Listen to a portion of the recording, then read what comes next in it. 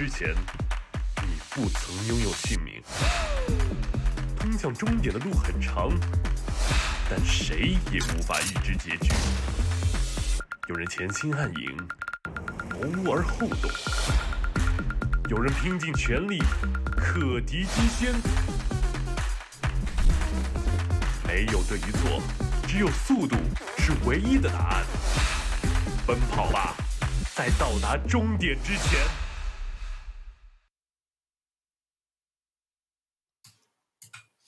Hello, everybody, and welcome back here to a wonderful night of the Saiyan DPC.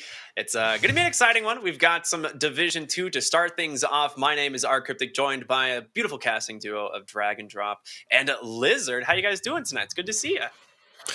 I'll start with you, Drag and Drop. All right, yeah, thank you. I'm absolutely amazing, especially since you just picked me above Lizard, which makes my ego all warm and fuzzy, so thank you very much indeed. Oh. I'm glad you made him feel all warm and fuzzy. I'm doing fine. I literally woke up like 20 minutes ago. What about you, Ricky? I believe you've been trading some spices. Just getting involved in the spice trades lately, you know, It's not that big a deal. Yeah. I may have lost track of time playing Spice Wars, earlier, which fun game. Yeah, I actually really enjoy it. Shout out to the makers of Northgard. That was a great one. But that's not what we're here about. We're here to talk about some great Dota 2 action here in the Saiyan DPC. We are starting things off with Shenzhen versus... Hold on, wait. Do I have it wrong? No, it's Saiyan versus LBZS. Versus LBZS. Yeah. I literally verified this like just before coming on here and I was wrong again. But yeah, Saiyan versus LBZS. You literally asked this like 5 seconds ago, but I know. But then I looked at one of my left screen and saw a logo, and I thought it was the wrong logo. You know, it just happens sometimes. But these teams have struggled, or at least LBZS started off kind of rough here in the season.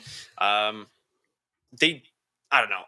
Do we still think they're kind of lacking from some of the same like attributes we saw in Division 1, or do you think that they are on their way to improving going forward? Because they did finally get their first win, but it was a rocky start. You were talking about the Sun or about the anime boys? Let's talk about LBZS, because they, obviously they dropped down from Division 1, suffering from what looked like some of the same things they struggled with last season. Yeah, pretty much. Like unable to finish off any of the games when they're in the lead position. That's pretty much something that still aches them. They're unable to find that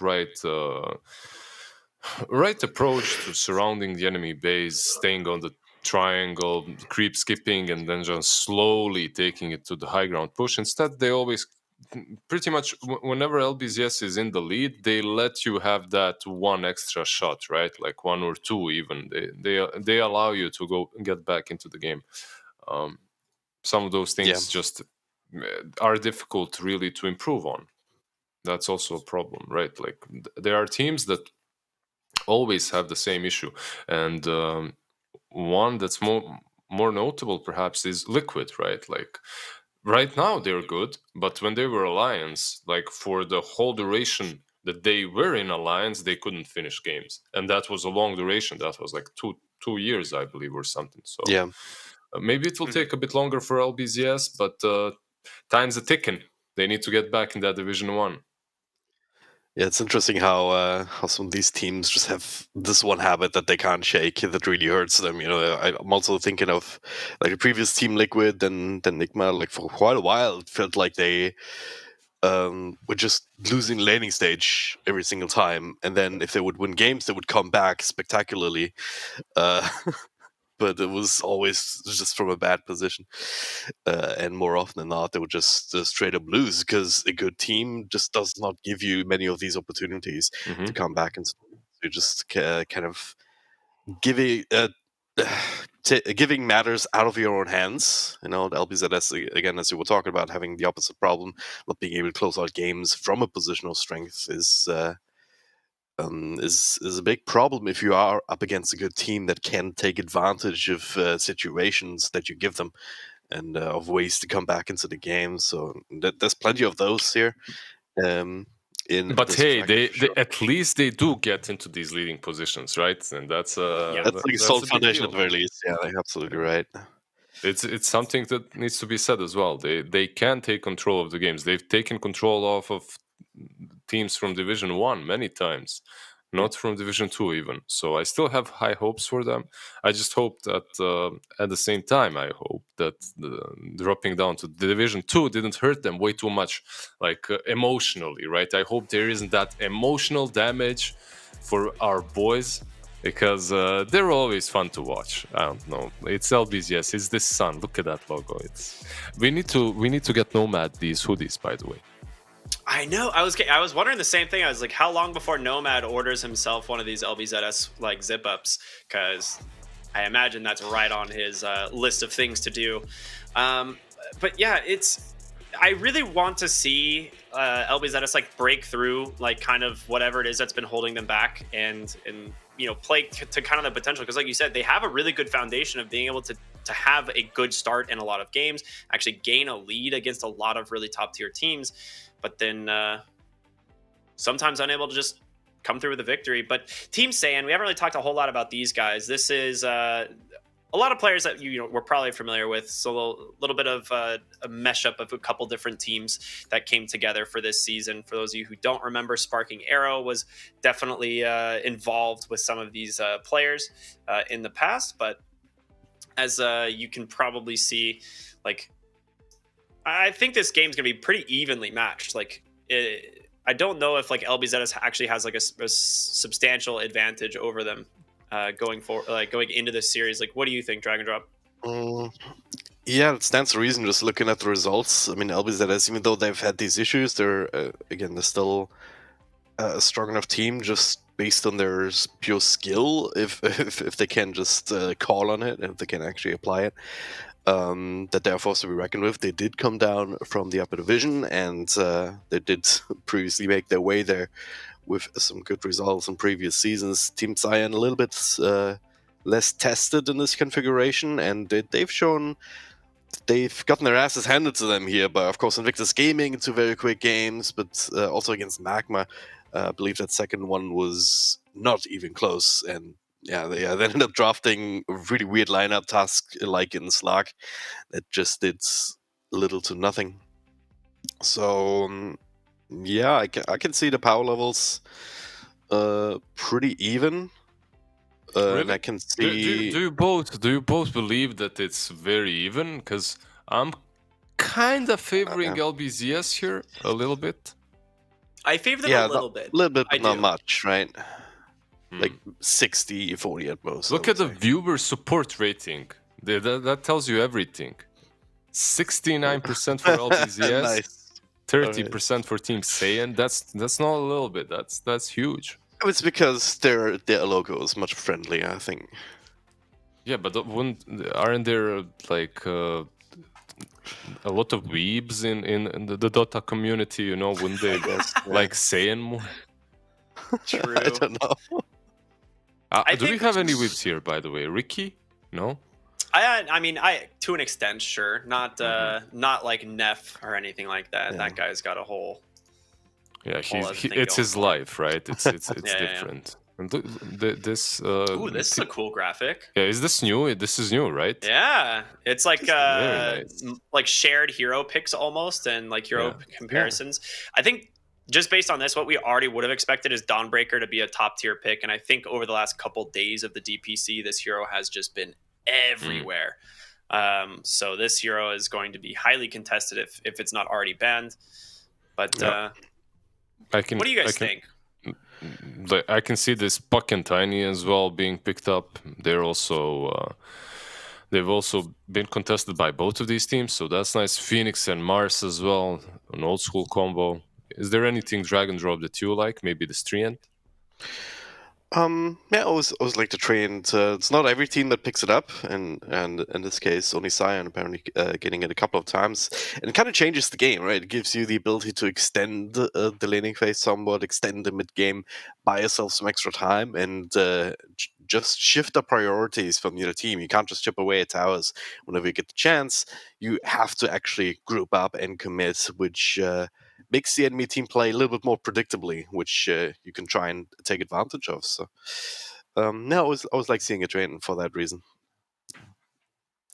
Yeah, now that Nature's Prophet is popular, these two heroes, I feel it's what happened? Why are trees so popular right now? What's happening? Did Ice Frog find some? I can imagine Ice Frog right now wearing some Rasta, hat, chilling in his. Yeah. You see, even butts all tangos, even Yeah. tangos are stronger this game, and branches. It's all about that green, man. That's it. Yeah, we just need the mango tree back, right? All strong. Yeah.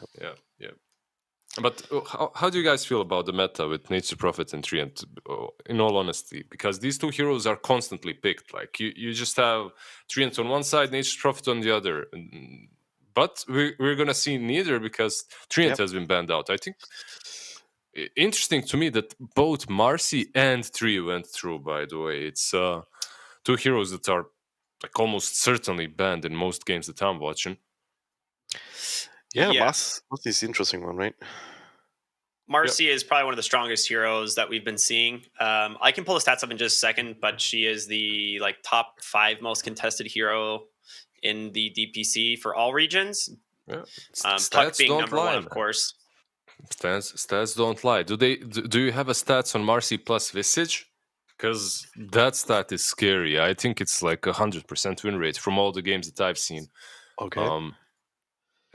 Probably not 100%, but trust me, bro. Anyway, Team Saiyan, I do believe that I have seen them play Visage. I wouldn't mind that, but they already did pick up this Razor, and I'm not sure just why pick Razor so early on. I understand Marcy, okay, but why first phase Razor is beyond me. At the same time, LBZS, they open up with an Enigma. It's something that was really popular just like a couple of weeks back at the Stockholm Major, but it isn't anymore. It did fall off quite a bit. Yeah. I mean, picking Razor early might just be because they would expect LBZS to ban it otherwise. It's also one of these more highly contested heroes. It's just one of those that you can kind of flex. You can put them in safe lane, off lane, mid, and you're always going to have a decent enough time with it. Right? You can always scale into the later parts of the game. Your counter to certain other popular carry heroes like Medusa. You just run at her and drain her damage even more. So it's if you want to play it, you probably need to pick it up early. And there's your Nature's Prophet ban. Okay, so one of the things that I've noticed specifically with Team Saiyan is they actually they've played a lot of Treant Protector specifically. It was one of the heroes that they played when they did manage to take their series 2-1 over Shenzhen. So I think LBZS might just be doing that as a kind of comfort ban, but I did find the stats here on Marcy. Currently 187 games contested in the DPC, the 4th most of any hero, picked in 69 games with a 52% win rate. And mind you that when this hero first was being played, the win rate was in the low 40s. So this is like a massive climb in win rate increase over the last week, just because people are starting to really figure out how to make this hero work. So it's doing very well. Yeah, exactly. That's the biggest issue for her, right? Like, everyone knew that she was broken, but no one could really figure out how to play with her.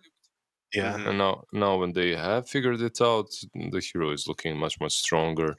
It's about a lot of little things that needed to be adjusted. You need to it's like this Pudge carry right now that's very popular. Like, yeah, Pudge carry looks solid, Aghanim is strong, but what do you pick with it? What do you ban against it? Like, you need some data to understand it, and then when you get that data, it works better. For Marcy, perhaps it's not the same. It's not about banning her counters because she's a 4. It's like she's a 4 90% of the time. It's more about just figuring out what heroes are good with her. Like, what does she do exactly in teams? She's strong, okay, but what does she bring? Is it pick off? Is it team fight? Is it laning presence? Right now, I think everyone has figured out it's only pick off and only laning presence. Everything else she's bad at. So you need to pick heroes that are good at that to couple her, right? Mm-hmm. Yeah, I've definitely seen Marcy lanes where she just sets up kill after kill after kill, and the enemy team just doesn't know how to handle that. So, but of course, as long the longer the patch goes on, the longer that hero is being played, the more teams will try and figure out counters to that, either by just playing more defensively, by trying out some different supports or different heroes. Like LBZS picking up the Alchemist here. Do you guys think it's a support or a core? I was gonna ask the same thing because we've seen the 5 position, right? Yeah. But it's most likely, I think, with this draft going to be a core. It's a little bit hard to say. I think we're going to be looking at like a 4 position tiny with an offlane DP. Maybe mid tiny offlane DP because we've been seeing a lot of Death Prophet. You could even run the Death Prophet 5 with an Alchemist safe lane. Like the thing is, LBZS draft right now is pretty flexible. And they respond with Terrorblade, which I actually don't know if I like Terrorblade into what is. If ends up being a core Alchemist, Lizard, you may know better than I do. The tempo that this Alch is going to create, is that too much for the Terrorblade to deal with? It could be, but I'll give you a counter question. How do you lane this Alchemist into a Razor Marcy? Like, I'm not. That's a good question. Yeah, I'm not gonna. I'm not gonna say that that I can see that going well for them if they do it. And if you do lane Alchemist on the safe lane, even your supports are kind of meh, right? Like that Prophet 5, okay, that's decent. But then you have a DP5, and DP core could be really good this game. You're playing into a Razor, you're playing into a TB. Like DP core is pretty solid with items. So I don't know. Their draft is all over the place for me. I think if they want to run Alchemist core, they'd have to try and run it away from the Razor, or at least from the Razor plus Marcy. You're absolutely right on that. So if they do that, I'd rather see him in mid and just get some solo levels there and shift into the jungle early. Yeah, give some space for one of the 4 position to get some extra levels or something like that, and then you can have the option of having like Enigma tiny off lane, Death Prophet +1 in the safe lane. Maybe another hero with some more low cooldown stuns or some actual burst damage early on. Like that, I think there's a bit of a weakness there where they can't really fight without their ultimates. I feel like. who can't? LBZS or? Yeah. Like, what do they do if Death Prophet doesn't have ultimate going at the moment, or Alchemist doesn't have Chemical Rage? Yeah, that's fair. Like they have toss, but no real like damage with it. That's going to come. So that basically makes me think that they should pick either some Lina or an Ember mid. Like these 2 heroes come to my mind. Zeus would have been all right as well, but it's banned out. Anything to punish the Razor Marcy running at you, and Monkey King? Mid Death Prophet potentially, and I think what we're seeing is an offlane Alch. Well, or 5 Alch, dude. I don't know, man. I really don't know here. I think this is a 5 Enigma with the Monkey King safe lane. 5 Enigma. Okay. Wait, what's the Alchemist then doing? I'm still starting up. I'm still booting my brain, you know. But I didn't need this draft, LBZS. God damn you! It's like trying to figure out where this out could possibly go. It's so weird, especially with the Enigma Death Prophet, like heroes that are also like sometimes flex to support. You really, I mean, let's be real. Every single hero on LBZS's draft right now is a literal flex pick between core and support. All 5 of them.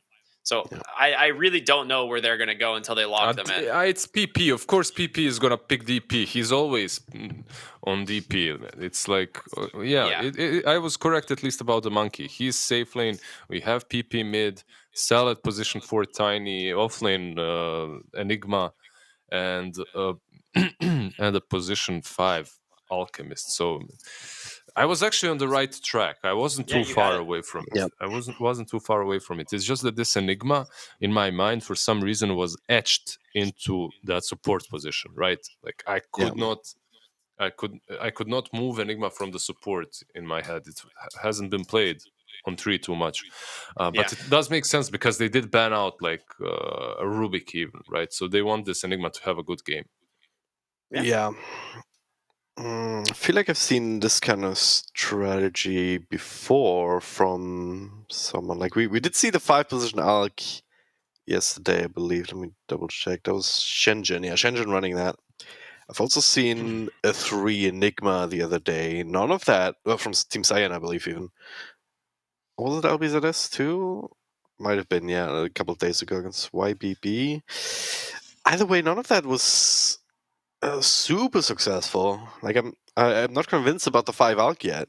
It looked all right in some games that I watched. Yeah. It actually looked pretty good. solid, but I think the reason it looked good though is because they played it kind of like the Treant Protector, right? Your core leaves the lane and he just sits in the safe lane, dropping acid spray for eternity, and eventually just funnels 4,200 gold into your core. And if you have a good Ags builder, it just what did makes they it that much have? stronger. Ricky, I think we watched that game together. What did they have on the core? It was Pango. They rushed an Aghanim Scepter onto the Pango, and he had like 20,000 net worth at 25 minutes. It was ridiculous. Yeah. So it can be done. It's been done. Well, whether or not it's going to work this game for LBZS, we're going to find out. It's going to be taking up Team Saiyan with pretty good draft of their own. So really quick before we jump into the game, Lizard, Dragon Drop, quick predictions. Which team's going to take this one based on the draft? We'll start Dragon Drop. What do you got? Again, Dragon Drop? Yeah. I'm saving best for last this time, Lizard. Come on. all right. We might have to cast this one together if Lizard is rage quitting right now. So no, I think Team Saiyan's got the more standard sort of draft. I'm not convinced about the 5 Alk yet. If LBZS can do it for me, then sure. But yeah, I'm going with Saiyan on this one. All right, and best for last, Lizard. What did he say? Saiyan, I'm going LBZS. I don't care. All right. It's going to be a fun one. I'm excited. I hope you are as well, as we got a fantastic series lineup. Again, for those of you who are just tuning in, it is going to be LBZS versus Team Saiyan. And to take you through the action, it's going to be Dragon Drop and Lizard. Yep, here we are. Already a bit of engagement up near the top. Bit of a stun fall up there from the attachment as they do secure the extra rune, but jump away. What are the odds? Yeah. Some spices are being traded right now. What do you think, Dragon Drop? Very spicy indeed. We should not let Ricky lift this one down for a little while. Okay, so yeah, how are the lanes starting? It looks so much more simple to play the game if you're Saiyan. Like their draft looks, it looks like a cookie cutter draft. It does, right? Like in mids, you've got the Queen of Pain, very strong laner. Like PP does have some extra heals with the Spirit Siphon, not leveled up just yet, and it takes a couple of levels to really be effective. And until then, like the Shadow Strike spam, or even with that, you can always blink away from some of these Spirit Siphons. So Queen of Pain, she's just getting off to a good start here, right? Yeah, she's one of the better laners versus DP. And you have Queen of Pain, you have Lina, and these two can bring the hurt to the DP, right? Usually DP doesn't really lose the lane, but it is DP played by PP, and PP DP is pretty damn legit, so I'm sure he'll find a way to do well in this lane. Well, it's kind of doing well in the CS department so far. Just sitting in a tower, not the easiest for zone, I suppose. Do you know what PP's favorite item is when he's playing DP? It's BKB. No. BKB? Okay. Yeah. I was gonna think it was something with a P in it, you know? But BKB is alright as well. BKB is fine, yeah. That makes a lot of sense, certainly in this game. We'll see what happens. PTD, maybe. That's what you could have said. Let's take a look at this top lane, though. Oh, when how? Actually, TP mid. That was interesting. And just securing the bounty runes. You know, the last time we saw this alchemist support, they crushed the lane. I don't see them crushing the lane versus Razor and Marcy. Yep. Like this is a different story completely here. Kagome, good luck. But yeah, stun is being channeled on top. That might be also interesting, but Slightly mistimed. Like if you time that right, or get away from the attachment fast enough, he might just end up stunning himself. So you get a free follow-up. Yeah, I can't see this Alchemist doing much against the Marcy. If he overextends, he can just toss even further in. Razor just running at him. you know, but that's also the thing. It might be just that none of us are expecting ratings from him. It's like. Yeah. It's like you see this stock market and crypto. Whenever everyone is expecting it to drop, it goes up, right? When everyone is expecting it's you have to have that next level thinking. Maybe that's what Alchemist is about. They have this next level Yeah. thinking. I hope they It's don't all fall about those stonks. You're absolutely Yeah, right. It's make the play on Kagome, doing a bit of damage here, tossing right back into the acid spray. Not that it does Kagome. much for them, but Son Goku also kind of low. Does have some extra mana here with another mango being fed over. Plasma field setting up. Attachment will be the first blood. Never mind. We're entering a And recession. another jump forward, Kagome. No Mhm. more mana here for another dispose, so the heal got to live. If not, no, that with a couple extra right clicks from Razor might just have been enough. Yeah. Believe the bears. Believe the FUD. It's gonna become even worse, Kagome.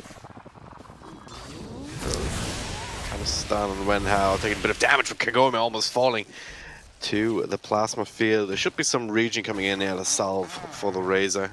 Look, you're playing versus Team Saiyan, and their player nicknamed Son Goku is having the best time of his life. It's It's just rough. a given, right? But It's to gonna be go honest, Super Saiyan or whatever, Look whatever at- it's called. I don't know. look at the CS. Monkey's doing all right. Yep. Let's heal himself up as well. See how this one goes. Again, this Alchemist not the best lane, but it is what you were talking about earlier. Just he's gonna be parked in the lane, getting some safe farm, getting maybe some jungle camps stacked to him, and then it'll also mean that the course before you have to take some more aggressive farm, so some potential opportunities for Saiyan to punish that. I don't know, man. I don't see them giving a lane to an alchemist and having a good time. Like Yeah. this is going to be happening across the map. You don't have any playmakers on your side. Yep. Your Enigma and DP aren't necessarily heroes. Like you said it yourself. These heroes are kind of ultimate oriented, and then you get a Tiny that also needs some space to get his blink dagger. Like, if you, I don't think you can ever justify to give Alchemist a lane in this match. Yeah, but if you don't do that, what does that hero do, right? Is there okay setting up on the Razor with follow from Kagome? They do run him down. This is an 2 issue. against 1. That's good enough. Well, you showed yourself with Marcy, and you showed yourself on the bottom lane, and this actually changes my. Like this one kill changes a lot. Let's see, mid lane Marcy. PP got the invis rune. Marcy finds jump away into the Alchemist. They'll make a rotation. Nice heal coming in from LWW, so that'll delay this somewhat here and setting up for zone to get a good ultimate in. PP's still alive though, as runs down the Winter Wyvern under the tower. A lot of blood being spilled. With health points being left, but only 2 casualties, 1 on each side. I feel like I feel like Saiyan did way too much. Some teams struggle with doing too much, and I think this is the situation. MS. Miss. Not a whole lot he can do. You see this, like everything is falling apart from them in the laning stage. They just needed to continue 2-1-2, and that's it. Like, don't move from the lanes, maybe move for the runes, and that's it. You don't have to abandon the Razor, just continue pressuring top. You don't have to help out bottom with some Wyvern Enigma, you know, just let the TB farm. When he's pressured, move into the jungle with illusions. That's all you had to do. But when lanes go badly, it's usually on the losing team to make some chaos, you know, like rotate 2, 3, 4 heroes mid lane 7 minutes in. Do something crazy like that. But I'm not sure why they felt pressured to make that kind of a move, but Yeah.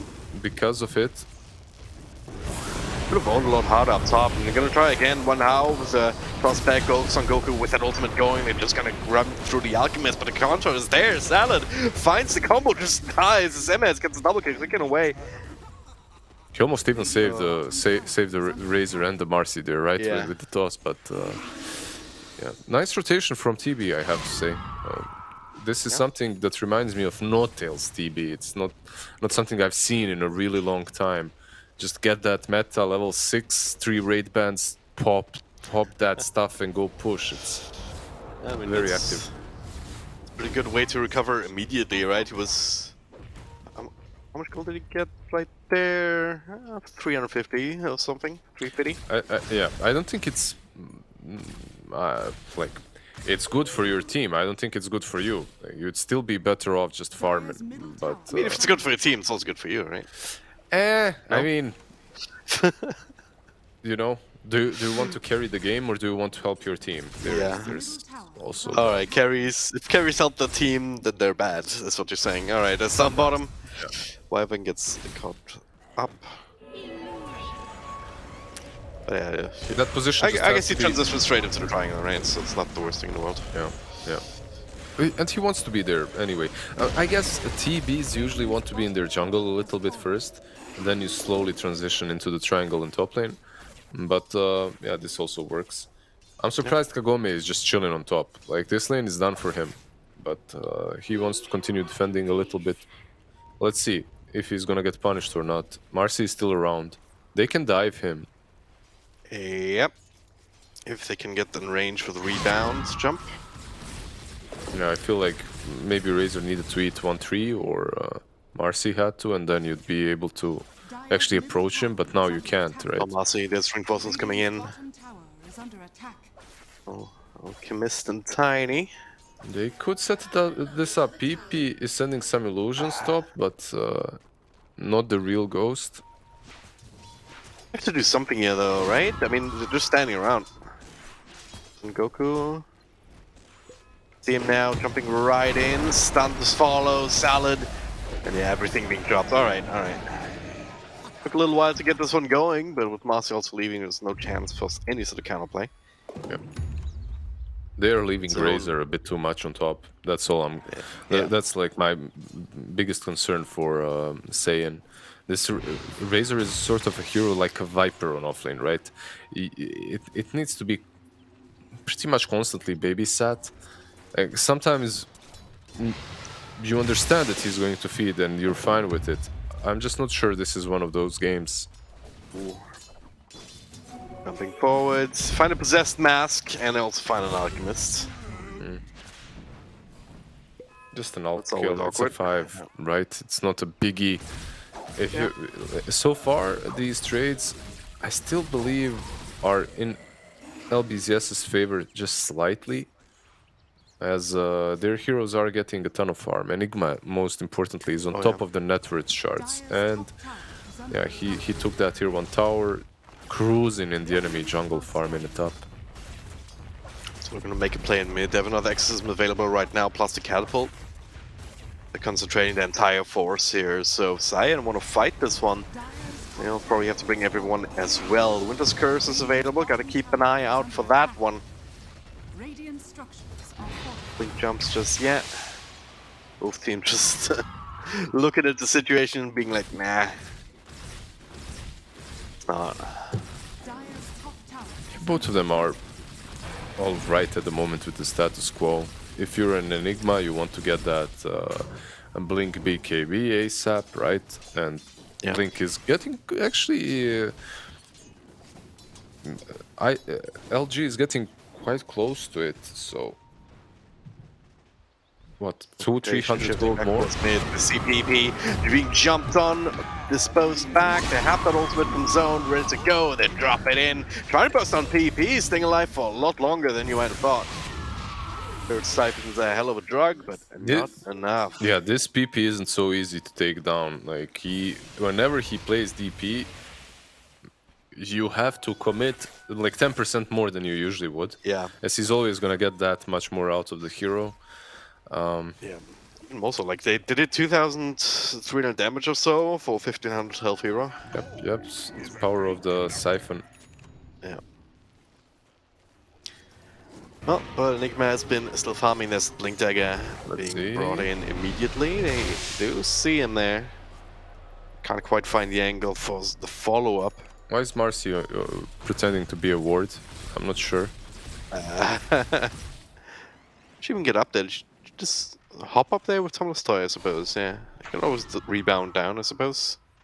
I think the plan was probably Wyvern goes over the cliff, and then she rebounds on the Enigma. Or That's Salad. Salad. MS is right there with the Metamorphosis clicking away. Salad can delay this. Body blocks. Really want to get this kill to Terrorblade if they can. And yeah, I suppose. Why not toss stick her him out again. on TB? Maybe then he'd be able to live.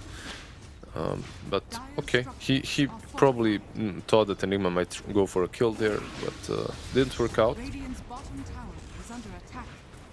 How are the BKBs? On Son Goku, it's only the recipe, right, that he needs. And DP should be getting closer as well. DP needs 700 gold or so. Yeah. Or 800. Yeah. Once again, it's actually not going for the Aghanim Scepter. So it's a Soul Ring, and now has a Lotus all queued up as the Black Hole catches too. Marcy as well as the Winter Wyvern. So both supports being gone on. One of them will fall. When how? Nice Boundless Strike to set up and finish up the secondary kill here. And these heroes are pretty much the most important ones for LG. Like, he just got his Blink Dagger. As well, BB's Invis just goes straight for the ultimate right on top of MS. No man's style, no nothing. Toss it on the Enigma just for good measure. I was like 100% sure this Black Dragon is gonna steal it, but yeah, it didn't happen. In any case, yeah, really nice usage of a couple of ultimates here, netting them in total of 3 kills. Now it's on Saiyan, right? Like, the ball is in their court. Yeah. Can they restart, and can they get something off of this? As there is pretty much nothing on LBZS to be afraid of. No Black Hole, no DP ulti. You should start doing some stuff. We should. I mean, it's what we're talking about, right? No ultimates means that LBZS is that much weaker. On the other hand, you do have that Sonic Wave back off cooldown level 2 right now as well from Zone. We have So if the everything, Winter's right? Curse is reset, yeah. So yeah, no surprise to see them kind of grouping up in mid. Razor not quite there with the BKB just yet, but if you find a good fight, you'll have it. This game, Safer, more conservative play would be to just farm that up first, I suppose. yeah, and this game is they're not in any sort of a rush. I would pretty much always think that the draft with Enigma is better in the late game. I would favor them, right? Yeah. But you are playing into a Winter Wyvern, so it's not that easy. You need a blink, you need the BKB, and you need the Lincolns afterwards if you want to make sure that your Black Hole doesn't get cancelled. Yep. So it's gonna take some time. It won't be that simple.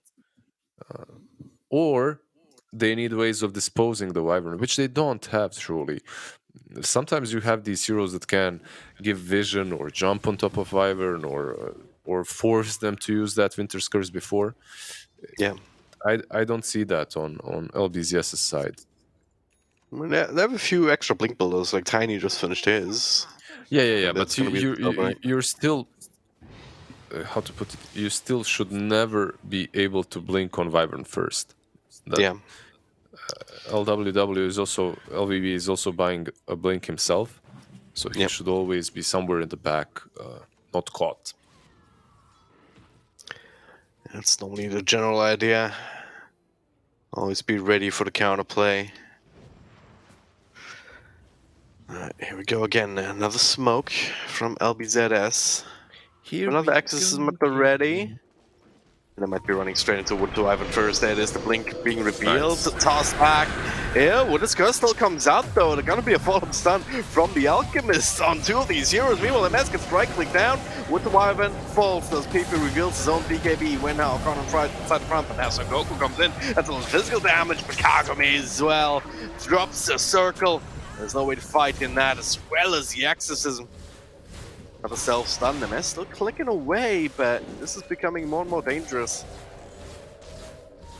Well, their ultis, the DP ulti is running out. It's interesting that they had the DP ulti again for this fight. It's also interesting that I literally just said he should never be jumping on top of Wyvern, yada yada yada, and he instantly jumps on top of Wyvern first. Yeah. And sometimes, especially early on, it happens when you aren't, I guess, too concerned about the black hole. It was on cooldown, so you're not really thinking about that positioning too much.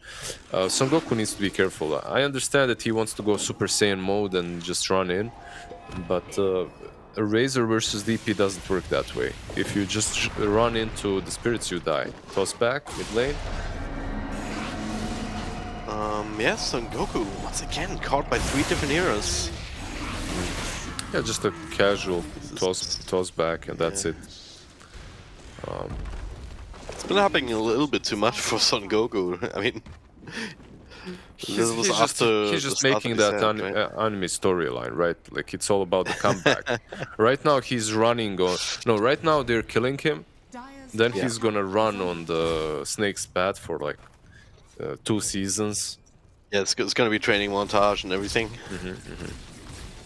And then he's gonna come in and his hair's gonna turn a different color, and then big old lightning ball, I suppose, is gonna shoot out from him. It's gonna win the game. Or he gets tossed back and dies. That also happens sometimes. Alright.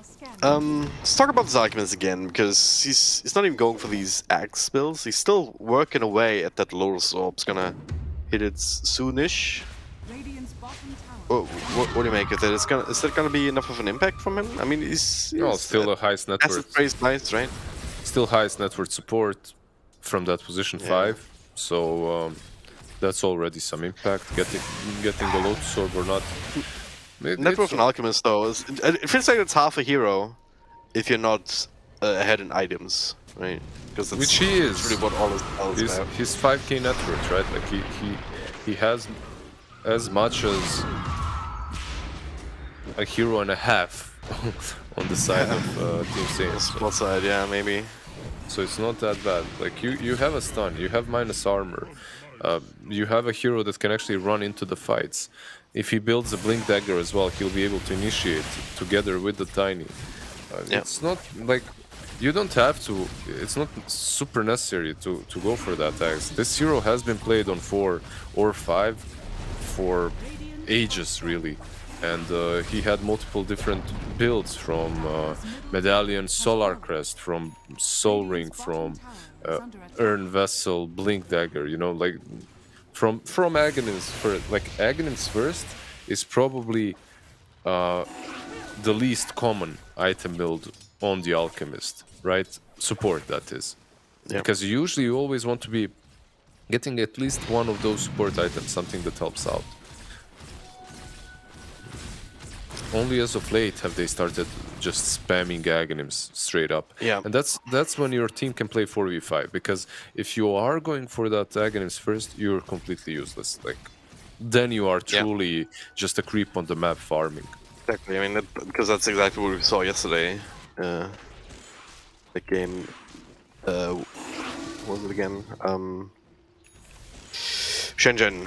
That's exactly what they did, you know, just give the Alchemist a safe lane farm. Which is... I mean, the other heroes were able to take that, like that Juggernaut, and there was no way to stop the spin TP, so they could take this more aggressive farms safely. And get more resources sorted out of the map, so that strategy was sound.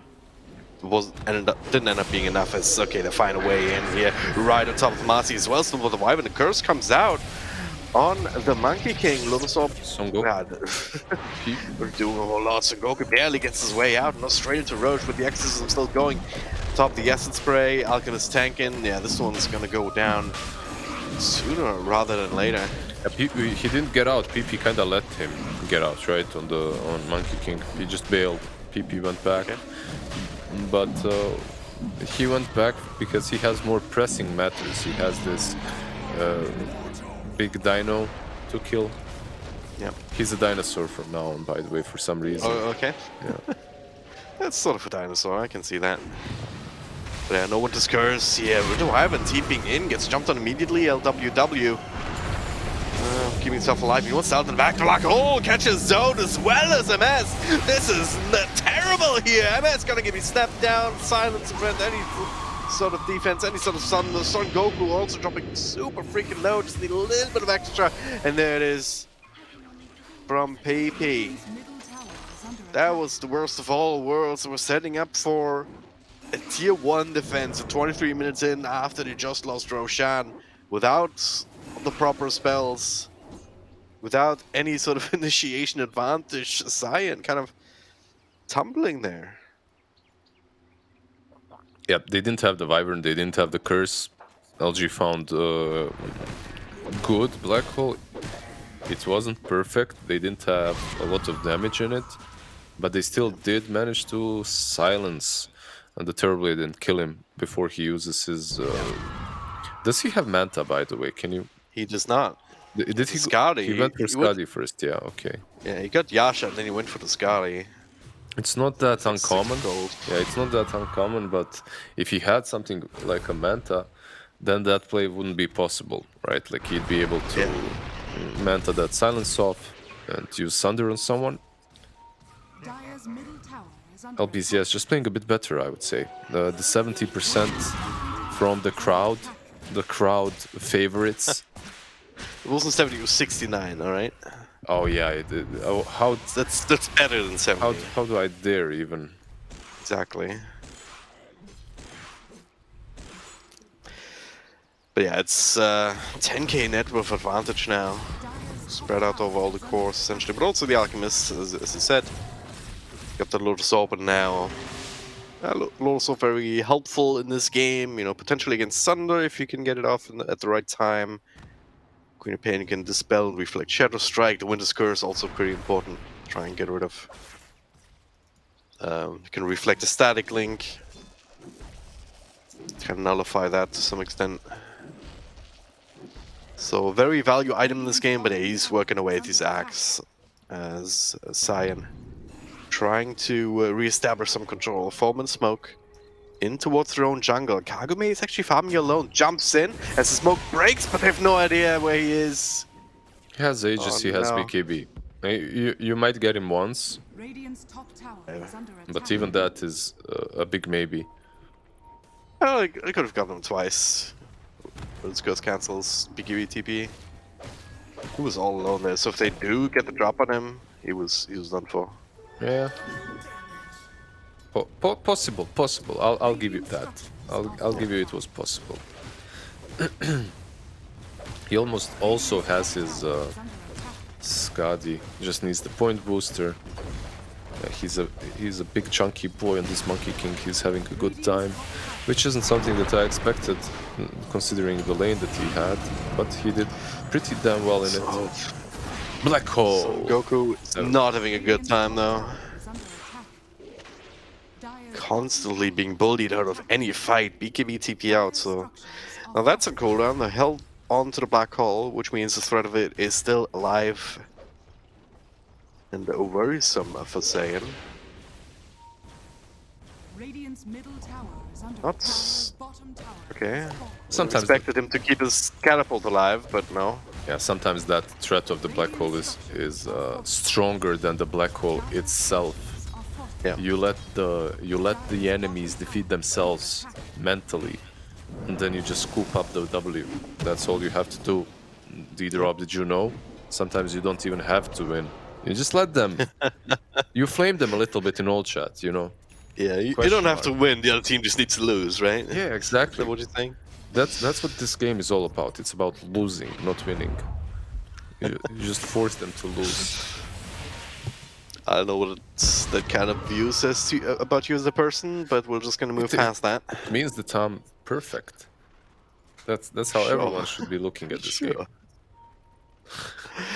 What is the perfect first target for the Alchemist Axe? Like, he's 900 gold away from it. You give it to the Monkey King straight away, or? I someone mean, else. do you give it to anyone else? I think you buy one axe this game and that's it. You give it to Monkey Yeah. and you're done. You don't have to build any more. Yeah, DP is kind of tiny for support is kind of Enigma is So you're giving them I mean, items that Enigma apparently is a ton of extra damage.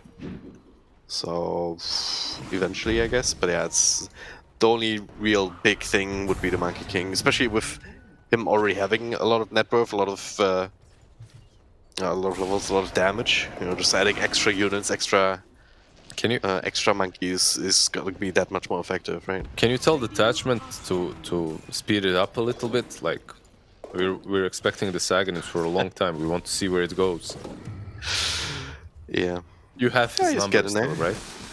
Ah, of course. I have all the numbers. Big friends. We hang out on the weekends. I fly over to China. That's why your dragon drop. Right? Yeah. Makes sense. Alright. There's still the Terrorblade though. Let's talk about the other side. Like, this guy is a very scary carry. He does have the Mana Style now. Looking for a butterfly, not too far away from it. So how does he match up in the late game carries matchup situations? Man, you don't win versus Monkey. Super late game. There is this like point in the game in which you do feel a bit stronger, and they are sort of in that place right now. But you don't have nearly as much farm. Plus, this monkey is going to be gets eggs given to him now. Yep. There are some issues for the TB. It comes down to the way the team fight is fought. Really, it doesn't.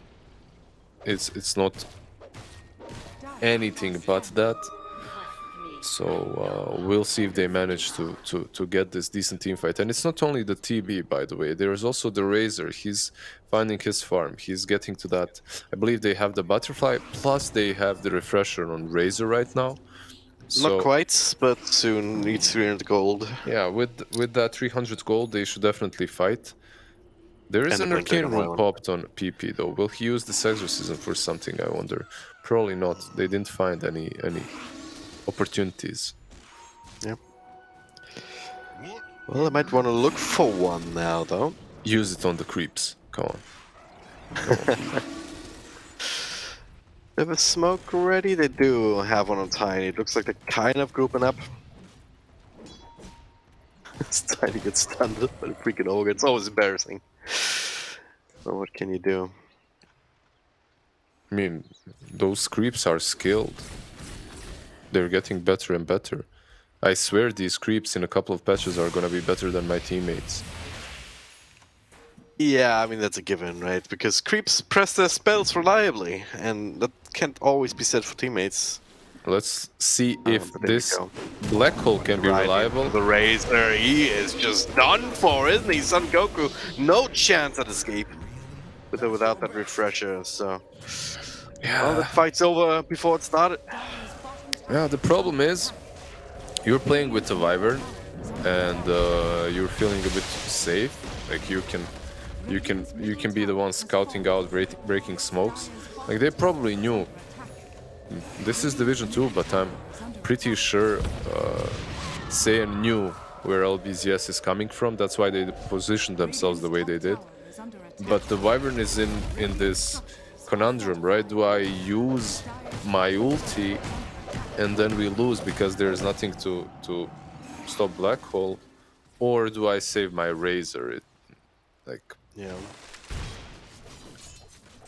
Or I let him die, that is, so it's... But between a rock and a hard place.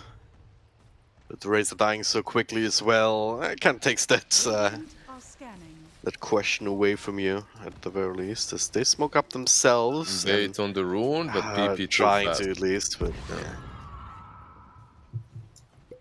It's always the fanciest place, just waited the rune, smoked up, someone chose, and it's like, oh yeah, an invis. I'll take, oh god, I'm dead. There's also, by the way, a Lincolns on Enigma, so even that black hole cancellation is pretty much impossible right now. You don't have ways of dealing with it. There is nothing to break the Lincolns through BKB, I believe, on their side, so if he jumps in... this is problematic. Doesn't... How do you deal with that? Get a refresher on Wyvern? It's hard, really. Alright, they're jumping in, one opening forward, straight into the Malphus though! That's awkward. Happens. It is very awkward, and with the Wyvern also being caught, Saiyan finds the way up to the high ground. Not that it matters here, just Kagome jumping straight on top of his face. That's a double kill for him, and now into the Roche Pit we go. It's Aegis, and the free shot is up for grabs. Yeah, they're just making pretty much a lot of mistakes. They're also making LBZS look like a skill level above them, and I'm not sure. I expected LBZS to be a bit better, right? This is still a team that has been in Division 1 many times, but so have some of these players on the side of Saiyan. So I expected them to put up a little bit of a better fight so far. They haven't done that. There's still a chance. Like, what do we say about LBZS? LBZS is not a team that's known for breaching high ground easily. So maybe they'll do some mistakes and Saiyan can take off of that. Exactly. So far it feels like for most of the game has been done to Saiyan. Like, they've not really been able to play the heroes properly. Like, when was the last time we saw the Razor actually able to do something except die instantly, Might still change. Like, Refresher BKB is still very strong if you don't run. Okay, there we go. Once again, scouting them out, and Black Hole catches a couple. Sonic Wave not really stopping it. Razor is dead. Terrorblade might get the stun route he needs to, but no, Kagome with follow stun. They might even call it. Just too much. Yeah, I mean, they're just being ran at every single time. LBZS, they're the ones pulling the trigger. PP gets neutral item away, but still diving hard. Yeah, they're coming. Quap needs to be not careful. Surviving zone, stunned up. Yeah. Alright. They had nothing in them. Like, even when you asked how do they deal with this black hole, there is nothing. There's no known ways to humanity. You could go for some abyssal or something like that, but it's not going to happen. There are possible ways, it's just that they're never going to happen. Yeah, nicely done by LBZS, really closing the game as well in quite a convincing fashion, farming heroes under the fountain. You look at those smiles. Look at this man, is happy. And how... this, not so much, but he's all right. He's satisfied, kind of rocking in his chair. I can see those anxious legs moving. I do the same. I will do the same. It also burns calories, when you're moving your leg all the time. It's really good. Right, Tricky? Did you enjoy that? How were the spices? Yeah, no, I had the spice trade on hold right now, so I'll have to get back to them later. I'm sure it's fine. But Position 5 Alchemist does it again. So it seems to kind of work here in this series, and it just felt like they kind of like lost the lanes when maybe we thought that they would have gone a little bit better, and then I don't know. It's really hard to keep up in that net worth farm against that Battle Fairy Monkey King. It's a rough game. I don't think the Alchemist has anything to do with this game, honestly. Gives Monkey King a free Aghanim Scepter. It's pretty good. I think I saw an Alchemist in the game. I'm not sure. Come on, they won the game long before the Aghanim Scepter came out. Like I was just saying, if it's like Saiyan had the game done to them, they were always the one being jumped on, losing hero immediately, and that they could not respond on anything. I mean, Puss on Goku, a Razor with, or was it 0 and 7, 0 and 8? That's just it's not enough. Not what you need out of that hero. It's not you great. need him to be able to go in and just dominate and get the snowball rolling, be the active part. But just never had the chance. Yeah, it's not great that you're, like you said, they were always being jumped on, and meanwhile they're the ones that have Marcy, right? Drag and drop instead of always being Yeah. on the offense. You like I completely agree as well that they could have had anything besides that Alchemist. It still would have worked. So all things said on point, but for me, this is the classic example of doing way too much, way too early. Like you're winning lanes, just continue chilling on them. Pressure just by being there. Instead, Marcy started rotating. I would actually blame all of this on Marcy. On that rotation down bottom, well, not all of it, but the lanes crumbled minute 5-6 when she rotates bottom lane. By the time she gets top, Razor is already done.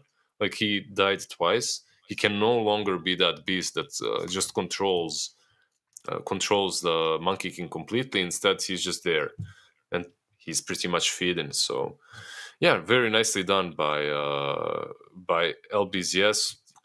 Kudos to Enigma. He was on top of the network first 15 minutes, just completely crushing it.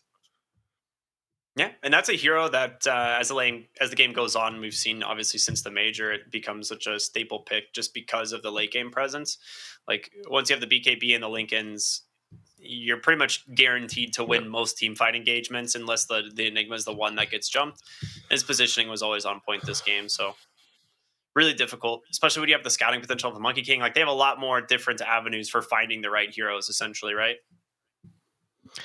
Yeah, a lot of these fights started with Kagome just jumping around, seeing them, initiating either himself with a boundless strike or just having his teammates right behind him, just immediately jumping on somebody, and mostly Son Goku on the Razor, once again, or the Winter Wyvern, or both.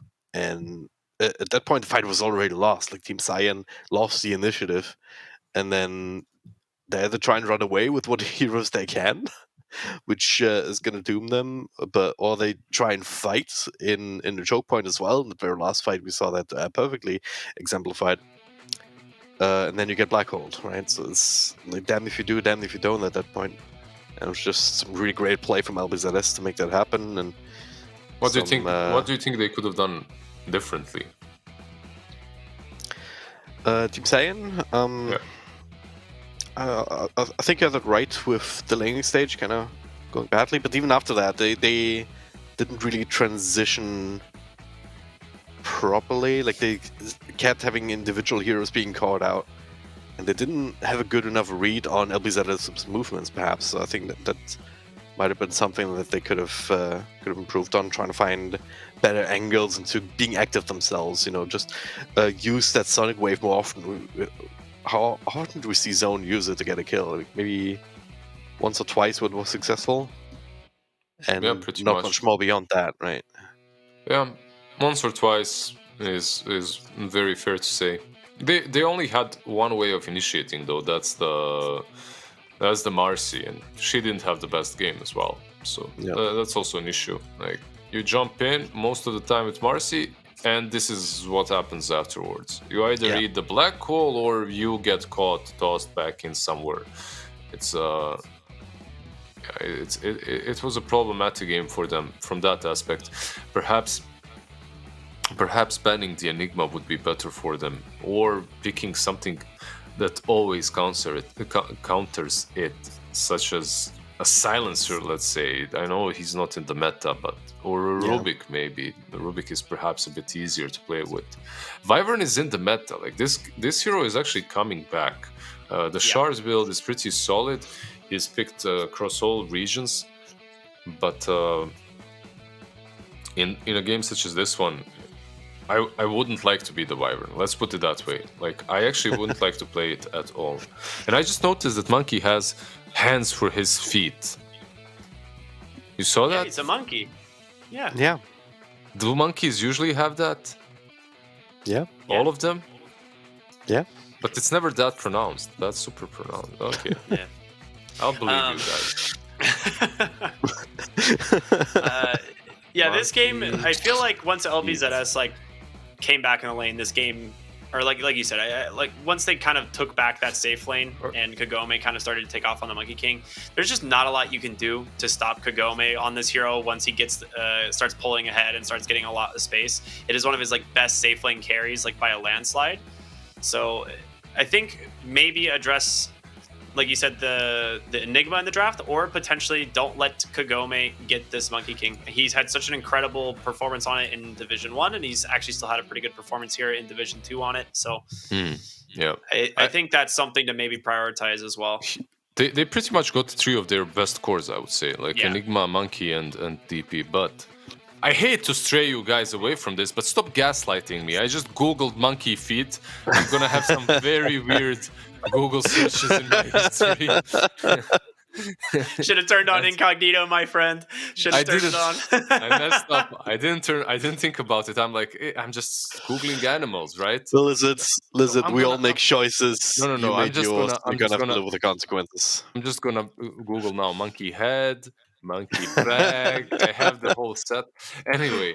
Monkey on the back is something else entirely as well. So. Oh man, I don't want to know all of your kinks, but anyways, in that picture, like his toes were longer than his fingers. That's all I'm. Gonna say. Yeah. It looked Yeah, really. that is true. It pronounced. did look a little weird. I'll give you that. It once you pointed out, I was like, huh.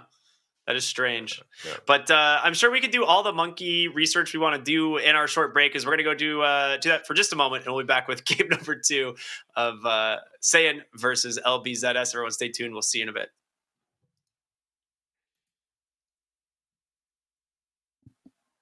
Or not. No, Maybe we're we'll- not. We're gonna stay here. We're not. No, We're just gonna stay breaks here. allowed. Yeah. All right. Yeah. No. Go sleep till we're just- Brooklyn. Woo!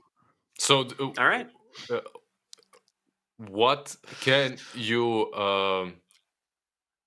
How can you defend yourselves now after admitting to be gaslighting me about monkey feet? Tell me. I You mean, were I can't- gaslighting us about us gaslighting you just now. So What? I don't know if that's real. We never gaslit you. Never It's at all all. in your head. Yeah, it's All in your head. again, all just up here. All just up here. Yeah. How does Saiyan turn on Super Saiyan mode? What do they have to do?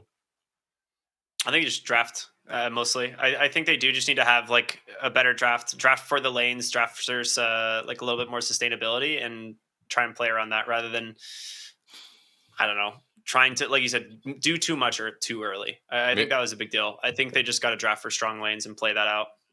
Makes sense, yeah. Do you ban out the Enigma for game 2? What do you guys think? Will they? I don't think the Enigma is the biggest issue. I think you can leave Enigma in and find answers to it, but it looks like we can now finally go to a break. So we're going to go to a small break, and then we will actually be back here with game number 2. Everyone stay tuned. We'll see you in a bit.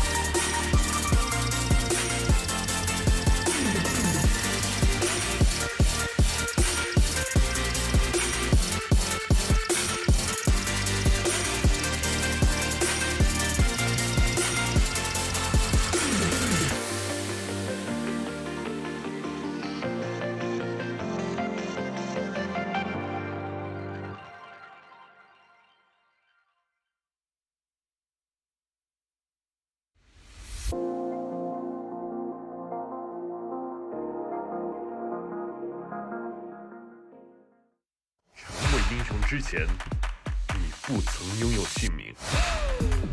通向终点的路很长，但谁也无法预知结局。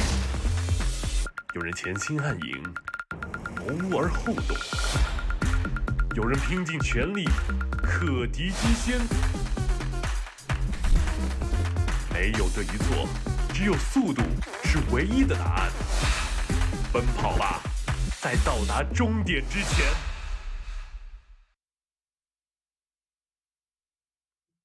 Hey everybody, welcome back. Hope you enjoyed the short break as we are getting ready to jump right back into the action here for Division 2 of the CN DPC. For those of you who may just be joining us, we've got Team Saiyan taking on LBZS, and LBZS currently up 1-0 in the series. My name is Art Cryptic, joined here with Dragon Drop and Lizard, of course. Very happy to be here on such a handsome panel. But we were talking a lot before the break, mostly about what Team Saiyan can do, to maybe bring things back their way. But let's reverse the role here, Lizard. I'll start with you this time because obviously, giving a little bit of favoritism to Dragon over there. I'm sorry. No. If you're LBZS, do you have to change anything going into game 2 here, or do you just try and rinse and repeat? I just have to dedicate this day to my mom, my dad. We've been waiting for this. They picked us first. It happened. It's like PE all over again. Your life's work is complete. Yeah, like, can I be brutally honest here? I don't see Saiyan taking game 2 if LBZS plays the same way. Like, if LBZS plays the same way, Saiyan, they're all over the place. And this isn't the first series that I've seen them be all over the place. Yeah. So I'm Saiyan- hoping. I have high hopes. I believe that it's still possible, but yeah, it won't be easy. Yeah. I didn't hate the draft last game, but saying they were felt like they were asleep at the wheel, that they weren't quite in the zone, as it were. That something was missing. Whereas LBZS, they just took matters into their own hands, had a game plan, they knew exactly what they wanted to do, what they needed to do. They came out of the lanes much better than they maybe should have, but they used that advantage and close out the game. They didn't offer up that many of these opportunities, like we were talking about in the pregame. Like, they didn't really show too many weaknesses for Saiyan to exploit, even if they were in a state where they could do so. So it's very, very promising to see LBZS have that shape today. Yeah, let me just say, the teams of this level very often have very narrow hero pools and comfort zones, and if you put them out of these comfort zones, they look completely different. So that's something that I would probably look after, and that's why they ban out the Enigma. I wouldn't even mind banning out the DP. Like, get PP off of his DP, get LG off of the Enigma, and Kagome even off of the Monkey. I would ban out all of their comfort heroes and then play off of that. Like, it makes the game. It's kind of ego breaking, though, right? Like, you need to ban out their best heroes, whatever. Just do it. Yeah. It's not about the meta. It's about what they're most comfortable with. Play off of that. But arguably, LBZS already got a decent couple of heroes, the Alchemist and the Razor. What do you think about Venge, by the way? In general, or in this game? Because in general, Well, in this game, because you had Marcy still left in the pool, they decided to go for Venge instead. yeah, that's true. Yeah. Maybe they just felt the Marcy wasn't as good into the Alk lane as they expected. Like, it's. I can't imagine why they would skip played it, that though. lane like that, right? Yeah, it's. I think Marcy was good against the Alchemist. Like, you can just man fight him and bully him, and Look, that's absolutely fine. And then Marcy just led the lane. What do you think about all the heroes that went uncontested? Like, you have Dead Prophet, you have Treant, you have Nature's Prophet, and you have Marcy. Like, 4 arguably most contested heroes in the meta, and now PA Viper picks just out of the blue.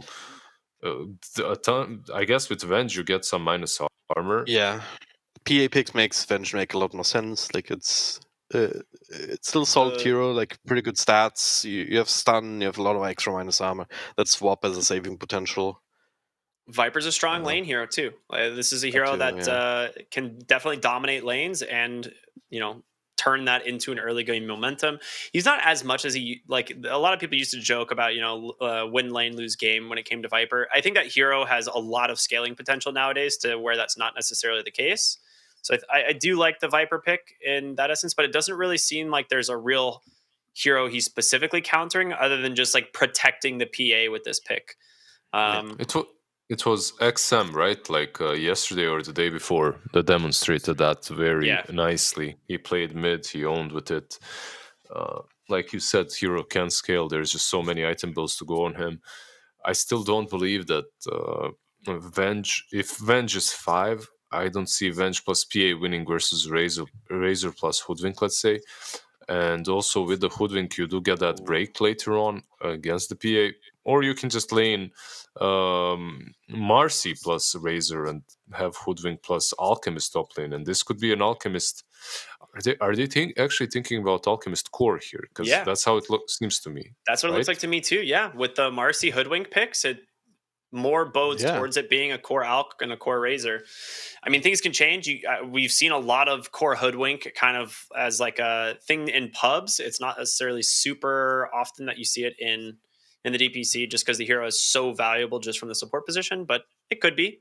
And I want to bring back something you pointed out in a moment ago, Lizard, which was the fact that someone like Death Prophet is ignored in this draft. Meanwhile, it is the number one most contested hero in China specifically. Now, Puck reigns supreme over all of the regions, but nearly 50% of all picks and bans across all 6 regions for Death Prophet comes from the Chinese region. So this is a hero that is like substantially more favored here, and it goes completely ignored here. Well, could still be looking for mid hero for LBZS. So if that gets left in the pool and not picked up by Saiyan, then might yet see that here very late in the draft. Are you worried, by the way, if they do go for a mid hero, are you worried that Hoodwink plus Alchemist will get crushed? Like, Razor plus Marcy will do fine, but Alchemist plus whatever versus Viper and Tiny does not sound fun. I feel that is true, they yeah. would lose that. And you don't really want a completely losing lane on an Alchemist, right? Like You want some extra levels at the very least to start off with. Get the Instant Spray and the passive going, and then you can shift them to the jungle. But if you don't even get these levels without dying a couple of times, you're absolutely right. That should be a bit rough, but it might be something that they choose to try and deal with. And you talked about Alchemist mid in the last game. I'm not a fan of that either. Yeah. Like, you go for an Alchemist mid, then you have an Alchemist mid. You don't have a mid laner. You have some AFK farmer. Unless you somehow get a semi-core on that safe lane, like some Ember or something similar. But then again, you're facing the same issue. You're laning into a Viper. Let's see how any they get Viper lane is themselves. going to be awful, right? I mean, is any good hero against the Viper? Yeah, but there are some heroes that do more with less. And there are some heroes that definitely need that early game potential and farm. It looks like Team Saiyan is completely expecting a position 5 so far, at least, which they banned an Oracle, which is completely interesting to me. So they're thinking that either Hoodwink or Marcy are actually cores here. Okay. I think they just want to guarantee this Viper snowballs his lane, right? Because you just remove both versions of Dispel from the support position, right? So you don't have to worry about it. That being said, the more I think about like Alchemist plus potentially like Hoodwink in the safe lane, if you get like a Blightstone on the Hoodwink, it's really not that bad because Alchemist nowadays is usually going like points in Acid Spray and Concoction well before getting any points in Grievel's Greed, especially from the safe lane. They end up going for a Weaver, interesting, and a Batrider response, or a Batrider first from Saiyan. So it is going to be another support Alchemist, this time with a safe lane Weaver, and that is a hero that's fantastic into the Viper. Yeah, it changes things quite a bit. Like with the Weaver, now you have also the minus armor, you have the double attack from Gemnet. So overall, it makes things nicer. Plus, it doesn't matter if Viper or Batrider go top, both of them aren't that great into a Weaver. So you can see that Team Saiyan right now is thinking, like, which one do we pick? Which one do we send? It doesn't matter because Weaver should do fine against either one of them. Yeah. Also leaves us with an offlane Marcy for LG, right? Yep. So, Hero does really good with farm, I'll say that much. Like, she is one of those heroes that does an incredible amount of damage if she's able to get the items for it. So we'll see how it goes. yeah, it's the thing, right? As good as her kit is, her normal kits is for support. Like the ultimate's kind of, yeah, getting a lot of hits in as a support, not really your job most of the time. But as a core, that equation looks a little bit different. So, Are you hyped about Marcy core? Like, we don't see that often. yeah, we really don't. I'm looking forward to it. You're gonna be up with the Hoodwink, so that's also a bit of a kill lane, I suppose. Two very annoying heroes to play into. Certainly as a, I guess Son Goku on the Phantom Assassin as well. Yeah, So I think it should be really maybe good. try and up that I lane. can't wait to see how they actually like play this one out. That being said, real quick predictions from each of you. Lizard, you can go first this time again. I'll just go with LBZS once again. You just think they just seem like the better team right now. Is what you're thinking? Yeah. Yeah. I'm not gonna go in depth. We have a game for that, but I just think that they're a bit better. That's Perfect. it. Same for you, Drag and Drop. Yeah, like after seeing game one, seeing Team Saiyan just look at a different level, I have to agree with with LBZS as well. Like they're probably gonna. I mean, it wouldn't be the first time to see game two just look completely different and teams kind of just swapping their accounts or something. But I don't believe that to be the case here. All right. Well, we're going to go ahead and jump into game number 2 here, everyone. So without any further delay, go ahead and take it away. Drag and Drop and Lizard. Well, we are, and we're also looking at LBZS already looking to make things happen. The smoke rotation aggressively into the triangle, unscouted. Now they have Without the high further ground. ado, Tiny is running right into them, and yep, that'll be that. Well, Who they give it to? Razor. I've seen this same nickname have similar situations in the last game with Marcy. I was hoping that he'll have a bit of a better start, at least a bit of a better game, but this might be disheartening for him. Yeah, we'll see. It's just first blood. It's not a biggie. Who got it, by the way? I didn't see. The Razor. TP on the mid. They also got an Observer Ward. So the attachment gets some extra money. Now they'll also make it play up top. Jump forward here. Try to make a play straight into LWW. The Viper very vulnerable early on. So there'll be a secondary kill. They might get LG in turn, certainly with Zone also stacking up the Napalm. Son Goku also paying a lot of health points for it. He does get the kill, but at what cost, Lizard? At what cost? At what cost? At a major cost of his life. Yeah. He threw it into the grave just for that 100 gold kill. It's also already 11 one-shots on PP to make it 12. But at what cost? What can you do, right? Nothing. Literally nothing. Gets them for free. Well, Zone pays for them with mana. I guess. Yeah. It's nice when someone else pays for your lunch, right? Nice mana. Very nice. Yeah. So, are we getting ourselves a Venge core? We are. Yep. This is not a fun lane for Venge. Like playing into the Weaver. But you do have a ton of stuns. So if they get some good sentry on in the lane, and this Weaver uses Sukuchi a little bit too aggressively, what can happen is you just blow him up with tiny toss combo plus the stun. Yeah. Depending on how he skills Venge, though. There are some Venges that like to max out that stun early on. There are some that go for minus armor. I think getting a couple of levels of stun wouldn't be that bad. Yeah. It is a pretty good nuke, right? The stun duration doesn't scale amazingly, but the damage certainly does. I mean, it doubles from level 1 to level 2. Plus 90. Yeah. Viper going down. LG just keeps committing on Son Goku. Yeah, the position 5 Viper Doesn't feel that great. Son Goku now Here we go as well. again. Another jump, another dispose. And Goku with the bushwhack. He's down for the count as well. He had time to eat that tree, but it didn't matter. He was gonna die anyway.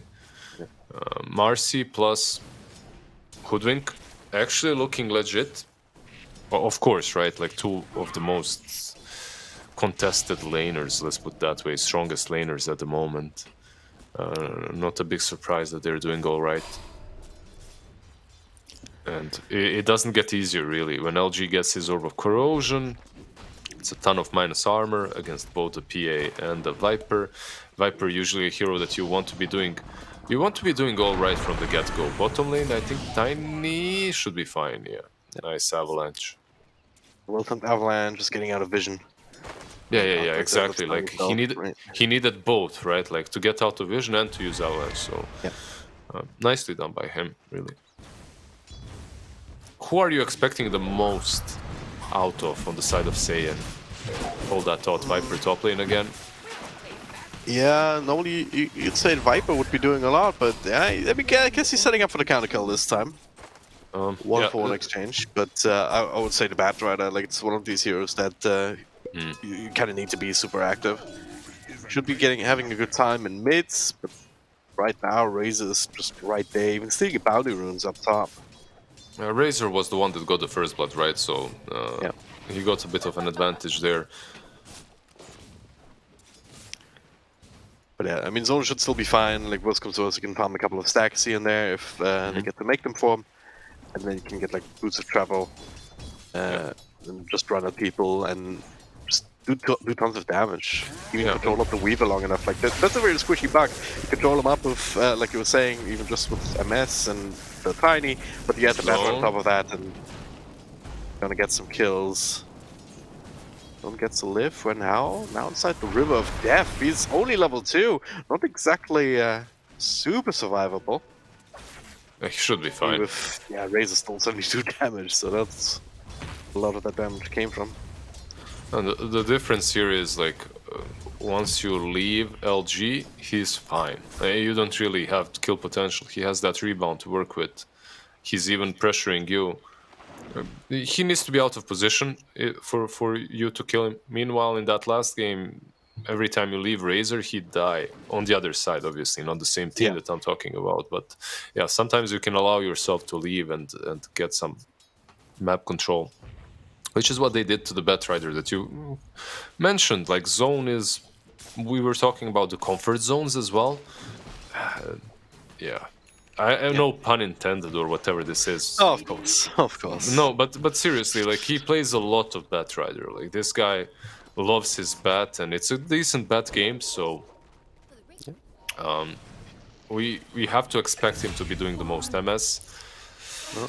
Goes down, up top Salad also in trouble, gets a rebound, and the dispose. LG trying his best to keep his friend alive. Another scurry forward, and the bushwhack, don't tell he does get to live.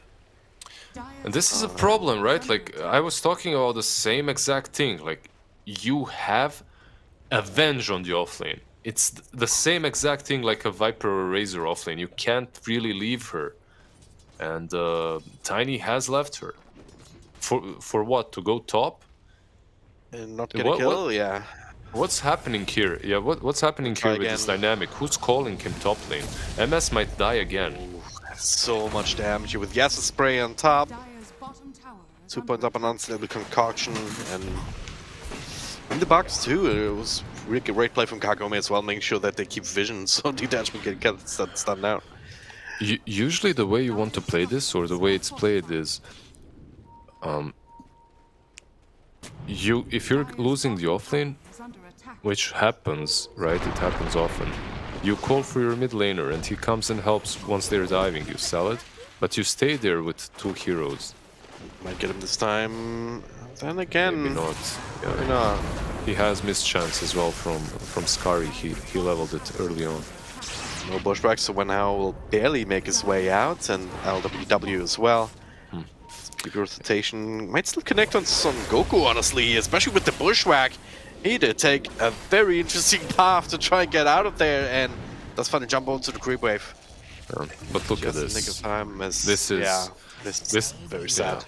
It's your position 5 Venge now. It's not even an offlane. Yeah. He has the same amount of farm, more or less, like the Hoodwink, and the Alchemist will take over eventually once he starts taking some space with the passive. So you also lost your tier 1 tower on the offlane to a Weaver. To see Zone here being jumped on this post back, damage rain, Bushwhack to follow. He is not long for the world. They did have, yeah, they did have perfect vision on him, didn't they? Warp on high ground. What is the solution, Mr. Dragon? Don't die. That's a good. Don't that die. would be the start. Don't die and just kill them, right? Just win. Yeah, lol. don't die. Just kill him. Stun him. I mean, they're being pulled apart. They're being rendered on every lane, and they have no response. They're just. Are they? Or are they doing it themselves? I would argue the latter. Yeah, I mean, it goes hand in hand, doesn't it? This should make my life easier. And again, why was Zone there in the first place? He was all alone. After there was just engagement up top, like, yeah, there's a stack. Maybe he was like, oh yeah, I could steal this one, but that's a silly idea when you don't know where everyone is, when you don't have any backup, right? Do you know what shoes ninjas wear? Ninja gear? No, sneakers. Sneakers? Okay. This is Black's joke, by the way. Amazing. Yeah. I have to resort. This is my last resort, you know. I have nowhere else to run, so I ran into... It's a good lasso here, but LG. Kagome also made the rotation. Son Goku super low. LG surviving for quite a while. Son Goku will pay with his own life. Another Bushwhack here setting up for the Batrider. That's Zone down, and Kagome is looking for more. Does have all he has is right clicks on the Shikuchi. I'm He's have to still get rid of gone. the damage here, and PT is taken over. And a triple kill for the Weaver, so they got a kill, but then they died a bunch of times because they're already so far behind. Another tower goes down on top of that. 5k gold advantage, not even 10 minutes in. This is worrisome. Yep. Meanwhile, Detachment mids, lane. another jump. LG coming right back alive and looking immediately for more kills. LWW is dead. Son Goku tried to trade. And now the swap back, alright, not the worst thing, into the stun. Oh, Bushwhack, LG finds a dispose. Damage over time, it's not gonna be enough. Zone, can he get in range? He's trying, Still the he's item. trying! That was he gets the last right click out. I don't know who got the item, I think it was, might have still been Alchemist. An extra shovel in his inventory, but... It's okay. They traded 1 for 2. Yeah. It's not even that bad for Saiyan as long as they're at least getting some kills. It's sad to say 10 minutes in they're 5k behind, Yeah. and even some trades are okay for you. At least you're not just constantly dying. This game looks like one of those. This honestly looks like my pub Weaver games. Yeah. Detachment now as well, maybe not. He does get Chemical Rage out and I'll swap back in. LWW is there to help out. This will take them a while even. It's a 5 position Alc. Only level 6. Surely they're gonna get it. Surely he doesn't live here, right? Yeah, they will kill him. They should kill him. There we It's go. just a matter of time. The poison stacks, right? So It took all of, like, what, 20 seconds? yeah, took a long time. On the bottom lane, they might lose the bat. Yeah. Master comes out, but more of a desperation play than anything else. And that's on cooldown for a long time. It didn't used to be that big of a cooldown, but nowadays, I don't know, 20 seconds, you don't want to waste it if you can help it. And Goku Tiny. in mid's not particularly safe. Tiny either. Here's Salad kind of setting up. Kagome walking forward. That'll be a dead Rockman. No one else has to run away. This is a Dream Weaver game now. It's literally the dream. You can do whatever the hell you want to on the map.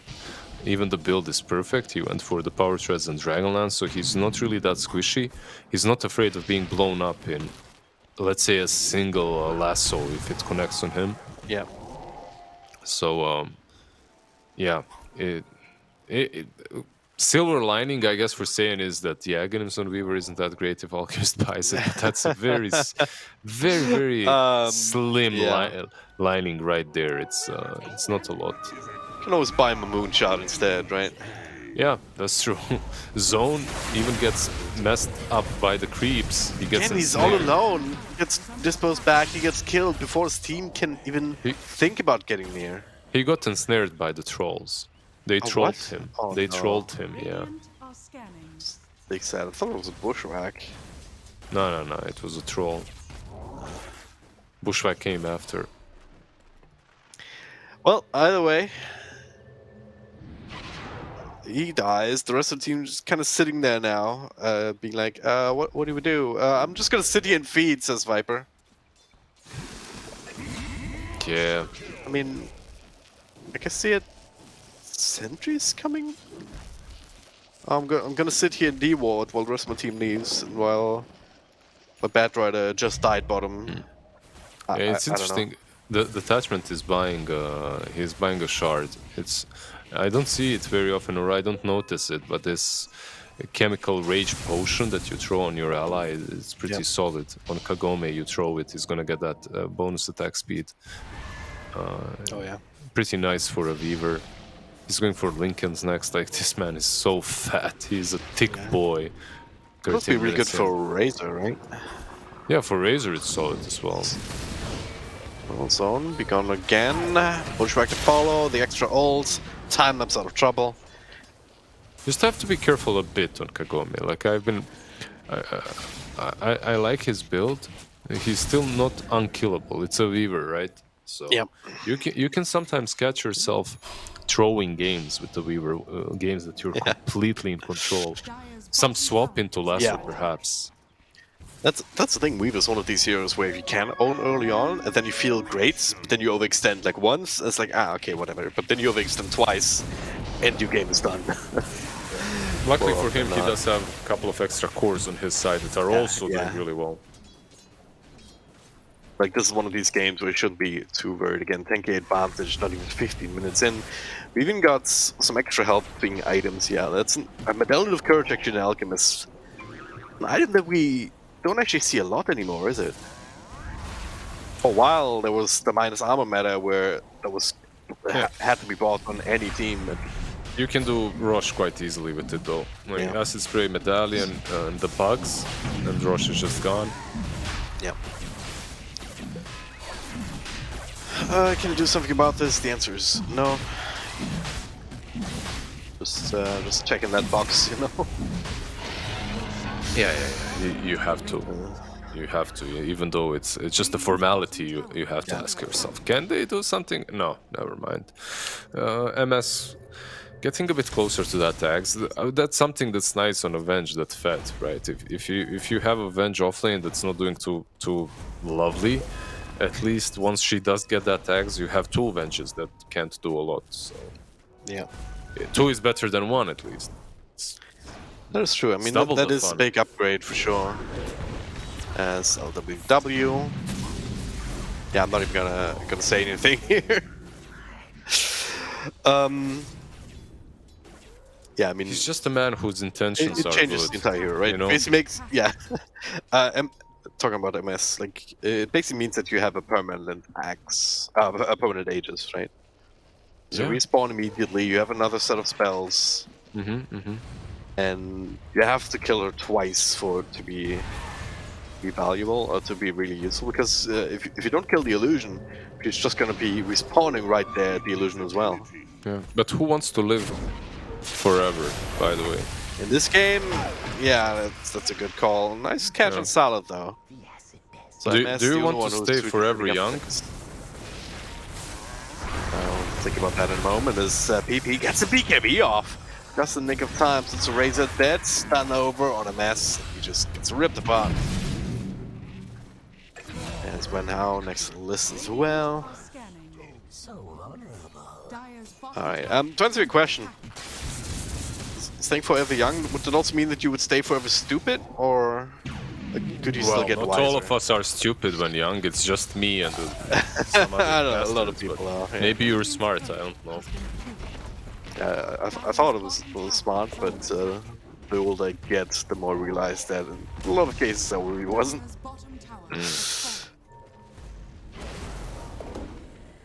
I don't know. It's down, Unkillable. it's down. That's what happens now. Oh no, he dies. A big surprise.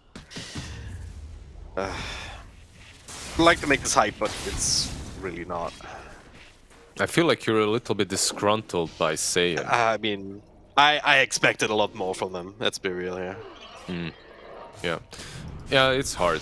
Like it was noticeable in game 1, but it looked significantly better. This game 2, they just got completely obliterated in the lanes, even harder, even more so. Again, the thing is, like, they did the same mistake, and it's very easy one to adjust, and everything will change. Not everything. They won't become 10 times of a better team, but I'm sure if they do have a coach, they can talk about it a little bit. Rotations from position 4 are happening way too early and way too far from their offlane. If you have some Timber or some Enigma or some like equilibrium controlling hero, you can do that. But if you have a Venge or a Razor and you're not even crushing the lane and then you abandon them that early on, it can be game losing. Yeah. It mostly is game losing. Certainly is again here. And there's no, especially with this kind of draft, like it's very hard to even construct some sort of comeback. I mean, they've got the repositioning tools, they've got the lasso and the swap. That's some kind of kills, but only in supports. And there's just no real damage to follow up against these stacked carries. I mean, certainly within Aegis, Weavers also has a... does he have a BKB coming? He... Gleipnir, actually. He switched from it? Like he had Lincolns, then he switched for BKB, now he's switching Gleipnir. PP is in with the BKB. Big boy. Yeah. The PP has that BKB, you've got the Alchemist, you can kind of throw in the Berserk Persian, also gives extra health regen, 40, which is quite a lot. A little bit of a save there.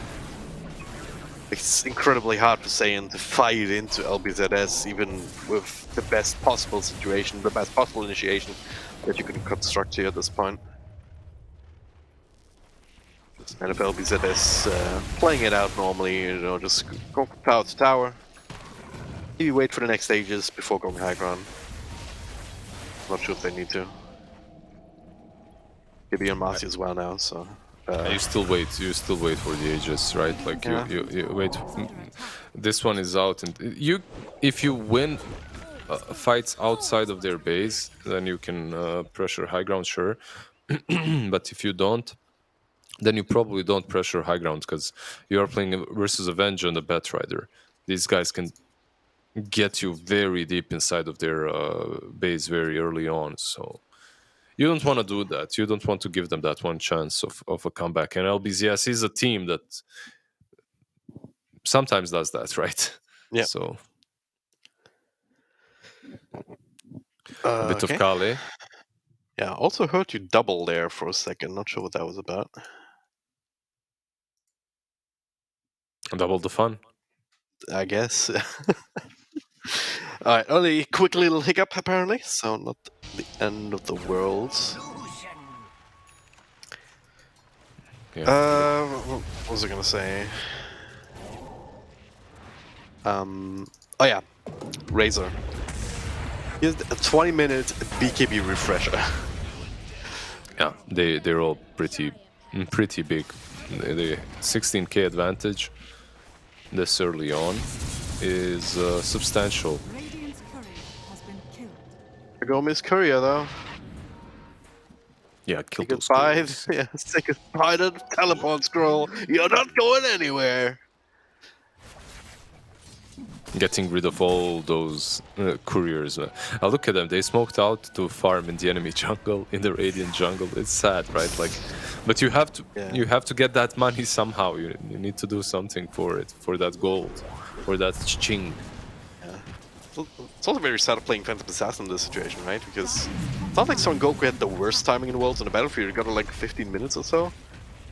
But just with the way that the pace of the game is, it feels like LBZS is already approaching the late game, while Saiyan barely started the mid game. Right? Yeah, he found some farm, but I guess if right now their win probability is like 99.9%, right?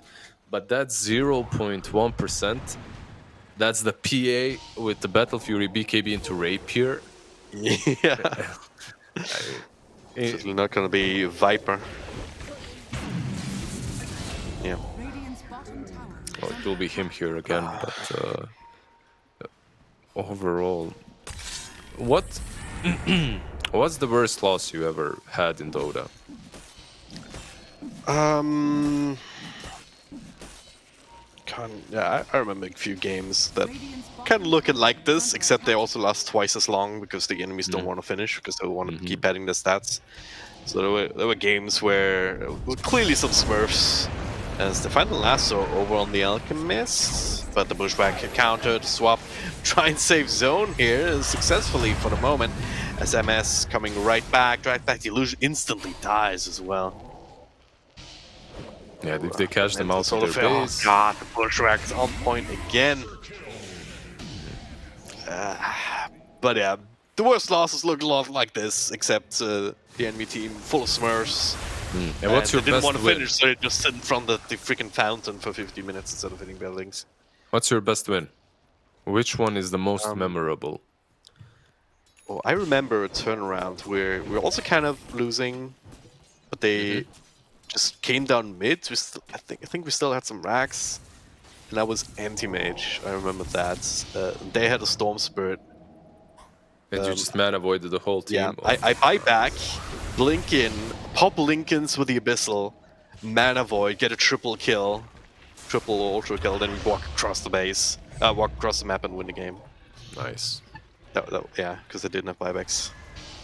That still sticks in my memory. That was pretty good, pretty cool. How about you? You must have a much bigger trove of experiences, right? Than I do, even from my measly pubs. It's kind of similar. I have some pro games that I still dream of. I wake up in sweats. Okay. But yeah. Well, last round perhaps as smoke comes out. BKB for Razor though. Refresher, that's second ultimate.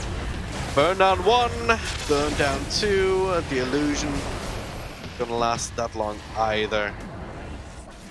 Yeah, this is GG, innit? It certainly does look that way, yeah. They just didn't manage to get on the map at all after losing the laning stage. Yeah, the laning stage was bad, but no split pushes happened afterwards, nothing like that. They didn't start messing with the lanes, creep skipping. Every time they tried to get out of their base, they got punished for it. It's not over yet. There's still ages to be picked up first by LBZS, and then they should bring this one to an end. But yeah. All right. It's unfortunate for Saiyan boys, but it is what it is. They smoke up, they're going for that one last-ditch effort, and they're too late. Even that does not work out, sadly, for them. Let's see. Smoke will break, pushback actually missing, but Dispose does not, Zone just disappears, MS as well. Yeah, 2 little health points and too much damage on the other side. It's gonna be not a full 5-man wipe, actually tiny. Able to make it away, and now Detachment is running him down. The 5-position Alchemist looking for the kill, but will not find it. GG's called anyway, and that's a stomp and a half right here. No other way to say it. Dire's middle tower. It's a bit unfortunate. Again, I did expect a little bit more out of Saiyan. I did at least expect them to put up a fight, but I guess I woke up on the wrong side of that this morning. Yeah, the first game looked much better from them. Yeah. But it broke them after at the end still, I guess. Oof. Yeah, is there anything to analyze here? Was this... It's rough, right? They're a little bit mismatched, these two teams, and you can see that LBZS is a sort of a team that dropped down from Division 1. Meanwhile, Saiyan will be the team that struggles to stay in Division 2. So the skill discrepancy is definitely visible, very visible, but it's nothing that can't be fixed. Like, I'm sure that Saiyan, if they analyze this, there's a lot to learn from this series. Yeah, I mean, that's one thing you can definitely take away from, two pretty extreme losses, right? Like, it never feels good in the moment.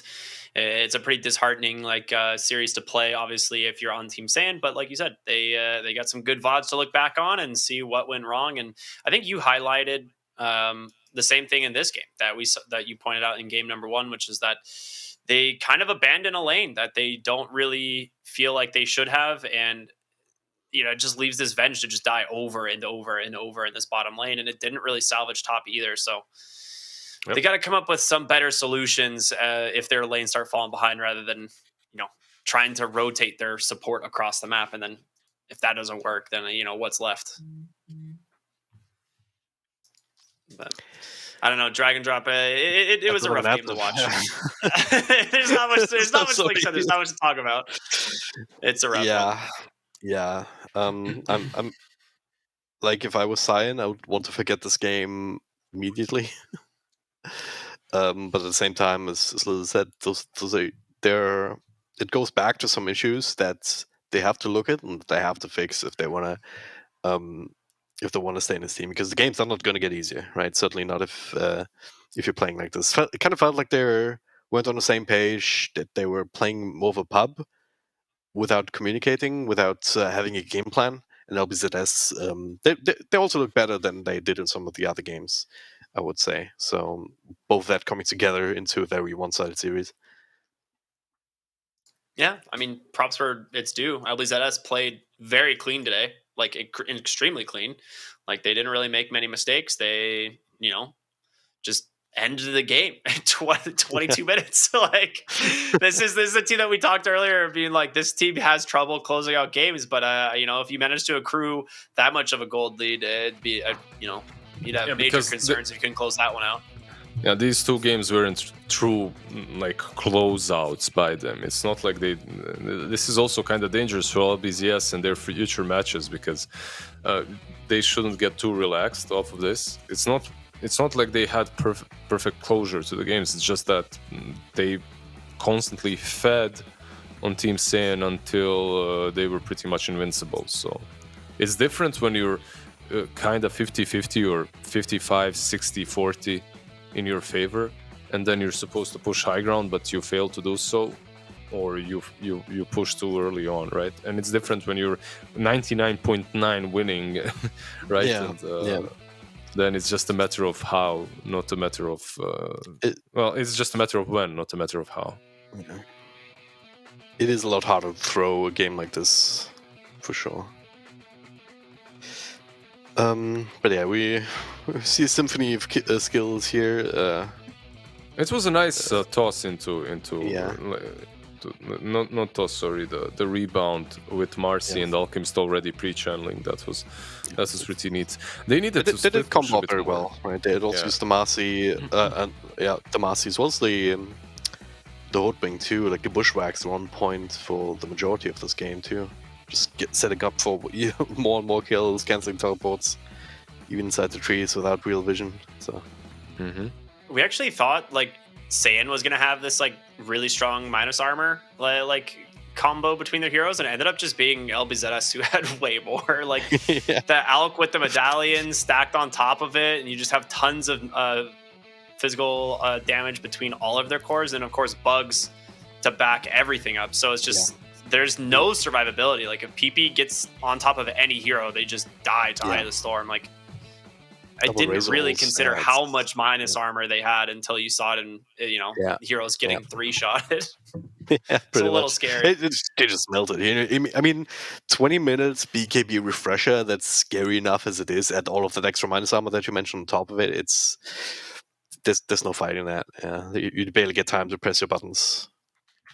If they manage to somehow split push, if they manage to somehow find space on the map for the PA without dying all the time, it would have been much better. And that was on Batrider. Batrider should have stopped trying to go for kills as well and try to just creep skip constantly, mess the lane equilibrium. force them all to go on one side while the PA is farming the other. Like that could have been done. The problem is their supports are also very easy to catch, very easy to pick off, very easy to kill. You have this Viper. What's a Viper position 5 that Fed's gonna do? Like usually, if a Viper does anything from a position 5, that's because he had at least a decent laning stage, which he should have, but he didn't. And then you have a Viper that's running around without boots. That's not even running. That's like he's in I don't know. He's on crutches pretty much, walking across the map. So that's hard. Plus the Venge as well isn't truly the most mobile hero. It's yikes. It's a yikes for Saiyan from me. Double yikes. Yikes game 1, yikes game 2. I hope they do manage to come back in the next series and fix their mistakes though.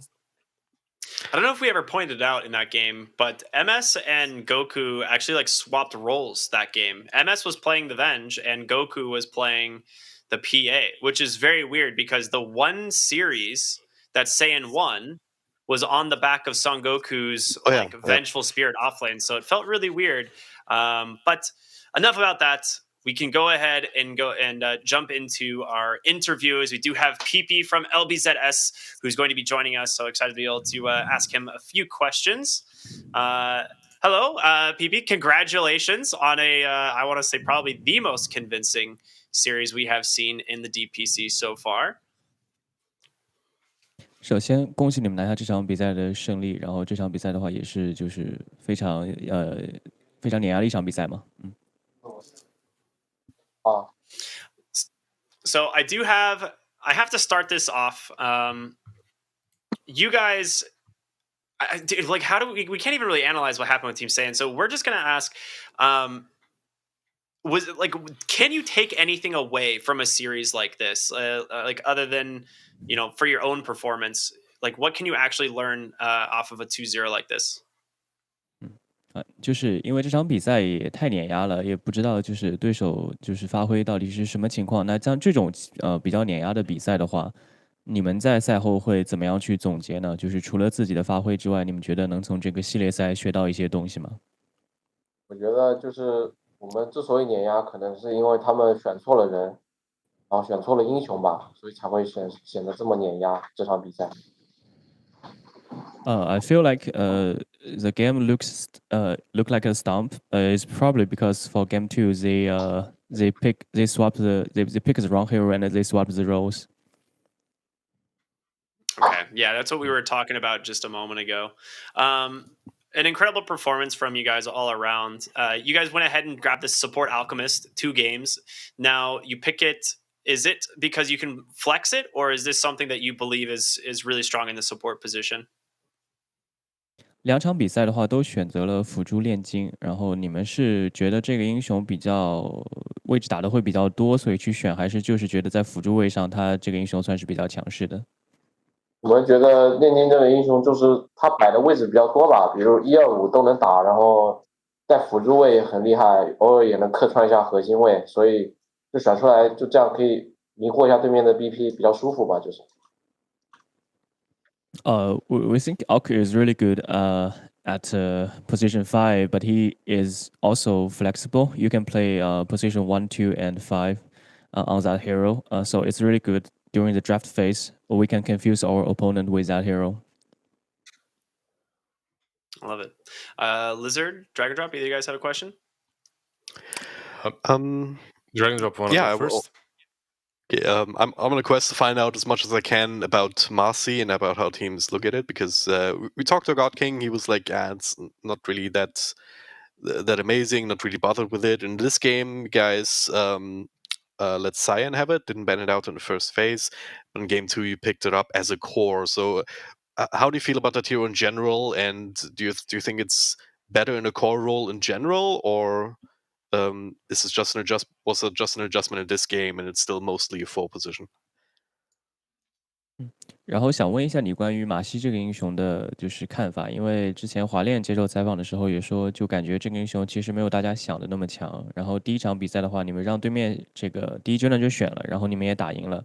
然后第2场比赛的话，你们是比较罕见的把它放到了一个核心位上去打一个马西。那你们觉得马西打3会比较好吗？还是说可能更多的时候还是会打4比较适合他的定位我觉得马西的话就是3、4都能摆嘛，然后就可能马西就是线上会比较厉害一点吧，就这样。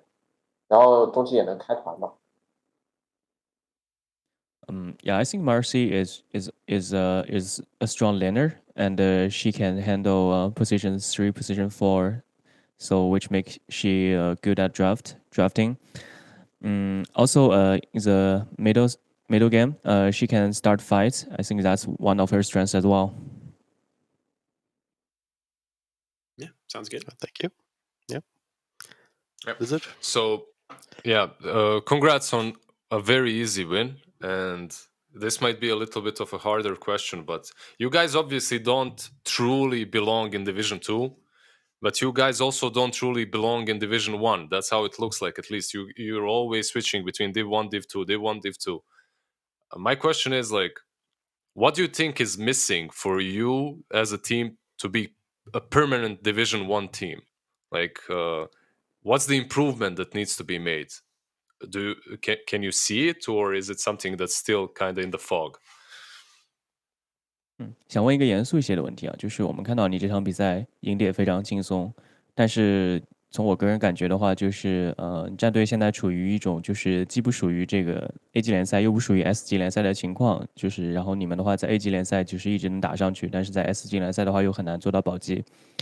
对于这个情况你们是怎么看待的？然后你们自己有没有讨论过一些就是可能队伍里还缺失的因素，能够帮助你们去就是成功的在 A 级就是一直待下去？就这方面的话，你们是找到了解决的方法吗？还是说还在不断的探索？就是总体来上，我们战队还是就是英雄池比较浅，如果英雄池深一点的话，可能就会更加的站稳脚跟吧，这就是需要加强的地方。We think we have a limited hero pool, and that is why we couldn't stay in Division 1. I think we are working on it, and I hope we can improve that. Awesome. Yeah, nice. Yeah, it's an easy thing to improve on as well, right? Yeah. I think all of us would love to see you guys back in Division 1. So I guess my final question to you, who do you guys see as your biggest competitors here in Division 2 to make it back into, Division 1 in the future? 然后就大家都非常希望，然后你们自己也很想回到这个 S 级联赛，但是在 A 级联赛的话，你觉得谁是你们竞争最强烈的对手？ A 级联赛里有的话就是 IG 和链子哥他们的队伍吧，可能稍微比其他队厉害一点吧，就这样。Yeah, I think IG and Team Fusion is stronger than the rest of the squads. Okay. Yeah, so kind of what we expected. Any final questions for you guys, or Drag and Drop, Blizzard, you guys all good? No, I'm good. No, I'm gonna let the guy go celebrate. It's fine. Yeah. All right. Well, like Blizzard said, a pretty easy win for you guys here today. So again, congratulations on a swift 2-0, and we look forward to talking to you again maybe after your next series. So thank you again so much for joining us, PP. 恭喜你拿下这场轻松的胜利，希望你们以后能够发挥更好。好，谢谢。Thank you. Thank you. Right on. Well, another fun series, or I guess it wasn't super fun unless you're on Team LBZS, I'm sure. Yeah. But It's fun for one of Team the teams, Saiyan. at least, I think. Yeah. Yeah, kind of a rough one. But that is not the end of the Dota tonight. Luckily, we still got a lot more to come forward. But in terms of Division 2, this does help out LBZS quite a bit. Like I said, they started off kind of slow. They dropped their first series against Fusion and then again to CDEC. I think in a surprising loss. But now with this, they're tied going to be 2-2 in the middle of the season here going into week 4, which should help their prospects out quite a bit. So definitely on the up, I would say. Otherwise, for Team Fusion, not so much. They're definitely having a rough time here in Division 2, but still a lot more Dota to be played. Our next series, though, should be a lot of fun. I'm not sure if you guys have seen the schedule already, but it is Aster taking on Dandelion. Now, Dragon Drop, Blizzard, these are two top-tier teams. I want some predictions here. Who do you guys favor in the Aster versus Dandelion? I'm going to start with Blizzard this time. Again, me? Like, what's this? What's happening? This is 3 in a row. It's too much. It's too It's the much. last time, I Dragon Drop promise. last time, yeah, because I'm going away anyway. But yeah, I Just value humoring Aster a Wizard, bit more as a team. Yeah, and I'm just waiting for Dandelion to dominate one of these S tier teams from tier 1, right? From Division 1. When I see that happening, I'll have complete faith in them. I still think that they're really strong. There's definitely a reason why they got promoted, why they got into Division 1. But like Team Aster for me is still top 3, right? Like this team for me is still top 2 even. So it's hard for me to go against them. Yeah. Same time, Dandelion did 2-0 RNG, who are currently sitting at 2-1 at the top of the standings. So there's something in them, but it's Aster, right? I kept predicting Aster last time around, and it worked out for me more often than not. So I'm just gonna do the same thing here as well. Yeah, and Division 1 standings are pretty hilarious. I mean, for those of you who maybe missed what happened at the end of week 2, it was 1-1s across the board from everyone. Obviously, now we've got 2-1 for Avicii Gaming and RNG at the top. So we're going to see which team is going to be joining them there in a moment. But that's going to be in about an hour. So yeah, you will want to stay not too far away from your computers. We'll be back with those. But yeah, as you can see here, we're going to see Dandelion taking on Aster, both with a score of 1-1 right now. And it's going to be a bunch of 2-1s and 1-2s here pretty soon. Should be pretty good. Because I think EHOME Extreme is after, who is also the other teams that are at 1-1. So we're going to have 4 teams at 2-1 and 4 teams at 1-2. So just a bunch of 4-way ties. It's going to be great. Yeah, just stick with us. And in a week, everyone is going to be 2-2. Good stuff. It's true, actually. Yeah, we're gonna end up having to replay the entire division. You know? Yeah, just replay the entire division. That's it. Meanwhile, Eastern Europe everything is 2-0, like every single series there. So you can see which region is better and more evened out in the skill, more exciting. Yeah, but a little bit too early for most of Europeans, at least, to watch. So yeah, what can they do? They're stuck. Yeah, they're just unlucky, missing the best region, most fun region to watch. But yeah, we are going to go to about an hour-long break, maybe slightly less, before we come back with our next series, since it is scheduled here to start in just about an hour. So make sure to come back for that. Don't go anywhere. Again, you all have been enjoying Division 2, but it will be Division 1 on the block when we get back. My name is Cryptic, and I was joined, of course, by Lizard and Dragon Drop. We'll see you all in a bit. Stay tuned for more here on the CN DPC. 成为英雄之前，你不曾拥有姓名。通向终点的路很长，但谁也无法预知结局。有人前倾暗影，谋而后动；有人拼尽全力，克敌机先。没有对与错，只有速度是唯一的答案。奔跑吧，在到达终点之前。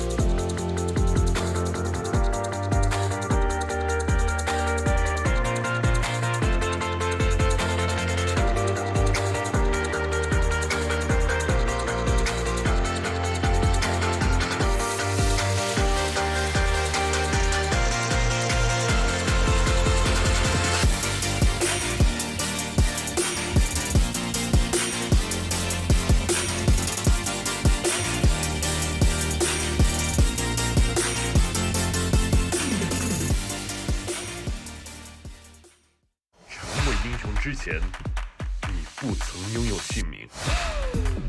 通向终点的路很长，但谁也无法预知结局。有人前心暗影，谋而后动；有人拼尽全力，克敌机先。没有对与错，只有速度是唯一的答案。奔跑吧，在到达终点之前。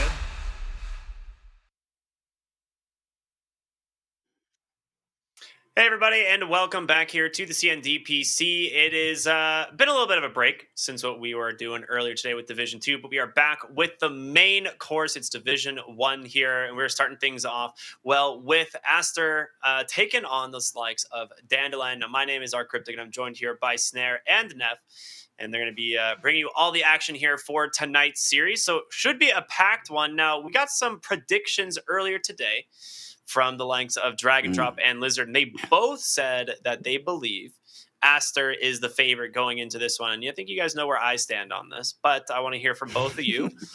How are you guys feeling? Who do you think's got the upper hand going into tonight's series? Ooh, that's a difficult question. That's an interesting one.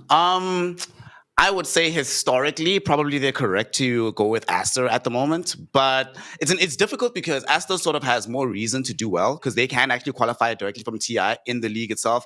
As well, Dandelion is, by their own admission, in the build-up for the qualifiers, so it might be one of those awkward things where just one team wants it more. Personally, I would say that Dandelion, they're going to be a big thorn in the side of all these major teams. So I'm going to be going with Dandelion personally because, I don't know, I like what they're doing right now. And I feel like they have that youthful exuberance necessary to win. So I think that they are slight favorites in my book. Right on. What about you, Neff? How are you feeling? I think the Dandelion have this easily. It's in the bag. Aster, they keep on choking when it matters. God, I'm going to be making a lot of Aster fans very angry right now. No doubt about that. I want to see new teams on the come up and destroy these older teams, though, Ricky. Inside of China, Aster, they are a team that is very hated because they seem to flop at every international land. So if we have to choose a representative for the region to move forward here, and I'm going to the Arlington Major, certainly you want it to be a team that's going to perform better at the land instead of, Aster, who has historically not done so well. Give me the fresh blood. Give me this new storyline. Give me a team that is going to succeed at these international events. The people want Dandelion, and so do I. It's looking at these standings. I don't think it'd be. It might be the first time in history you look at these and you're like, PSGLG is literally number 8. They're dead last. Well, I mean, granted, it's hold on. That's an scores are a little orders. deceiving. It's a little bit of a deceiving score, but nonetheless, that is something that you probably would never have expected to see. By the end of tonight, once we are done with all of our series, we will have 4 teams at 2-1 and 4 teams at 1-2. So that's going to be fun. The thing that I'm really excited for Division 1 is the fact that at the end of the season, we're almost guaranteed to have a ton of tiebreakers at the trend that we're heading. But you guys are leaning towards Dandelion. Later in the evening, we do have EHOME and Extreme, which should be a very sick series. I think both these teams have looked very good, and I think a lot of people are probably going to be favoring Extreme going into that one. But EHOME, those guys are dark horses. We'll see what they can bring to the table. You're just saying that because they beat RNG now, aren't you? Be honest. EHOME beat PSG LGD. They lost to RNG. No, they beat LGD. Oh, sorry. They beat PSG LGD. Yeah. That RNG series was closer than expected, though, honestly. And I really thought that they had what it took to beat them. I feel like had they just it felt like 2 different teams between like game 1, game 3, and game 2. Game 2, EHOME would have beaten RNG, I think, heads up in a series like that. But on the other side here, one thing I'm really excited to see in this particular series, I think that the hero pool between Summer that we just saw on screen now and Monet from the side of Team Aster, very similar heroes that they overlap with a lot. So it's going to be fun to see them contest over that. And Aster historically has somewhat struggled against teams that have similar strategic understanding of the game that they do. So that's what I really want to see, whether or not we're going to be getting the version of Aster that can dominate China again, or if it's going to be like Neff Sensei said, these new bloods with Dandelion is going to be on the come up. And I hope they just ban Medusa, honestly. That's the one hero I do not want to see. If they share heroes, fine, it is what it is, but play the more exciting ones, like the Spectres and the like, not this super uber farm Medusa that we often see from both of these teams. So, what heroes are you wanting to see today, Snare? Because I can tell you what I want to see. I want to see more Brewmaster. I talked this hero up like crazy. They have, very clearly picked it a couple of times here, but it always seems to get banned against the teams that play it, which is very disappointing. It's a ton of fun to watch. I'm pretty sure we get it today, actually, because, like as mentioned, both of these teams do play it. XXX has played Brew a long time in the off lane. We've seen Baboka do the same as support. They haven't done it as much this season, but I think that's definitely going to be in the pool. I imagine Void Spirit's going to be highly contested, and that could come up a lot. But another hero that we've been seeing on the come up, and that both SJ and Siamese Cat both play, is this Warlock and the Clockwork. So both of them, of course, being mentioned now for Team Aster's things, and I would like to see both of those heroes, especially Clock. Honestly, I love Clockwork right now. What do you want to see? I don't want to see no Warlock. I hear boring hero. I'm gonna press my heal button. I'm gonna press my golem. All right, I've used my golem. I don't get to do anything for the next 2.5, 3 minutes now. Very boring gameplay. I like Clockwork. You hook in. It's high octane gameplay. At the very start of the game, you're setting up plays. You're making rotations. You're going to the runes. That is exciting stuff. I'm pro Clockwork. I am anti Warlock. Sounds like a political platform.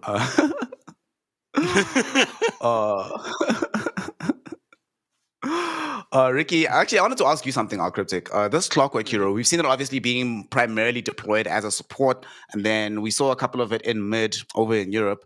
Is this hero viable in the off lane? I was catching heat when I was doing South America the other day. I was catching heat from Winter, who was telling me that he thinks this hero is garbage off lane. What do you think? Is this hero that bad on that side of the map? Is it only like a 5 or a mid and nothing in between? Which hero? Clockwork. I mean, I don't think Clockwork should be played as a core, personally. I think the hero is like a 4 or 5, and that's like about it. And even then, it's like if you pick him as a 4, it's probably because you're going to pick like a greedy 5, something like an Enigma, but that'll eventually kind of take over, and you're basically just like lane swapping in essence. Yeah, I think Clockwork is a solid support, but I think a waste of a core slot, personally, if you're going to pick him. So, most likely. I know Neff is very upset about that because he wants the Clockwork to be a core, but not going to happen. Not today. A hero should not be picked as a core, in my opinion. Oh, okay.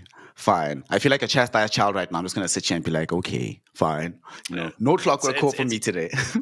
Yeah, it's one of those things where, like, if you pick it as a core, you're essentially just, like, going to fall off and you're going to play it as a support anyway. So it's like we've seen teams like do something similar where they pick like a 3 position that like fights early and doesn't really farm, and then there's like some super greedy 4 that's just farming and jungling the whole game and ends up taking the core role, late. But that's like if you're planning on going super late in the first place, like that's not a draft that you aim for like an early type of lineup. Like you need to have cores that can scale and can farm correctly. Makes sense. Given where the meta is right now, I can definitely understand that. Although I would like to see more of it, but I also want to see teams playing to win. So that probably takes precedent over just me enjoying the Dota.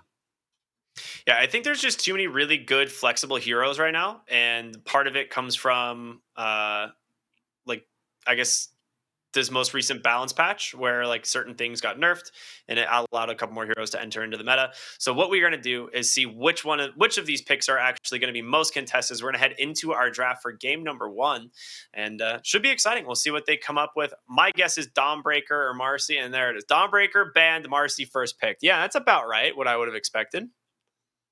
Might I say that was much more smooth, that transition than the British guy who also hosts this sometimes, Ricky? Impressive stuff.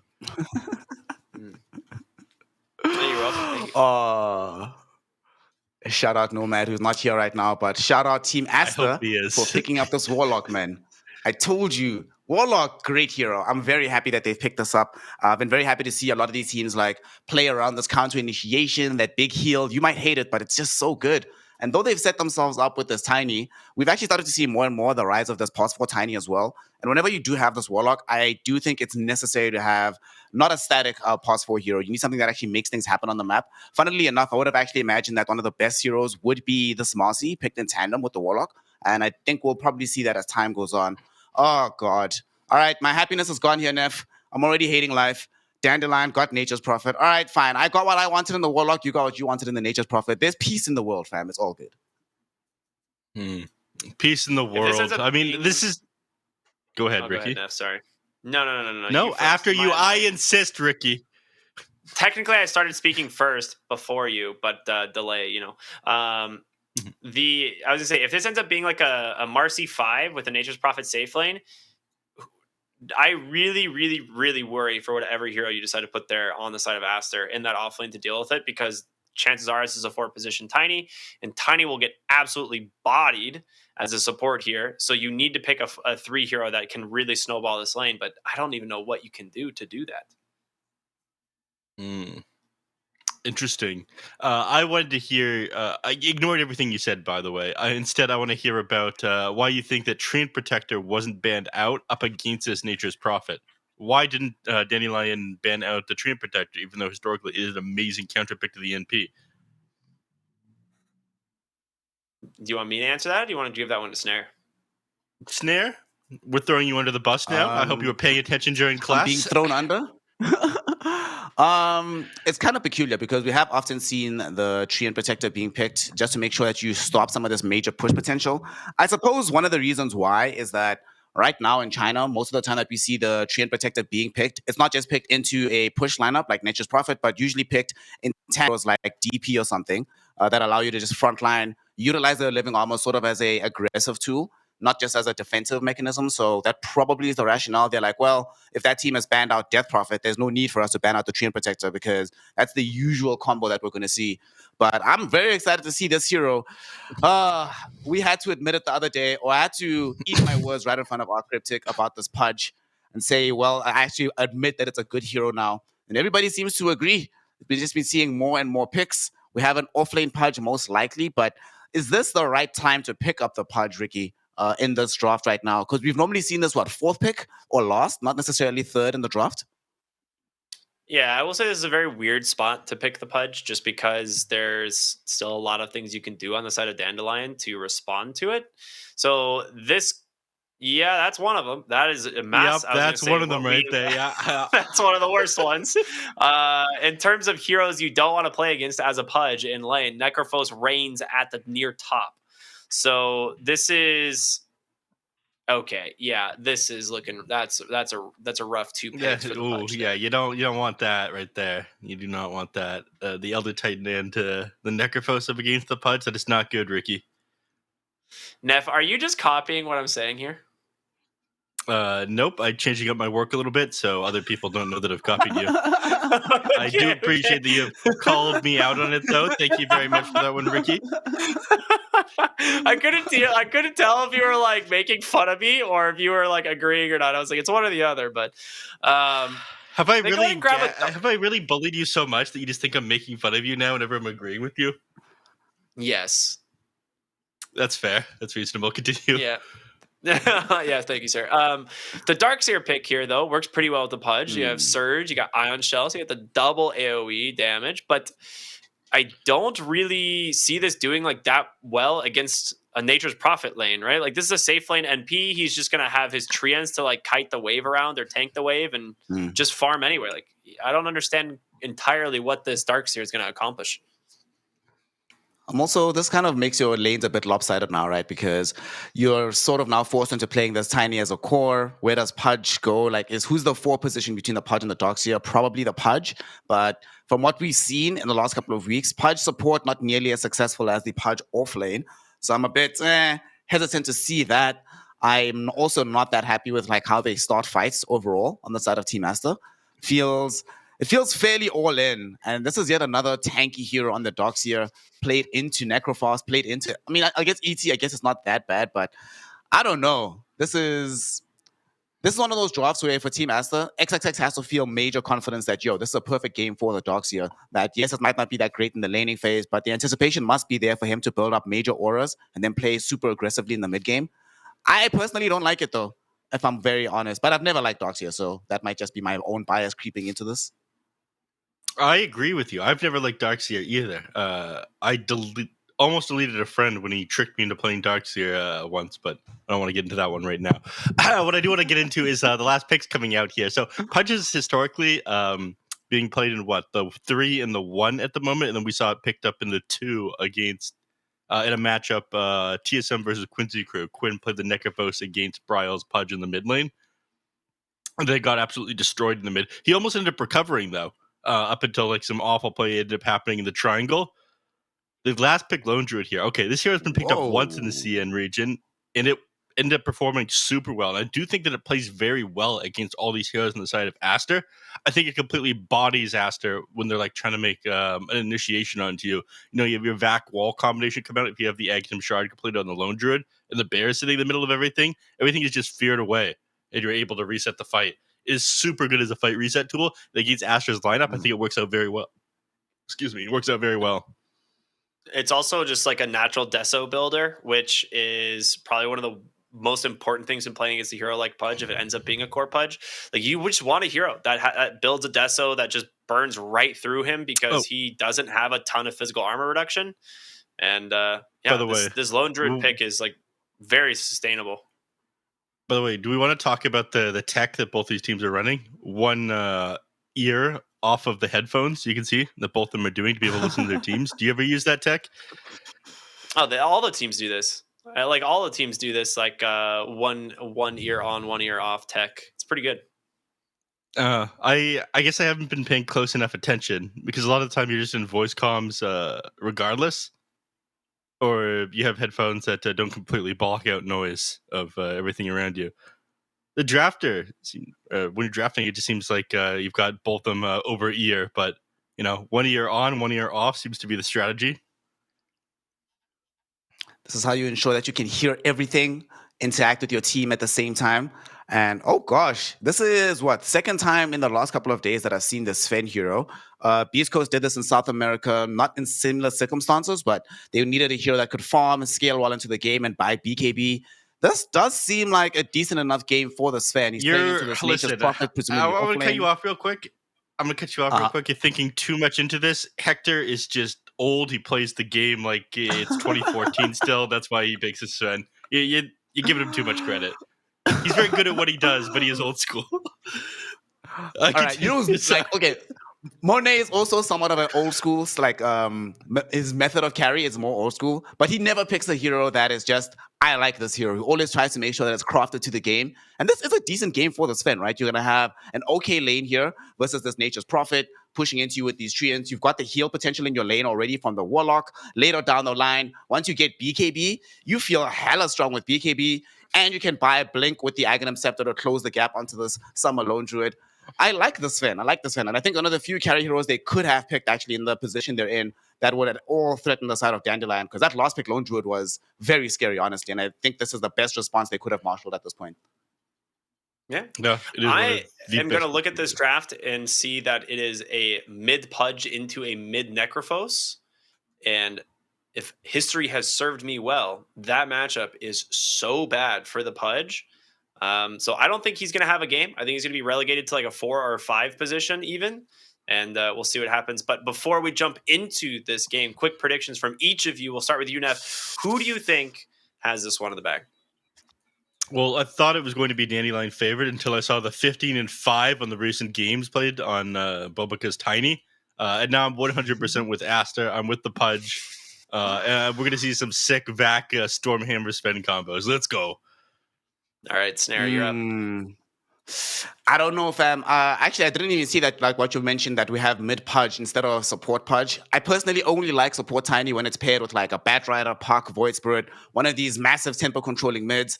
Not so much with the Pudge, especially with the hard game that he's going to have versus both Lone Druid and Necrophos. So it's not going to break my heart at all to say that I think Dandelion's going to take game 1, and I think they got this. Neff got hecka baited. Nope. No changing answers. It was locked in. No, too late. I'm also going to go for Dandelion here, despite being the massive Pudge fan that I am. But we'll find out the actual results as we are going to jump into game number 1. Ladies and gentlemen, it's going to be a blast. And to bring you the action is, of course, Neff and Snare. That wasn't the combination I was expecting. I was expecting Neff and Ricky today. Nope, you got your baited twice. You got your baited with your picks, and you got your baited on the crosshair, Neff. Who could have seen this one coming? Not I. All right. Did you see that at the beginning? Marcy ended up stealing the rebound and rebounding off of Necrophos in order to gap the distance further away from Tiny and not get tossed back to the teammates because Tiny's got this windlays. A little bit of a small play that I think had a pretty big impact on whether or not First Blood was going to land on the ZC. Yep. It's very close time. That was actually pretty cool to watch. And Aster really did try to make it happen, or even leveled up level 1 hook here on this pudge. So no That's early normal. rot for him. That's fine in this mid lane. Talk to me about this mid lane, man. Obviously, we did see it get demolished when we saw this in NA. Is the matchup as bad as what it looked like in that situation? Yes. Ricky mentioned that like you can catch up. Oh, come on, man. Continue with that. The good news is you can potentially turn this one around. You have a Tiny on your team, so it's very easy for Tiny to punish a hero like Necrophos, like playing up in the creep wave. You can toss him back in the tower and set things up for Pudge. You can't go for Ghost Shroud this lane, otherwise you just take more damage and get run down by the Pudge.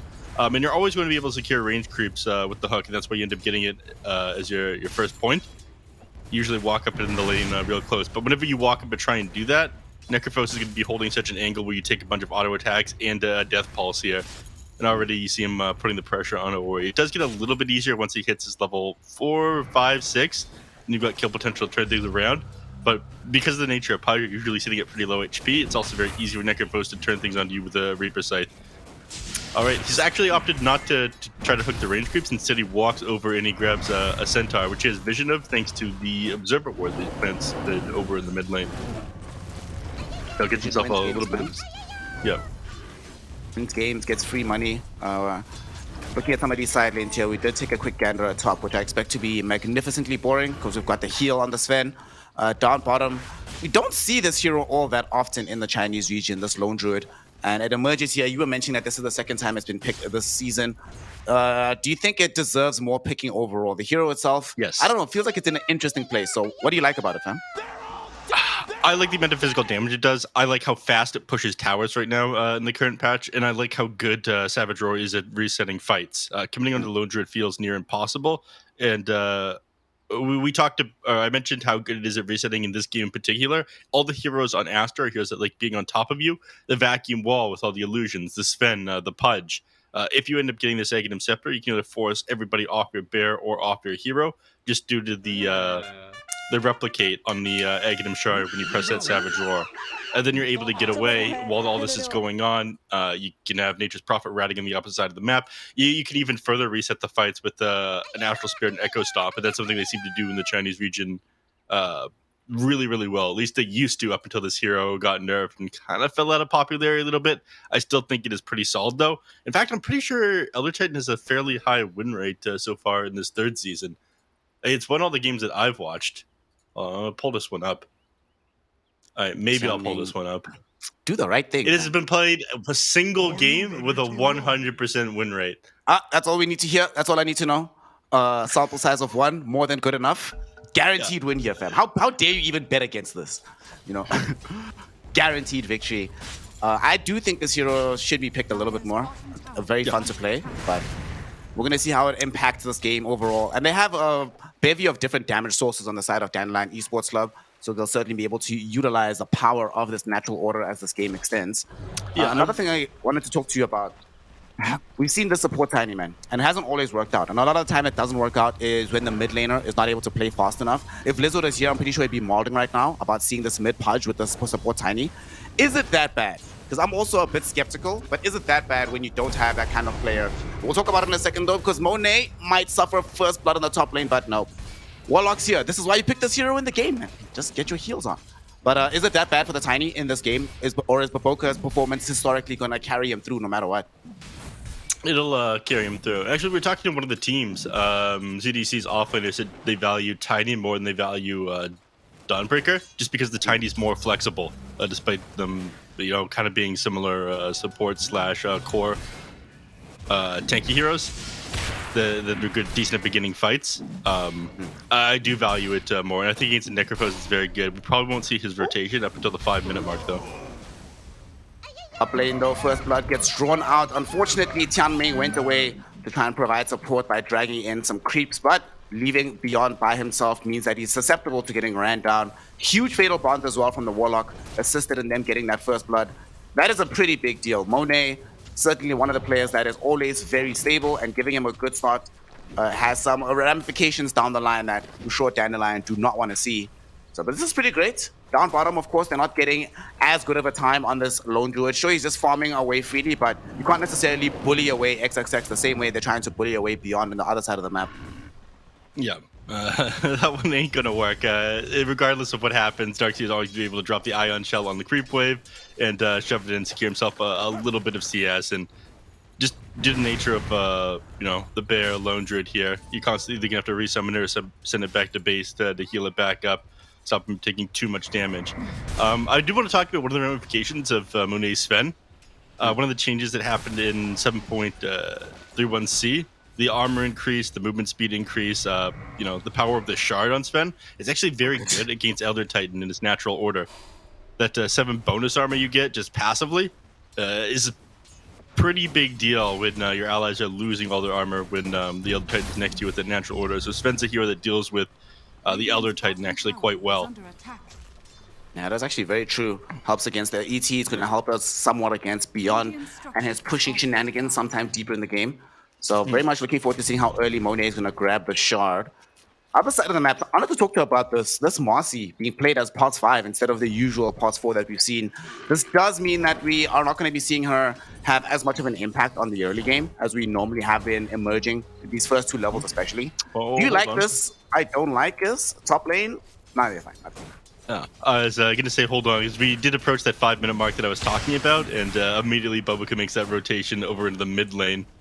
With decreased vision of nighttime, but I think they realized that he was out there because Necrophos backed off immediately, and I think Bobuka is going to realize they scout him out on that ward there. Who backs off afterwards. Sorry, going back to the position 5, Marcy, I don't think it matters where you play this. It's just the kill potential that you have potentially.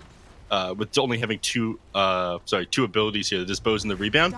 If you don't set anything up and you're not harassing or pressuring the enemies by 6 minutes in the game, though, I don't think you're taking full advantage of this Marcy hero. Certainly will need to see Dandelion pick up the pace to try and figure out where to utilize this hero the best. In this mid lane, ZC playing this Necro.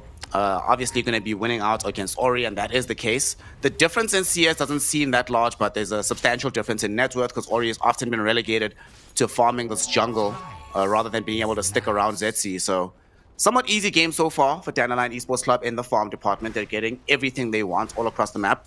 How does Team Aster stop this? You mentioned earlier that Bobuka has the ability to toss back this Necro into a dangerous position in the tier 1, allow Ori to get that kill. Is it still possible to do so, or are we too late down the line where now you just have to accept that ZC is going to have a good game? Ooh, rebound is slightly off the mark. It's a little bit too late, but they're going to grab Bobuka instead. Yeah, they will still find this kill. Bobuka falling very low and will end up taking a tumble here. SJ also going to end up dying though. Fatal Bond's doing quite a big work from Siamese Cat. They're trying to chase down Ori though. Half HP, my goodness, that damage. Pudge not really having a good time, forced away from this mid lane, and that's going to allow the side of Dandelion Esports Club to aggress and secure themselves a tier 1 tower here. This is the power of this Nature's Prophet, man. You keep talking to me about this and how he can just show up at any given time, provide both assistance and push potential, and we see a perfect demonstration of that here from Dandelion. Well, you see a moment of weakness there, the failed rotation there. They end up losing a hero. Pudge didn't have a dismember because he just ended up using it on neutral creeps. They were taking advantage of that one as well, as it is one of the few abilities in the game that you can hear globally. So they can hear him stacking away there in the jungle. They realize it's even better time for them to try to take a team fight there, and then of course just rotate the Nature's Prophet in alongside him. Sven's still not in any position to assist his team. This man needs to spend a lot of time farming. He's a K1 style hero, man. I feel like that speaks of it for itself. Marcy scouted out over in the jungle here, but does manage to make it away. Yeah. Makes it away there. That is a bizarre observer ward. We talked about this one over in the mid lane. On this, below the cliff here. It is scouting the enemies here. Scouting the enemies reasonably well. The only advantage that this one has over an observer ward on the cliff there is the fact that it won't get dewarded just by a sentry by itself. It is just outside range of that. I mean, we'll have to see if they actually get anything out of it. So far, it's been it's given some information about these movements, but they haven't utilized it to its max just yet. So it really does depend. It also needs Monet to survive this potential incursion into his side of the map. They'll instead turn around though because SJ got found out by both Baboka and Ori. They're going to be able to find that kill. Ori though, running away with this urn on top of him, getting slowed down by the Ghost Shroud. They can't necessarily find that kill, so they switch to an easier target, looking for this Warlock. They will catch him out with the Reaper Scythe, but the salvation from Ori, thanks to that meat hook, will allow Siamese Cat to survive. And now Monet coming in for the turnaround. They want to try and find ZC here, and he's getting a lot of damage dealt onto him by Monet. A couple of more swipes of the big sword should be enough to kill him. Ori does find that kill. Beyond trying to TP out, but Dismember back off cooldown, and Beyond find himself losing his life here. Ori with the double kill. The mid punch. Where was my faith? Where was my belief? Neff was right. What the hell is happening, fam? They find a massive fight inside the jungle. That was such a sick fight. Okay, he not only gets the favorable initiation, he managed to pull the Warlock out. The Necrophos can't commit the Reaper Scythe off on a Pudge because he's got this cloak and he's healing up from the Warlock, who has the Shadow Word off onto him. And then it comes off a cooldown just as the Necrophos tries to TP out. Managed to get, the Nature's Prophet tries to TP out, gets the Dismember off onto him. That was so well played. And this is kind of what happened in the matchup in the mid lane between Bryle and Quinn. Like, yes, Quinn ended up doing reasonably well up against the Pudge. I think he took the tower somewhat early as well. But right after the laning phase ended, after Pudge got like his level 6 and started to make rotations, the game started going the way of TSM. The thing that brought it back was a failed gank from the side of TSM. And then they couldn't recover after that one. So I think the major difference maker here is that Aster, in this execution window post-laning phase, is finding a lot more success. As long as they don't, like, fumble the bag here, they're going to be just fine, I think. The one upside there for Dandelion Esports Club is that Aster did involve the vast majority of their lineup for that particular fight, and Summer, for the side of Dandelion, was just chilling in this bottom lane, getting as much farm as humanly possible. Finished the Mask of Madness for the Bear, is now starting to build into that Desolator. We mentioned it when we were on the panel, how big this Deso is going to be and how much impact it can have in a game like this. I mean, we already saw in that last fight just how low so many of these heroes got. Imagine they had this Bear there, Neff, with Mask of Madness Deso. They could have easily cleaned up a lot of these heroes. So they need to find this item ASAP, and hopefully without him dying on this Lone Druid. But they're trying to cover this, though, because they're smoking up to try and find him in this bottom lane. Yeah. The Bear would have scouted these heroes out. What are you doing this one? Oh, he's scouting the Ancients with it, or potentially trying to block it? Yeah, he was trying to block the Ancient camp with that. That's an interesting move. I think maybe he thought that they would stack it. Yeah, they do have a sentry there. Was he just trying to scout it? Because he's not going to be able to catch the enemies. They were smoked up there. All right, yeah. Well, you wanted a beta scout. It does, and it also gets the Savage Roar out, preventing Ori from throwing in the hook. Very well done. And it also buys time, because in the top lane, ZC and Beyond are busy pushing that tier 1 tower. Things looking very good here for Dandelion. And you were talking about how Aster needs to be able to keep connecting with these rotations. That's the first time it's failed and not gone as well for them as they thought it would at this early game. He's pumping. He's having fun on the Warlock. The only fun that you can have on the Warlock. Boring hero. Very boring hero. Bro, sometimes you press this Fatal Bonds and it hits like 1,000,000 targets and everything's so shiny. It's very fun. That is true. Only 12% damage here at the current level, though. It's got a pretty big cooldown as well. I don't know. It could end up being super sick, but it is not fun to play. Like, when you drop the Fatal Bond, relying on your teammates to do damage to the enemies as well. This is not a playmaking hero. You do very little things by yourself, and that's why I don't really enjoy it. They're smoking up themselves on the other side. This Marcy's still level 5. Sleep ends up connecting with the Pudge. But a very good Echo Stomp here, but this is a dangerous position, and 3 heroes caught inside of the ultimate from the Warlock. There's the counter initiation. Monet throws in the Storm Hammer as well. They've already lost SJ. ZC, half HP now. Using the Ghost Shot, but could actually stay alive long enough because here comes Summer, revealing some items onto Ori, and a huge Reaper Scythe brings down the Pudge. That was a very nice base drop from the Warlock, but unfortunately, Dandelion just have enough damage to bring down the Pudge anyway. And they get a smoke rotation, losing the Marcy, but gaining a much bigger prize on the other side of the map. Yeah. Yeah. The biggest Pudge, I think, was the biggest prize was the urn charges here. Necrophos managed to get himself 2 of those. Is going to be incredibly effective against Pudge, especially given that he's got a Warlock and whatnot on his team. Monet mid lane managed to dodge the Echo Stomp like a boss. And now they want to maybe get some revenge onto ZC, but Beyond has shown up, revealing an aura of Atos as well. They dispose Monet into an awkward position, and yes, they hook back Beyond, but Monet, the big carry, is going to end up dying. They haven't even killed Beyond just yet. He will end up finally expiring, but they are looking for some ways to try and keep this fight going on the side of Dandelion. Summer shows up as well now. First hit, Root baby, finding out those Warlocks, and they will be able to find that kill. Tianming dies inside of the wall of replica though for this. SJ also dies in front of Ori, but Ori might find himself dying immediately after returning to this fight. The Spirit Vessel charge applied onto him, bringing his HP pool down to a very, very, very awkward level, so he has to leave the fight. That will give time for Dandelion to also retreat themselves. Turns out they bit off a little bit more than they could chew in that one, as Team Aster demonstrating their ability to keep bringing these heroes back and prevent them from escaping the fight. Yeah, Darkseid coming in kind of clutch in these extended team fights. You want to be closing these out a lot faster, or simply disengaging from the side of Dandelion. Even though you have a Necrophos on your team, I think the longer these go against like the Pudge, Warlock, Darkseer, the worse off you are. Speaking of Necrophos, that was also both charges on the Spirit Vessel, fam. You were just talking about how much of a gain it is to have that, but now it's back to zero, man. Back to square one. Yeah, he used one of them on the Tiny in that team fight, just because Tiny was the only target. Like when he had the ability to drop him off on the enemy, so he didn't get the one off on the Pudge right away. Because of that, I think Ori didn't end up going down. Did do a nice job of sidestepping one of the hooks, though. Might need to do so again here because they're mounting some aggression onto the tier 1 tower. Team Aster has several heroes in behind, but without this hook from Ori, I don't think they have that much appetite to try and find an aggressive jump, and they'll indeed just let it go. Tier 1 tower falls, Monet finishes off Echo Saber in this mid, and they actually smoke up immediately afterwards on the side of Aster.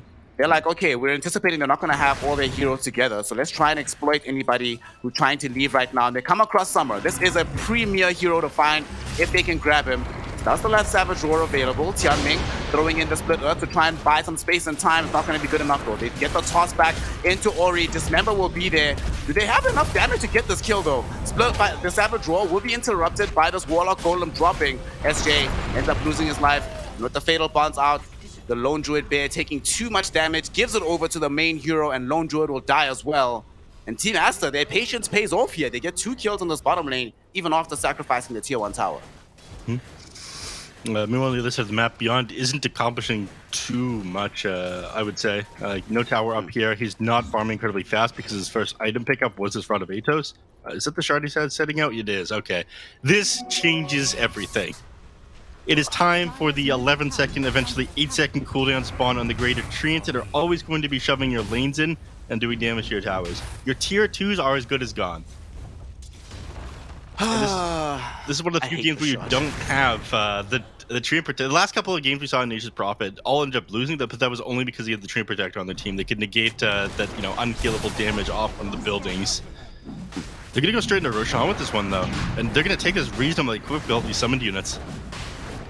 All the summoned units, they just got the Desolator delivered onto the Lone Druid there as well, so they have what it takes, and Team Aster are aware that something is awry though, so they're going to try and interrupt this. The hook doesn't connect onto anything here, and XXX close to being able to have the Aghanim Scepter, so they'll be able to spam out more and more of these shells. They almost brought down this bear though, Monet hoping for that damage, but the Savage Roar will save it. SJ might not be as lucky though, and they're aggressing onto the high ground here from Dandelion, hoping to save somebody, but instead they only put ZC in range of a hook. Ghost Shroud will be there to protect them for now. They'll come out the ultimate from this ET, but the vacuum into the big hammer from the Sven. Team Aster coming through with the team play, enabling them to win this team fight, and they say, you know what, thank you for doing so much work onto Roshan. We'll just finish him off for you right there. The first ages of the game now certainly destined for the hands of Team Aster. All right, this is a complete disaster. They ended up going into that threshold on top of the hill where they aren't able to fight them, putting into the vision there as well that the Warlock ended up placing. They didn't even have the Golem for this fight either. They're just significantly stronger. I think it was all over once Pudge ended up landing that hook off at a Necrophos. They weren't able to fight them anymore. But the Savage Roar, not nearly high enough level at the moment. They also need that Aghanim Shard. He has it queued up as his next item, but it has come out kind of late. And he's only level 12 right now on the Lone Druid. If you had that 2.6 second Savage Roar, as well as being able to push that when the bear is being disabled by the Pudge Dismember, then maybe that goes a lot better for you. The bear doesn't end up dropping. It's a lot higher HP. You got to trade back with the enemies, but at the moment they don't have the tools in their kit to be able to fight with Aster. Why do you think they wait for that move though? Knowing that there was a very high likelihood that Aster would have that high ground vision and that they didn't have any clear way to control the entire fight. Like, why take that risk? How many times have we seen teams just dying in the same ramp here? Like, why? Why did they do it, Nif? What was happening? high risk, high reward. I mean, they just ended up losing a fight down the bottom lane. You can feel a little bit desperate. You know, okay, Golem is on cooldown. The enemies might hesitate a little bit, but Aster, they know how strong they are just with that. Actually, Wall was on cooldown for a little bit there as well. It had just come off towards the tail end of that fight. But just like Sven by himself alongside Vacuum Storehammer and being able to control the area with Pudge is enough. So I think it's partially people aren't used to playing against... Oh, canceled the stop. Partially people aren't used to playing against this one yet, and partially desperation because the last couple of plays they tried to make haven't worked. I mean, look at the score. It's 4-14. It's only 2k net worth advantage, but they haven't been winning any of these objectives. They wanted something. Well, one of the things that will end up happening as well is that Tianming just gets taken down in this bottom lane. Feels bad, man. Feels bad. Gets tossed back into the waiting hands of Monet to get the kill. Tier 2 tower should fall as well. ZC also about to lose his life middle. Get some assistance from the team, but Baboka shows up with the Blink Dagger. They are able to get that ZC kill. It might cost something in the other side though, but not enough damage. They just don't seem to have enough damage. They get these heroes so low nerf, but the final punch that they need, they just seem to lack reliably in this game. And this fight might not be over just yet. Baboka getting forward, looking for a way to bring down Summer. Nice vacuum from XXX into the wall. And Ori coming forth with this dismember. There's the Stormhammer as well from Monet. They want the bear and the hero, and they're gonna get them both. Greed from Team Aster is not greed if you get it. And they also managed to come back in for the tier 1 tower middle. They left the golem just to push the tower while they're winning a team fight elsewhere. All right, man, Aster can just do anything right now. That is some impressive delegation of responsibilities there. All right, Golem's going to handle this one. We'll make sure we get this building. I'll kill the lone druid in the meantime, and then they're heading straight up to top afterwards. They have refreshed their Fortify, but I don't imagine they're going to move up here to try to defend this against this Sven, especially not given that he still has his Aegis and the BKB. I don't even think this is worth the rotation. Click on Sven's inventory right quick. Yeah, he's with the Mage Slayer. A bad Mage Slayer, fam. Yeah. Super early Mage Slayer. I mean, he's playing into this Necrophos hero onto the other side. This feels super good. And you're going to be able to scale this later. You don't have to do it now either at all. This is... Alright, what do you do on data line to try and deal with this itemization that we're seeing coming out? Especially since ZC, usually we see progress being made on this Necro by getting killed, and that's just not happening for them right now, Janet. Yeah, he had the Echo Saber earlier, right?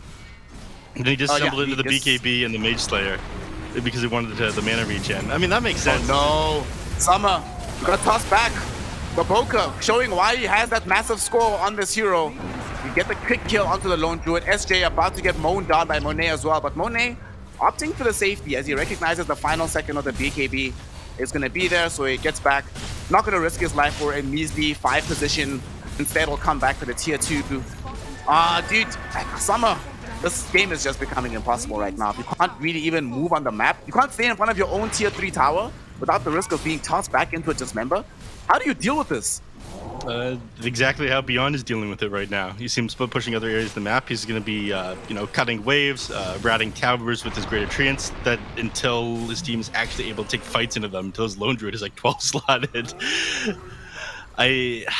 It's incredibly difficult, but this is about the only thing that they are able to do. They haven't won a single team fight in ages. The 4k net worth that we saw a couple minutes ago has now become a 9k net worth lead for the side of Aster. So no longer is it an option to fight into them. You want to be taking numbers advantages and routing towers for the next little while. And thankfully they do have the hero for it. Well, heroes with Lone Druid and Nature's Prophet. So hope Aster slips up, makes a mistake or a poor judgment call, and they're able to start taking buildings or send like 1 or 2 heroes back, and they're able to take a fight with a numbers advantage. Oh no, ZC was trying to walk in for an Invis. Guess what? The whole combo, my friend. Big blink, the toss back into the dismember, guaranteed kill, and it looks like the same fate will be shared by SJ. It doesn't get tossed back, but just gets walked down. Ion Shell, Surge, Pudge. All right, seems very fair and balanced to me. I don't see any issues with how this is going. But they're just everywhere. The skill lead just keeps increasing. Nobody on the map except for Beyond and Summer are getting anything. And even them, they're only getting it by ratting at the moment. Even Tianming, no way. Baboka, relax, my friend. It's only a game. Catch us up to this ET, just waiting for some reinforcements. The reinforcements are going to be the Sven, more gold for Monet, more mental damage inflicted, and closer we get towards a game 1 victory for Team Aster. Yeah, I took like 3 psychic damage there from watching that happen. That is rough, man. Oh no, they catch beyond in the trees. I don't think they can interrupt this again though. They have normal punch. Oh no, normal punch is out. Oh no, he just got the Aghanim shot. Oh man, XXX, unstoppable streak. And they're not done because they're also aggressing onto Summer. They get the kill onto the bear. They bring down SJ as well. They're also looking for the hero, Lone Druid. Understanding that there's no option here. They drop a celebratory golem on top of him, but yet again, all it does is hit the buildings. 23 minutes in, and Dandelion Esports Club has seen enough. GG, well played is called, and Team Aster cruise to a Game 1 victory, dominating the game and ruining our pubs with this mid-pudge. What a performance from them. Incredible performance there from Aster. I am a little bit surprised they ended up winning the game. Not surprised that Pudge ended up recovering post-laning phase, though. It looked like Dandelion had a lot of tools that they need to be able to fight into Aster, but then Aster started playing too fast post-laning phase. The Lone Druid wasn't online with the Shard. They need to be able to disengage. The Marcy didn't set up enough kills in the early game in order to get the Lone Druid to that point, and so things just kind of fell apart for them. Yeah, I mean, they made it all work. Honestly, the mid-Pudge, it managed to come out of the lane actually decently farmed, and the fact that you can enable it at that much with the Darkseer, but also the Warlock Fatal Bonds was a pretty disgusting combination once, the Pudge gets on top of his targets, and they made it work. The side of Dandelion, I think they kind of crumbled towards the end of their lane stage and just never really got their footing again. But very impressive game number 1 here from Aster. I mean, they looked super clean in this game. Yeah. They look so clean. I think it really felt like they were falling apart for Dandelion. That move that they made middle, where they were playing aggressively after they got the tier 1 tower, and it looked okay. And then Beyond got hooked into a poor fight. I think that fight was like 3-2. It just felt like they were like, well, now what? ZC didn't have any more Spirit Vessel charges ever again after that fight, which is kind of ridiculous, right? When you rush this item and you literally find no utility in it. Just didn't feel like they had any other options. And I think Neff also mentioned it in the game. This Marcy, I can't see why you would pick this hero if you're not going to be playing very hyperactively with it early on. The style of play that we saw from SJ on this hero, I don't think is why Marcy is strong at this point in the meta. And it just didn't help them hold their draft together. And at some point, it also just felt like everyone was just being hunted, right? No one could actually stay together as a squad. Because if you stay together, like you're mentioning, all you're doing is giving a big target for a Tianming, Xiaomi's cat, Fatal Bonds, and then everybody dies. So you have to play a part. And if you play a part, Team Aster can also kill you with pretty much any 1-2 combination of heroes, which they kept doing over and over and over again until the game just ends. Yeah, Neff, do you think that there's like something that's got to change in terms of like the draft here, or was this like a little bit of an execution issue in game number 1? For obviously, not for Aster here, for Dandelion. I think it was a bit of an execution error for the side of Dandelion. You didn't get enough disengage with these fights, and we saw some of the earliest fights that Aster ended up winning. These were Dandelion making the initiations over into Aster's jungle. It just didn't end up going in their favor. They actively chose to try to invade. Things didn't quite end up going their way. There was the jungle, and then I think between the tier 1 and 2 towers they ended up losing a fight over there as well. Beyond itemized a little bit strangely. Yeah, I was going to ask about this. What is the Atos for this game? I'm not 100% sure. Maybe just like trying to catch people out if like they're trying to TP away or something like that. But again, I am not 100% sold on this one. There might be something I'm just like not seeing here, but I don't fully understand it.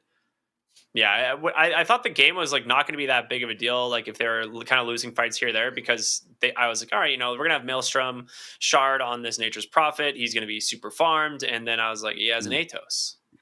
I don't know what he's doing. I don't know what the goal was for him this game. So it felt a little bit, like you said, a little strange on the itemization there. But in Aster, they just grouped up and were like, all right, we're just going to run at you all. You don't have BKBs, and we're just going to end the game. That's pretty much all they needed to do, and it worked out great.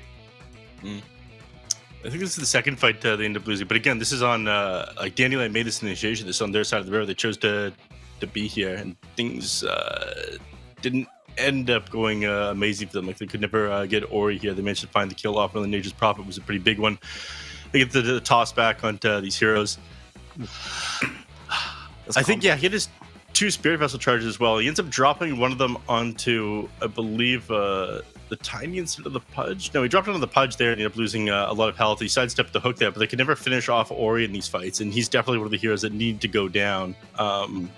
And there was this one. Like, the Savage Roar eventually comes out, but the bear ends up just taking so much damage before that even happened. They can't really contribute to this fight. ZC tries to walk away. He ends up getting hooked right back in. And at this point, they are way too far gone. Like, look at the positioning from Aster. They're just spread out in like that semicircle on the high ground here. And I don't know how you can approach that high ground as Dandelion at all. Like, you're just not in a good position and to take that fight. And Aster certainly punished him for that. And I think that was one of the major turning points of this game. If they manage to get the Roche, gives them a little bit more space to try and come online here, and just didn't happen. Like, they lose the fight there. Aster gets the Roche on. They get that much further ahead. I mean, that was also the reveal of items on Summer, right? They were supposed to actually show off this Lone Druid being powerful in the fight, but it loses all its HP the first time it shows against enemy heroes when it's supposed to be killing this Pudge. And everything just started to fall apart for them. And unfortunately, they also had literally no defensive items until the very end of the game. There was one BKB board, but nothing else to help them. And it's also difficult to see how many items they could have built reasonably and realistically, because Aster just really had their number. But looking back at this game, that Roshan fight turned everything around. They just left them with no hope. If they win that Roche, the game is still possible. But after you lose that Roche, I think the game just auto-plays itself. And Ori, Sai, shout out fam, Pub Ruiner Ori, 84% kill participation. This Pudge, you must be very happy, Ricky. Even if you didn't believe in it, it still ends up winning. Great. Wonderful. Love to see it. I mean, this was...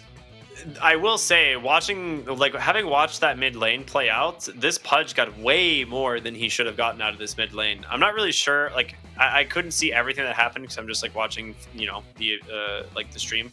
But the Pudge came out of lane only a few hundred gold behind the Necrophos, which is not ideal. Like, if you're the Necro, you really need to be punishing that lane like pretty hard. They did allow it to like get a quick early tier 1 tower, which is expected with the lane matchup, but the Pudge was still decently farmed. Yeah, it was at like the 8-minute mark when Necrophos had like his biggest lead over the Pudge. The 5 to 8 minute mark where it was like 600 net worth up on him, but then the Pudge ended up winning a team fight like immediately after that. And the reason he managed to secure himself a decent amount of CS is the lane kept on pushing into the Pudge's tower, and he would step away to hook a big creep over in the jungle. Or he would step away to dismember creeps and whatnot over there. Which is like basically all you can do against a Necrophos. And I think part of that comes down to them never being able to rotate the Marcy in to assist and find a kill. Marcy didn't end up doing anything for the first 5 minutes of the game. And this is a hero that needs to be finding kills for your team. Otherwise, you're better off picking another support just due to how it scales in the late game. You want that early advantage, ganking potential with Marcy. And, given how much it's banned out, if you're not doing that, then what's the point? Yeah, excellent game here from Aster, and excited to see what they do in game 2, whether or not Dandelion will go ahead and just respect ban out the Pudge. I mean, you have a lot to enable it here. Like we were saying, the Dark Seer plus the Warlock just makes this hero even scarier than, he normally is, and it is a very scary hero to begin with. So, well thought out, well executed draft, man. That's what I like to see. I doubted it initially. I thought this Pudge was going to get shut down and they wouldn't be able to get him online to do what they wanted to do, because I saw it. Like, I saw what they were going for.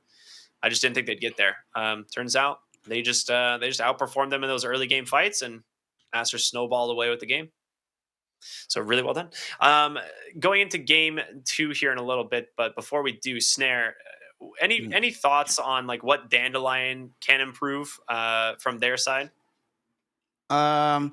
Biggest thought, honestly, is going to be picking heroes that actually enable you to play the style you've decided to. If you're going to play this more considered, wait until deeper into at the beginning of the mid game to all congregate into one side of the map, don't play Marcy. Play a different hero like Nef was mentioning now. And it also just felt like, thinking back on the Atos, for example, I can sort of see the rationale. Maybe they felt, well, we have no real easy way to set up for this Echo Storm from ET. We want another option for a leash before we hit pre-20 on Beyond, but it felt like they outthought themselves, right? Play a much more standard style of game. Just do something normal that you've been doing successfully up until this point. Keep it up in that direction and don't overthink the situation. So I'm hoping that they go back to a much more team fight oriented style going into the second game, and that'll probably help them out against Seamaster. Okay. All right, I like it. We're going to go to a short break, everyone, before we come back with game number 2 here. So stay tuned. This is the CNDPC. My name is R Cryptic. We got Snare and Neff. We'll see you after the break.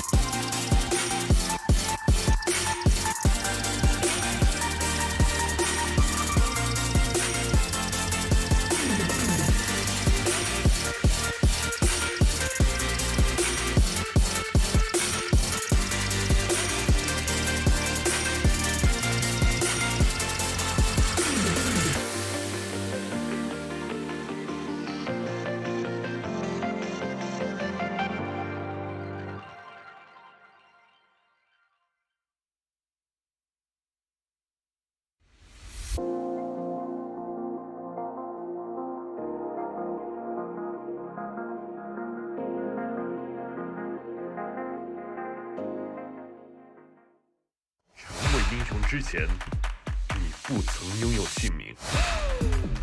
通向终点的路很长，但谁也无法预知结局。有人前心暗影，谋而后动；有人拼尽全力，克敌机先。没有对与错，只有速度是唯一的答案。奔跑吧，在到达终点之前。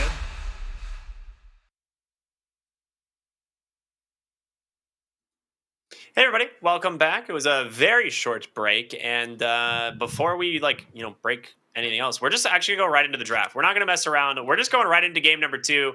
This is pretty much where we are right now. That is all gas. Nothing slowing us down here on the CNDPC as we have game 2 between Aster and Dandelion basically underway. I mean, not in game, but a draft already on the way. Again, my name is R Cryptic. We've got Snare and Neff going to be bringing you guys the action for this one. And what do you guys think based on these opening picks here? Anything standing out? Because I have a couple opinions, but I want to hear what you guys have to say first. I have a very big opinion. First thing that stands out to me is happiness because I've got first pick Warlock. So no matter what else happens, I'm good. You know, this hero's in the meta now. Neff's going to be sad about it, but what can you do? Yep. I was muted on Discord real quick there as I started speaking, but I have one very strong opinion here. I'm tired of seeing these 2 zeros. I've seen way too many on the games I've been casting. I want a 2-1. I want a close series. Okay? I've had enough. Okay. I understand the script says that these teams need to be evenly matched. The 1-1 the first week, second week, and 2-2 by week 4. But can we get some 2-1s here, please? That'd be nice. Thank you. Yep. Okay. I see. I understand the frustration there. I was going to say what I'm excited to see is the support Zeus that's picked up here by Dandelion. You think he's support, fam? Yes, it is. This has been plaguing the world of North America as a support position for about a month now. It was being played a lot actually towards the end of last patch. It gained a lot of traction this patch, and we're actually seeing it picked up in a lot of DPC games out in North America. And my guess is that this is absolutely going to be that support Zeus. Right. North America, the strongest region, right? No, they NA innovates hero picks a lot. Like a lot of heroes that we see like break into like random regions or a lot of times like tested out in the NA region. It's just street Dota over there. There's no rules. Yeah.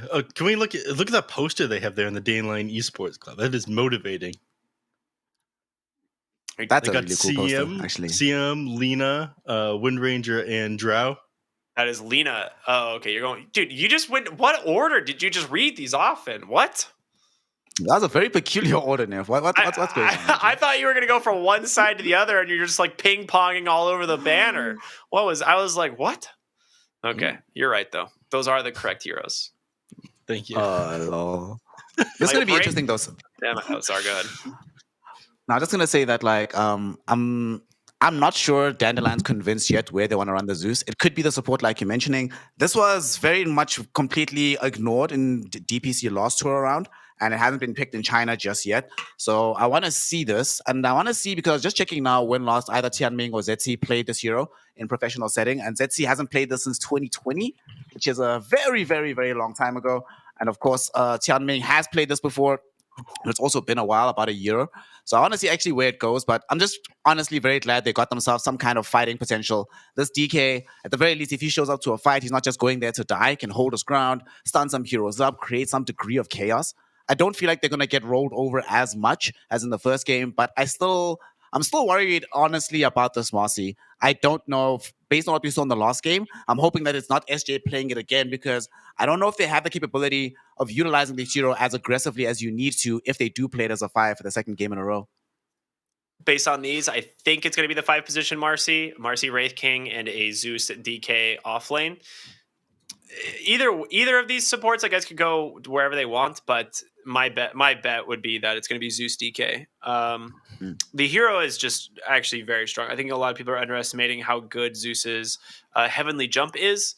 You actually trade incredibly well against other supports, and he is no longer just like a walking wet paper towel, type of thing. So I like the hero a lot. I think we'll be seeing it a lot more. Currently sitting at a 56% win rate in the DPC. By the way, impressive. I don't care about the Zeus, though, as a support. I don't care about this Warlock. What I do care about is this Earth Spirit pick. This is my favorite hero in Dota. It is nonstop aggression from this guy. He's going to be rolling into the enemy. He's going to be making things to happen a lot more than the Zeus is. And we have a Marcy on the other team who was like, the modern Earth Spirit pre-nerf, at least in the early game. There's going to be a lot of action in the early game here. This is a game that I am genuinely very excited about. I feel bad for our Observer, as he's going to be chasing around kills happening all over the place at the beginning, though. Very sorry, Observer. Where do you guys think not just any Earth Spirit, man. XXX. I'd be willing to almost bet money that this is going to be XXX Visage in a game like this. I mean, you already have Earth Spirit, the most played hero of Boboka's by far, one of his winningest heroes as well. It's just going to be a treat to watch. Visage has been played already this season. When did they play this? Wasn't it their first game or something? That Team Aster had, I forget who they played in the opening series, but they have played the Visage. Aster Aries, right? Yeah. They played Visage for XXX in that game. So not too surprising to see that. They have this early faceless Void, though, for Monet. It's one of his heroes that he's played a lot over the years. And it's interesting how they've gone about this, because the kind of damage that's going to be going into the bubble isn't your usual type. Right now, they only really have this Magnetize, but they have so much follow-up. If you get hit by Chrono, I don't want to be you. Afterwards, there's going to be these stone drops on top of you. Then there's the Chaos Golem dropping on top of you. If not also the Rolling Boulder stun from the Earth Spirit. This team, as a team fight, seems kind of terrifying right now. And Dandelion don't have the best combo break, it feels like, at this point. It's just the Wraith King, right? That's one of the main reasons that they pick it into the Faceless Void. It never even feels like a good hero to play into it, but it does. Does survive the Chronosphere, and it looks like they're actually going to move that Visage to the mid lane for Ori here as they pick up an Underlord, most likely for XXS here in the off lane. I mean, they could do something different and put Underlord mid into the Dragon Knight. Or if Dragon Knight's going to go mid versus off lane, but either way, it's a really good Underlord pick right now. I don't think so. I'm kind of underwhelmed by it. It's okay against the Wraith King. And the percentage-based damage you do is pretty good against strength heroes, but I'm not crazy about it here. Against a Chaos or something like that, I'd be like, okay, this makes perfect sense. Last pick Brood, okay. So they go, we don't even want to fight into you. We're going to dodge. We're going to farm up your jungle. And they do struggle to deal with this because they don't have enough like hard lockdown here. Look at the picks, boys. Look who's playing Yeah, what. Look that who's is an playing what. Ori Earth Spirit. Woo! Boboka Visage. XXX Underlord. All right. Neff, I don't even want to touch this one, fam. Please continue. Tell us about this Broodmother. Do you still feel the same way after seeing that they're going to move Earth Spirit mid? Earth Spirit mid against the Broodmother in the mid lane. This is doable. I mean, you can roll through this party. You can clean them up, I think, reasonably well. You can magnetize them down as well if you build up like an entire army. I think a single magnetize and boulder smash will clean them up. I do like it. It is difficult to pull off this Earth Spirit mid, though. It can go very well or it can go very poorly. The only issue with the hero is it doesn't farm that well, so you need to kind of snowball and continue to find kills off the beginning of the game. I do think it kind of suits the meta where we just go very early BKBs, and you could potentially just continuously run people down. Maybe the Warlock on your team will keep you healed up so you can keep this aggression. It might be good. I'm trying to find reasons to like it, but Earth Spirit hasn't been good in the mid lane for a little while. Yeah, ain't that the truth? I mean, Earth Spirit, I'll have to pull out some stats on it in a little bit later, but it's not a hero we've seen all that much, especially in the mid lane. I think some of the people that we used to see run it before were few and far between, like a couple mid lane specialists, but we can... Gunner. Yeah, Gunner's one of them, of course, but we can let you guys break that down in the game really quick before we go into the game. Snare, who do you think has this one in the bag based on the draft? It's a hard one. It's a very hard one, but I have learned, unfortunately, from the side of Team Aster that when they do something weird and iffy like this, that it means that they're going to dominate the game. So I'm going Aster 2-0, sadly. Sorry. All right. Neff, what do you think? I don't want 2 zeros, but I got to go with my boy Earth Spirit, Okay. What can you do? All right. Well, we're going to go ahead and jump into game number 2 right away, everyone. So I hope you're ready for a ride. We got some interesting drafts from both teams, and to bring you the action once again will be Snare and Neff. Take it away, boys. I'll see you when you get back. Shout out Ricky, shout out Cryptic. And, he was saying, Neff, that you wanted to look up on some of these stats on the mid Earth Spirit, right? Mm-hmm. This is only Ori's second game ever in a professional setting on this hero.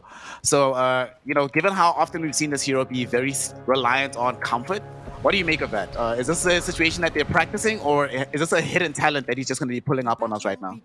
Let's see. Bronze Earth Spirit level 3. I'm thinking he had to have practiced this in scrims a little bit, otherwise they wouldn't be picking it in a game so important. Again, this is major DPC points. This is relegation to the major. There is no way this is not practiced. Is what I'm trying to say here. He's probably played it quite often in scrims. God, I'm trying to find reasons to like it, but it has not seen much success, even on people very familiar with the hero. Maybe it'll turn out slightly better here, and maybe it'll be kind of good with so many other heroes in the game that can pump out a lot of damage. It could be kind of good with Warlock as well, with the Fatal Bonds on top of the Magnetize. That is a lot of damage there in team fights. But Broodmother is like a decent answer to that in the way that I'm not going to team fight you. I'm going to dodge. And if you try to set up on our Wraith King, we have time to get around you. Our support through a lot of damage as well, with like the Zeus and whatnot.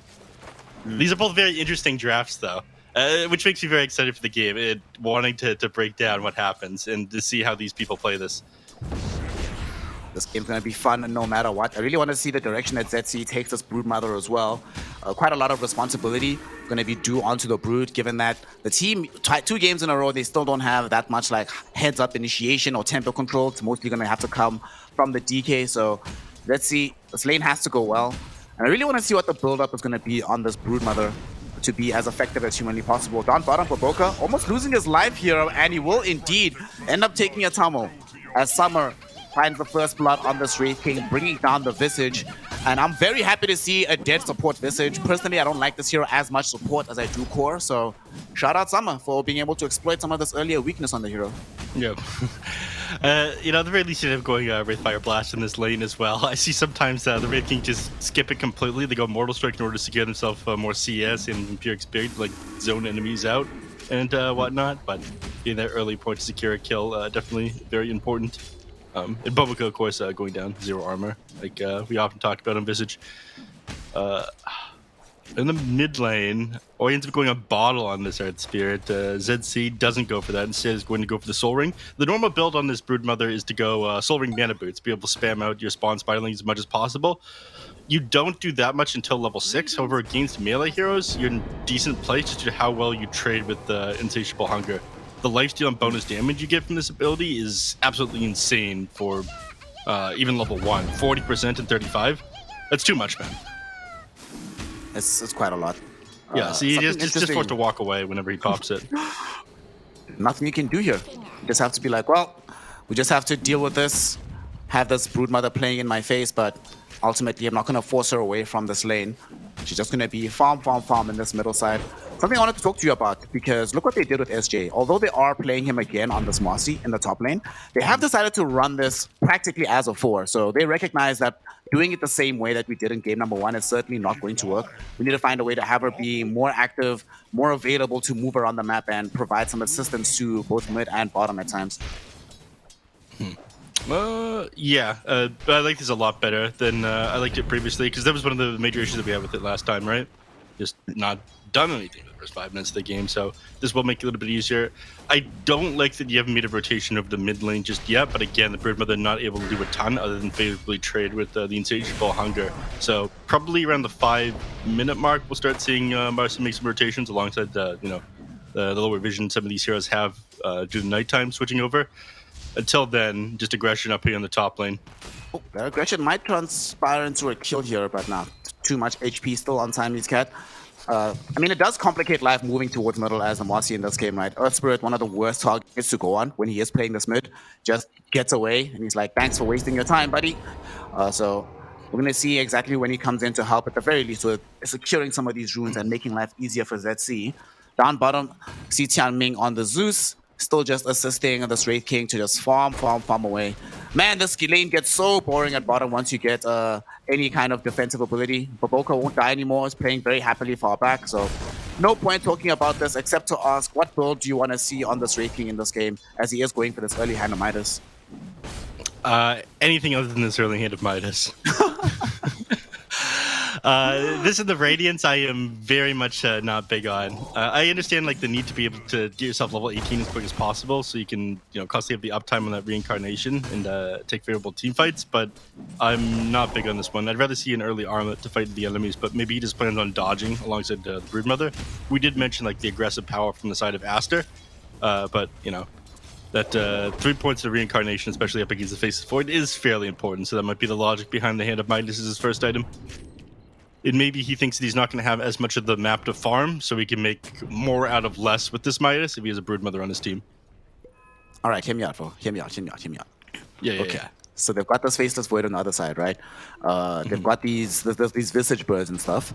He knows that he's going to have to primarily just survive through Chrono and some of the big salvo of spells.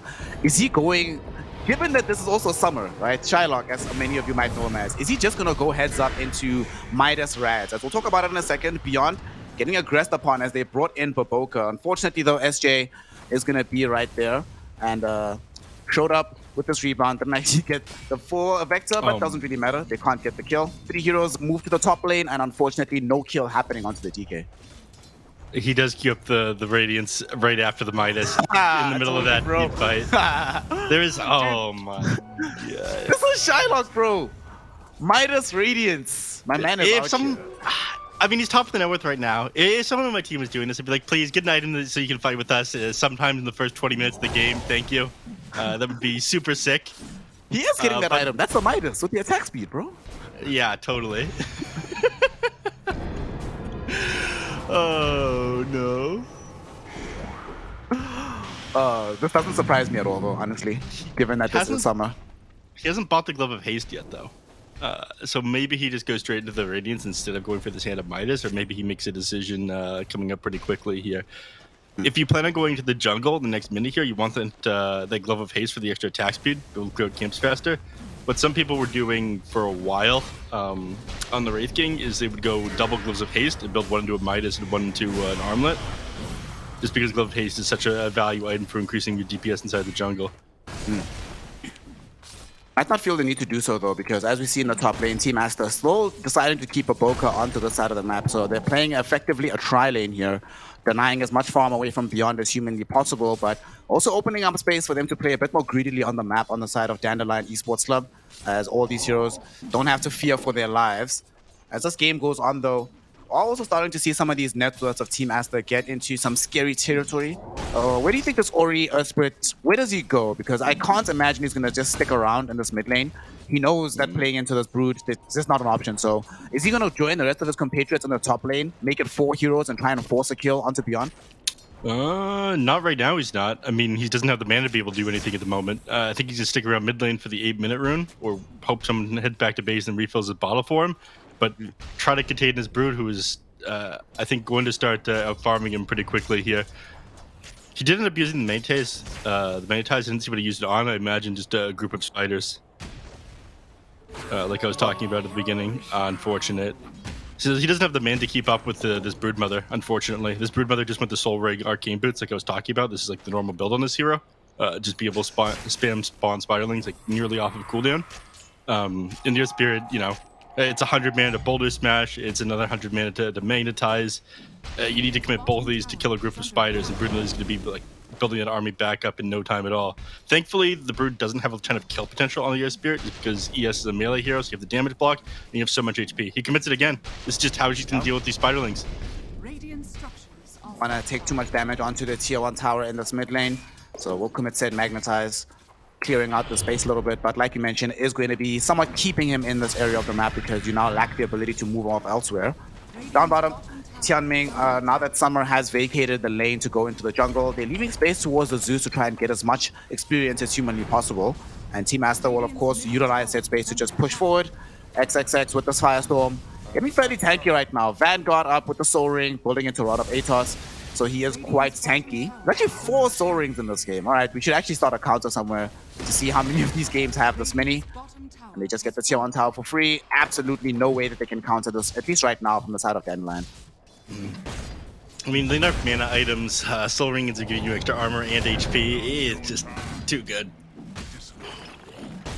But yeah, they're up in the top lane right now with these Spiderlings, trying to put damage in this tier 1 tower up here. We'll bring up this Underlord as well. Looking for a kill potentially onto Beyond. They have access to the bubble from Monet if he wants to utilize it. There, it's going to drop down.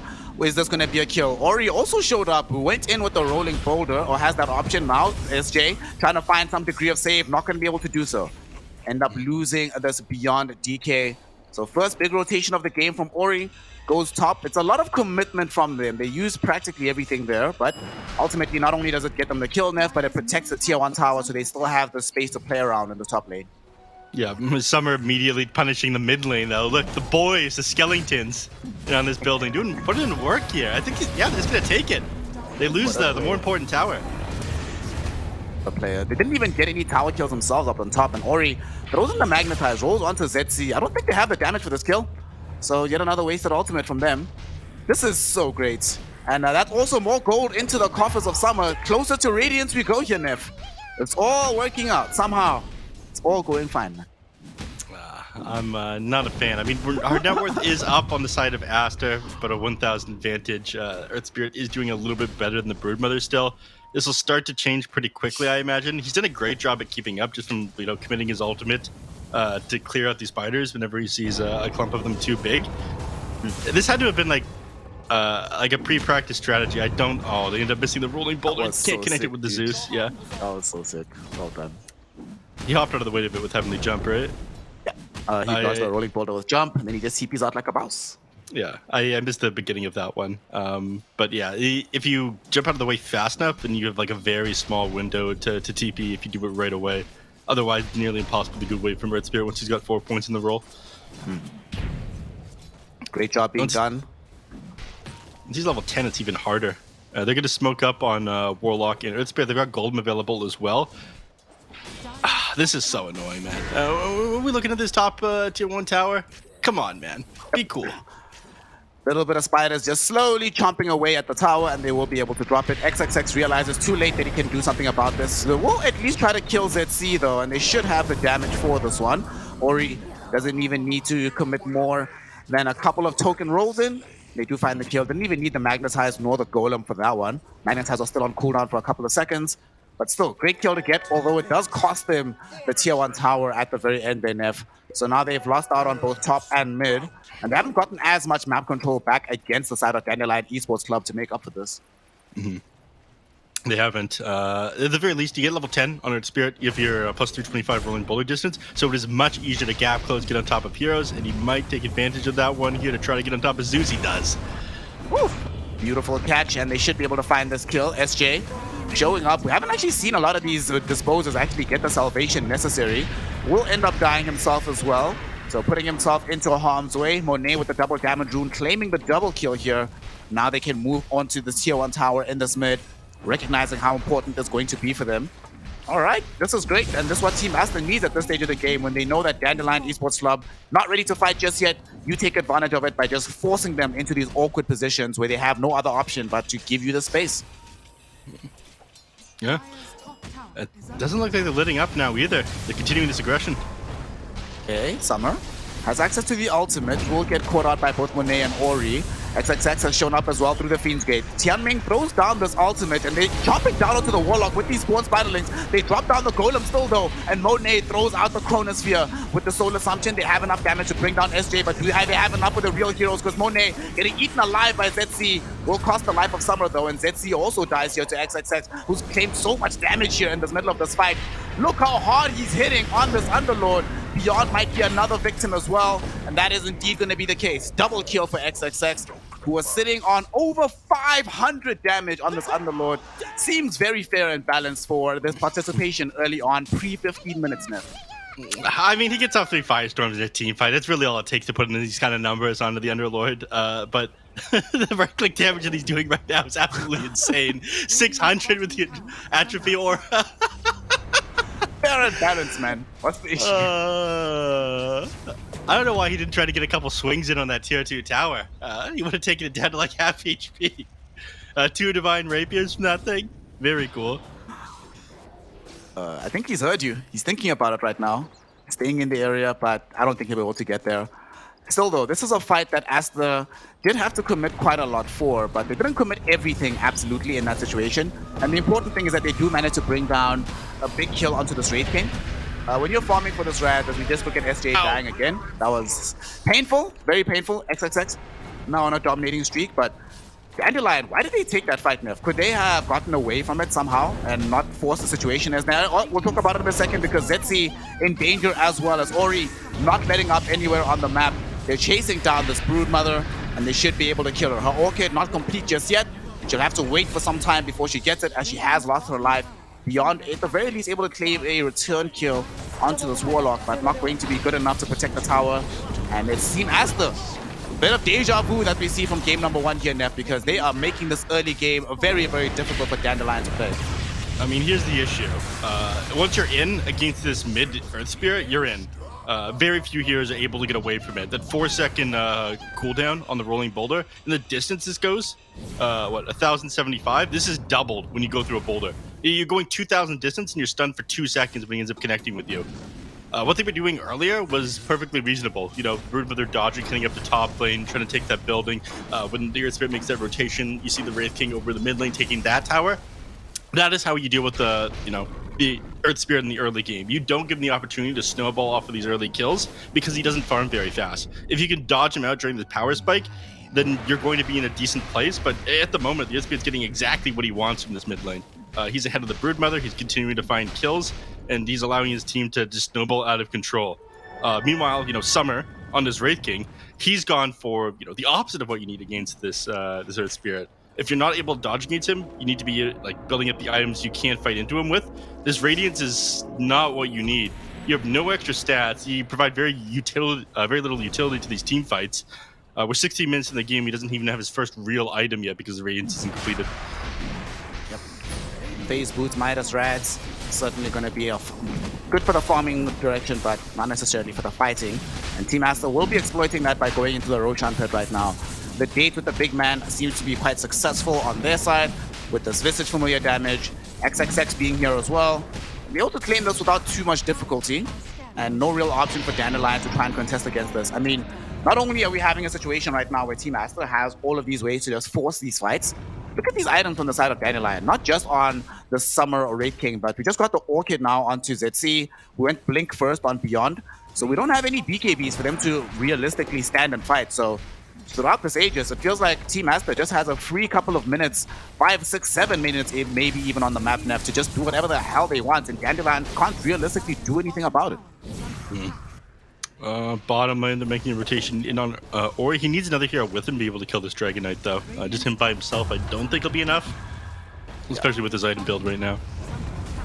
He's waiting for... It's the Fiend's Gate. They had the Fiend's Gate. SJ gonna be the one that's potentially sacrificed for this one. Try to get away with the rebound, but it's not gonna be good enough, and that's a very quick and easy kill. They can all just head back now. Because they use Fiend's Gate, they're all gonna be able to head back and potentially still play aggressively onto the tier 2 tower in the top lane. Man, whenever I see teams ahead playing with this Fiend's Gate, it seems so difficult to mount any kind of map control or map pressure against a squad that is further ahead than you and that can just show up at any given time and outfight you at the same time. Yeah. It becomes super annoying to try to play into that, especially when you have very little towers early on. The bottom one is the only tier 1 that was still standing, so playing that far forward to that one, kind of unfortunate, but at the very least you only lose Marcy. Not that significant. I mean, the man only has 2.1k net worth to his name right now on SJ. So, not the end of the world that he ends up going down. Summer finally has the Radiance completed, but this is the same time the BKB comes out on the Earth Spirit. He doesn't care about that Radiance anymore. Oh, connects with the Broodmother. I'm not sure he's going to be able to find the kill. They've got allies streaming in right now beyond. They did throw in the stun with the Dragon Tail onto Ori, but weren't able to actually connect more damage onto him. Ori gets the roll back onto Beyond with this BKB active, and Beyond doesn't have a BKB of his own. He committed the blink to get forward, so now has no options for getting back. And at the same time, they also managed to pick off SJ, the Visage Familiars of Baboka, finding him, isolating him, and killing him. And I didn't want to bring it up, Neff, but I think we have to. This SJ boss here, I don't think it's working out, man. This is the second game in a row where it doesn't really feel that strong, and we also see a lot of misses off of the rebound dispose combo. Yeah, it seems like they're picking up this hero because it makes it through the draft, but Aster's been intentionally letting it through the draft. They go, okay, we're not that worried about the hero, we know how to play around it, and it doesn't really fit with the other things that you're trying to do. Like, they go for the Hand of Midas on the Wraith King. They have the Dragon Knight, who is amazing at setting up things like pre-Aghanim Shard or Blink Dagger. The Broodmother that's kind of playing by itself down the bottom lane. Aster don't have these easy early lanes for Dandelion to gank, so they seem to understand this Marcy hero very well. Meanwhile, Dandelion, they're just picking it because it's good and it gets through, I think. Yep. Getting kind of baited. This might be the first time in Dota history that we've seen a team pick heroes because it's great in the meta rather than it's good for our team, what we want to do with it, and get punished summarily for that decision. And right now we're seeing it happen to Dandelion Esports Club as Aster has expanded their lead to a 7k level right now. And didn't they also have only 4 kills from Dandelion last game? There's no way 2 games in a row they fail to get more than 4 kills. We'll see what happens.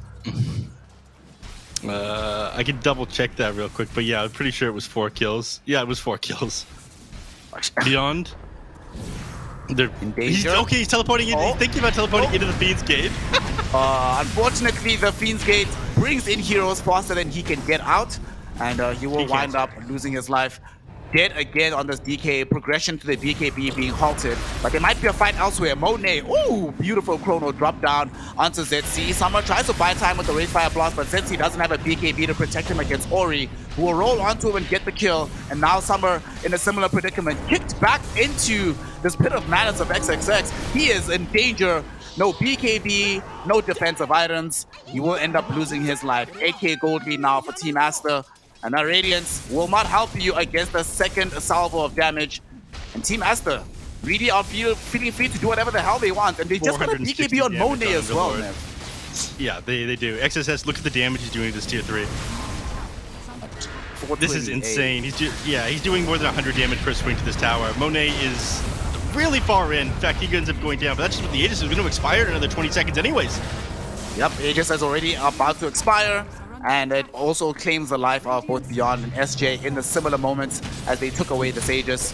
And he's just like, well, on life number 2, I'm getting this BKB delivered anyway, so not really all that much you can do. And now we know that the one spell that we might have had any degree of fear of, which is the Thunder God's Wrath, is now down. So It ain't broke, don't fix it. Let's just keep pushing. They still have access to this Chaos Golem in the backlines. We've got these familiars out from Baboka. And they have no real reason to leave here now. All three of their cores have BKBs at the ready if a fight does come from Dandelion. Yeah, these birds need to make quick work of the racks alongside XSS with the plus 300 damage that he's consistently holding. He TP's out now. He doesn't have Fiend's Gate for another 30 seconds as well, so they might think this is their only opportunity to take a fight right now on Dandelion. And they're going to try to chase these heroes down, but they just can't connect with anyone. Oh, the regen rune for Ori. Oh my god, Ori's gonna come back. Monet, they also realize that they've chased too far. Beyond stayed inside the base, and he's the only one that has Blink Dagger. So they can't actually initiate this fight, even if they want to. Like, you can't do anything about this. This is so sad. ZC has access to this Orchid, but he knows that, like, well, what do I do? I'm gonna run up, Orchid this hero, and then what? What's the next step? What's the plan B? This step 2 here. There's no step 2. Question marks, and then step 3 Prophet? Yeah, something like that. Oh no, Summer might be in danger here. All right, they miss with the Pit of Malice, but Ori still gets the Growl out onto SJ here, throws in the Magnetize, quite a decent amount of damage. With Fatal Bonds, SJ already down to less than half HP, had to flee within the fountain. Although that does at least force out a BKB charge from Ori, so Team Aster finally will call it quits and back off. But Dandelion corral once more inside their base. This feels like a desperation smoke here, Nef. That's because it is. This is into a Chronosphere. Unless you catch the Faceless Void as the first hero. Alright, they didn't even finish off the Warlock here. He can drop the Chaotic Offering. They can drop the Chronosphere if they want to. There it is. Will drop said Chaotic Offering. There's the Chrono on top of it as well with these Fatal Bonds. DK's dead. Marcy's gone down as well. ZC was caught outside of this bubble and ends up losing his life. And here's Summer. Inside a Pit of Malice. Has access to the Rad, but who cares as Baboka rinses him down as well. They're going to turn this into a team wipe by chasing down and killing Tianming. And Team Aster, no messing about here in game number 2. They secured almost exactly the same score as game number 1. 4 kills to 24 versus 4 kills to 25. And they make sure that they get a strong finish. Team Aster, nothing to mess with here, Nef. They do not want to go home without taking another 2-0. You may hate it, but Ori, just another day at the office for him. I stand corrected. I mean, I wanted to see, Dandelion rise to the top, see them, continue here through Division 1 after making a great run through the open qualifiers and Division 2. But Aster, they continue to be the blockers in this region for some of these other teams, and they're having a good time. Look how happy they are post-game, man. Incredible gameplay there by Aster, and I'm impressed with how they managed to play this Earth Spirit into the Broodmother so well. I mean, committing that Magnetize might have seemed like a waste, but it slowed down this Broodmother's progress so much. Yep. Yeah, it was pretty much, like you said, repeat of game number 1. Absolute textbook performance here from Aster. I mean, it's hard to think that a team that plays that smooth, like, can actually like drop games here in the DPC that they have already lost a series, let alone. So it's like they've figured something out that's working well with their team. Maybe it's the Warlock. To be honest, I think that's a huge part of their victory here. But offlane Underlord, man, it was a perfect Underlord game, and it just snowballed that one fight in the jungle. 638 bonus damage at one point. Might be like close to a record, to be honest. So that is pretty absurd. 2 Divine Rapiers at like 17 minutes. Good luck fighting into that. Good luck, and luck went very badly, unfortunately. I kind of feel as well, though, that Dandelion, second game in a row that they felt very disjointed. I think that's probably the best way to describe it, where we very rarely got to see them play as a full squad and try to utilize everything together. It might have to do with the itemization because everybody was itemizing for different parts of the game, but I don't know. The Dandelion that we saw doing really well in Division 2, doing really well in the open qualifiers, and hell, doing very well in their opening series, not the Dandelion that showed up today, honestly. They felt just off the pace. And some of these picks, this last pick, Broodmother, I still don't see why. Like, we never got to see in this game exactly what made it that they put all their eggs into this Broodmother basket. Whereas for Team Aster, everything just sort of explains itself, right? When you see how the game plays, you're like, oh yeah, we know why they did that. Hell, even Zeus for Tianming. This was a first pick Zeus. Did it feel like first pick Zeus to you? I very rarely felt the impact of this hero in this game, honestly. It was just very bizarre from Dandelion. And yet again, like Minef mentioned, this SJ, Marcy, the way that they utilize it at the very least, still not that impressive from Dandelion. So feels like they outdrafted themselves a little bit in this situation. Yeah. I don't think the Zeus is necessarily the issue with this game. I do agree. I think the Marcy performance here from Dandelion today was very subpar from what like you would like to get out of your Marcy. I mean, you can see it's 13 minutes in the game. She's still level 5. Like that just shouldn't happen. But yeah, the last pick Brood as well. Like this, it seems very bizarre because this meta that we're pretty much forced into at the moment is a massive death ball team fight meta. You know, you're going to be taking early fights. You're going to be getting early BKBs, but that's just not what Brood does. And it seems super strange that this is the hero that they go for on their very last pick. I don't know, Neff. What do you think? Am I crazy for thinking that? Do you think the meta can be, you know, can you break the mold, or is breaking the mold just certain death? I mean, they broke the mold here today. They picked the Earth Spirit over in the mid lane up against a Brood Mother. We saw some odd things, which is kind of unique for this patch. I think even seeing the Underlord now in 7.31D. Oh, I was unmuted the VMix muted on Discord. I think even seeing the Earth Spirit, the Underlord in 7.31D is a little bit unusual. They definitely broke the mold today on the side of Aster, and they ended up finding success with it. They did great, in my opinion. So I think if the patch is 100% figured out, or we have enough diversity that basically anything could work inside Dota, I wouldn't say breaking the mold is the issue here today.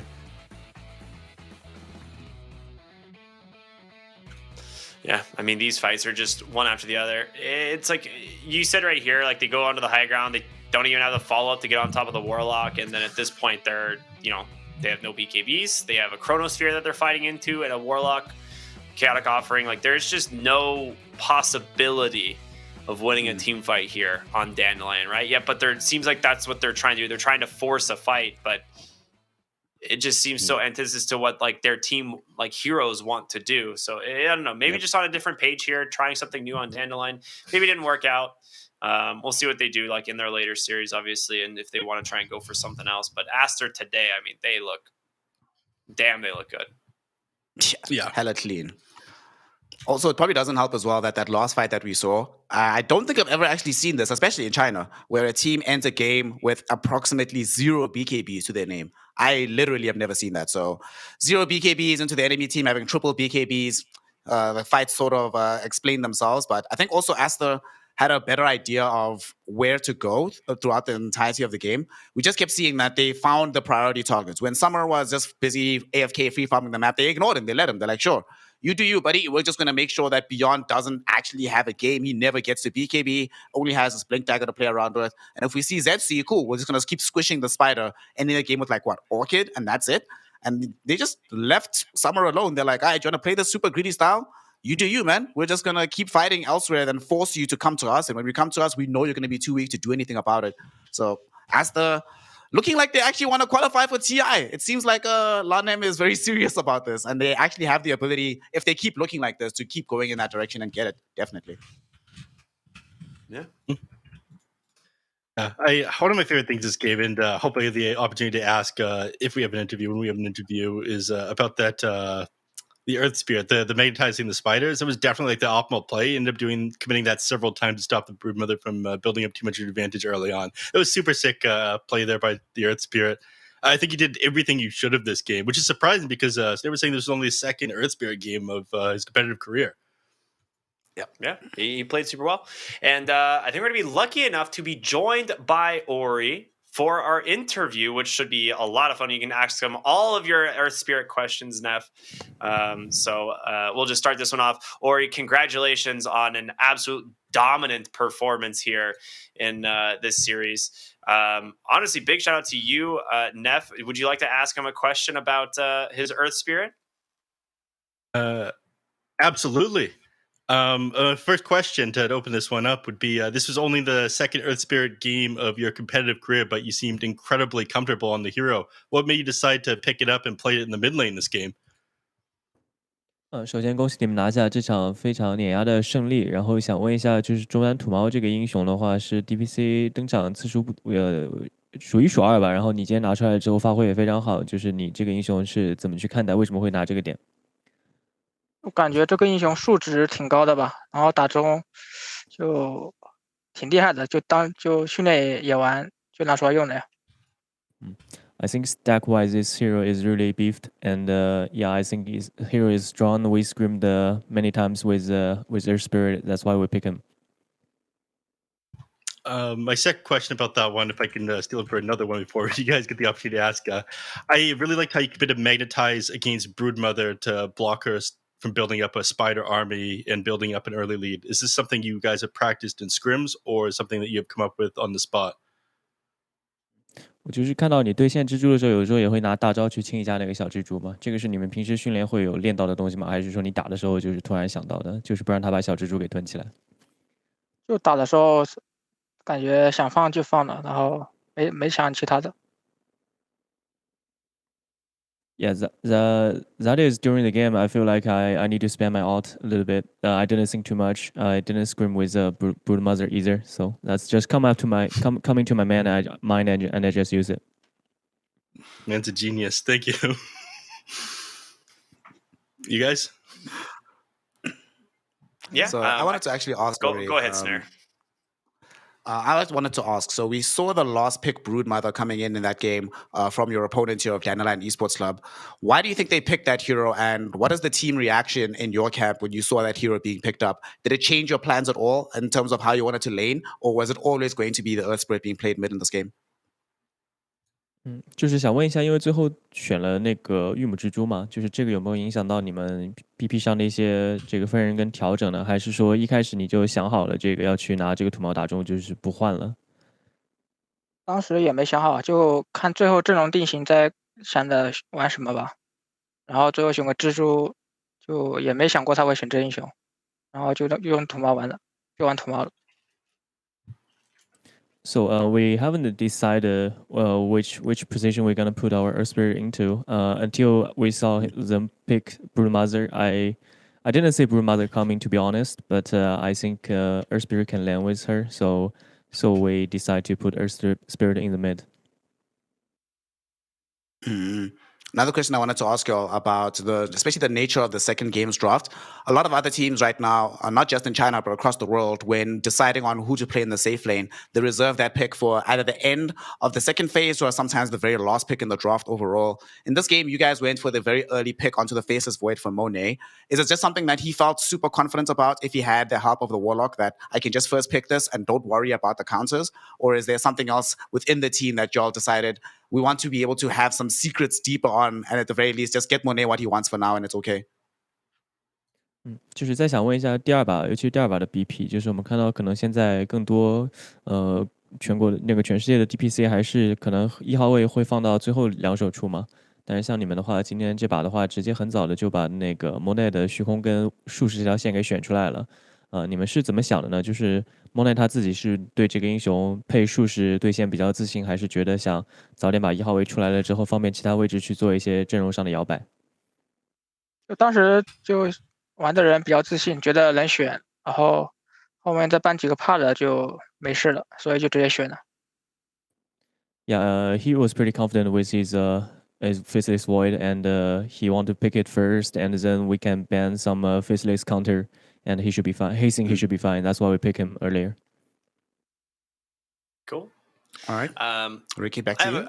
Yeah, I got a question for you. So I noticed that you guys happened to give Dandelion the Marcy for both games. Is this because you guys maybe don't think the hero is as strong as, people like are experimenting with it, or is this something you think Dandelion's like underperforming on the hero, so it's kind of more of a bait pick?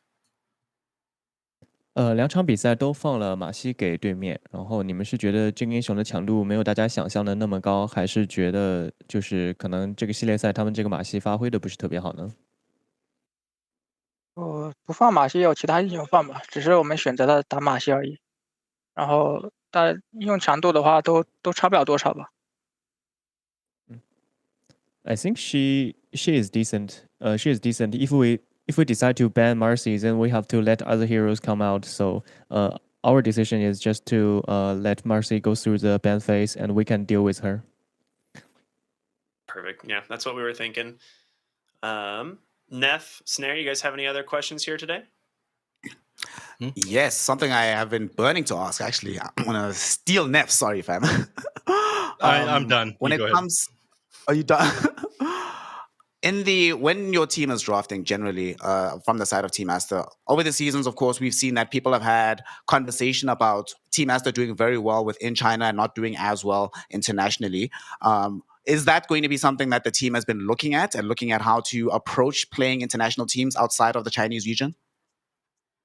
就是 Aster 的话，一直有就是内战比较强，但是在国际赛场上发挥比较一般的这个问题嘛。然后粉丝这边也会有这个评论。然后你们自己的话，有没有把这些就是情况去作为一个考虑？然后队内的话，有没有讨论过，就是怎么样去保证自己以后在这个国际赛场上也有更好的发挥呢？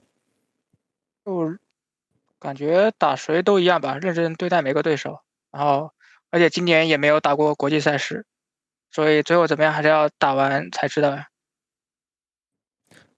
I think we want to treat every opponent the same equally, and this year is we haven't had any chance to play international matches as well, so we will see the outcome at the end of the season. I mean, honestly, we're really pulling for you guys. We'd love to see you guys at the international stage, and of course, even sooner at the major. But we're gonna go ahead and let you go after what it was definitely one of the most dominant performances here in Division 1 so far. Meaning, we're very excited to see you guys as we go forward. So, thank you, Ori, for joining us again. Congratulations, and hopefully, we get to speak to you soon. 我们也希望你能在未来如果有机会去 TI 的话有好的发挥，希望你们在这个联赛里面继续发挥稳定啊！谢谢你接受我们采访。好，谢谢。Thank you. A little bit of an unsurprising victory here for Team Aster. Whoa, hello. Yeah. Oh, right. Okay. A little bit of unsurprising victory here for Team Aster. You know, Dandelion looked very good in their opening series, but didn't like. I think you, Snary, said it. It didn't look like the same Dandelion here today. Maybe they were experimenting with some stuff. Drafts were definitely a little wonky from them, but it's possible. We'll get them back in full swing in their next series. But that is not it for today, which seems like weird because it's, 4 games down, but we got the third series lined up coming up not too soon. We got a little over an hour away, but I want to talk to you guys about this one before we go to a break. It is going to be EHOME taking on Extreme. All right. So we're going to have 4 teams at 2-1, 4 teams at 1-2. Where do you think this is going to end up? Do you guys think EHOME can upset another powerhouse like Extreme? Can it happen? Snare, you're shaking your head. I'm going to let you marinate on that one. Snef, what do you think? I think that anything is possible. Maybe against Extreme, not as possible, though. I think people are going to be taking them a lot more seriously, especially after they take down a giant like PSG. Not that they wouldn't before, but now they're going to make extra sure that they're going to put EHOME in the ground here. Again, every team is so strong in this region that it's hard to say which team is going to come out on top before we can actually see the drafts and what happens. But I don't know. I think an upset is unlikely. Snare, what do you It's hard to say, right? If EHOME game 2 against RNG, if it's that EHOME that shows up, I actually think that they're better. That EHOME looks better than what Extreme has looked so far. I've been for a long time I was president of the Lou fan club, trying to convince y'all that this guy's the future on Extreme Gaming, but hasn't necessarily looked that strong so far. I mean, it's only 2 series that they've played, and it's 1-1 the scoreline, but it's been some fairly wishy-washy games. Honestly, I don't think they're playing as well as they did at their peak last season. So I think if the EHOME of game 2 versus RNG shows up and plays against Extreme as they've looked so far, that EHOME should win.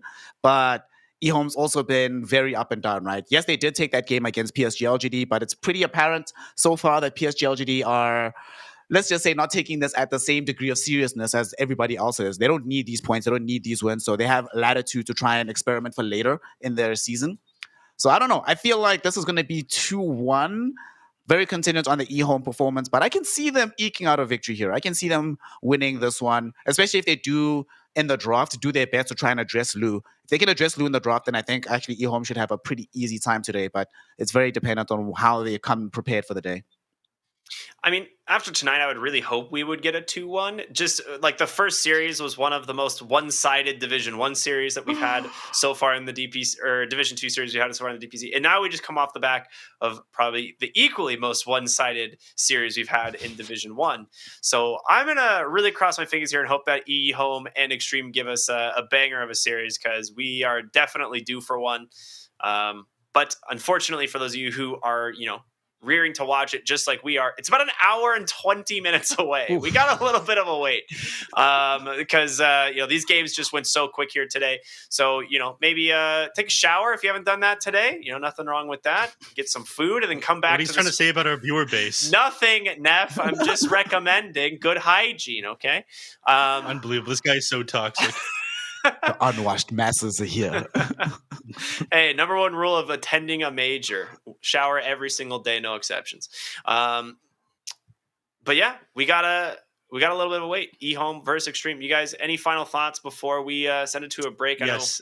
Okay, hit me. There's one interview question I forgot to ask Ori. He ended that game at 1-0-17, despite the fact that his team had 24 kills. He had the most hero damage on his team, and he had a single kill. His team kept stealing kills from him. They were trying to take the spotlight from Ori, but thankfully we got the real MVP in the interview. Yep. True. I mean, he bodied. That's kind of an Earth Spirit type of thing, though, right? Like, the hero doesn't really get kills that easily. He's all like damage over time. I use Boulder Smash to finish people off.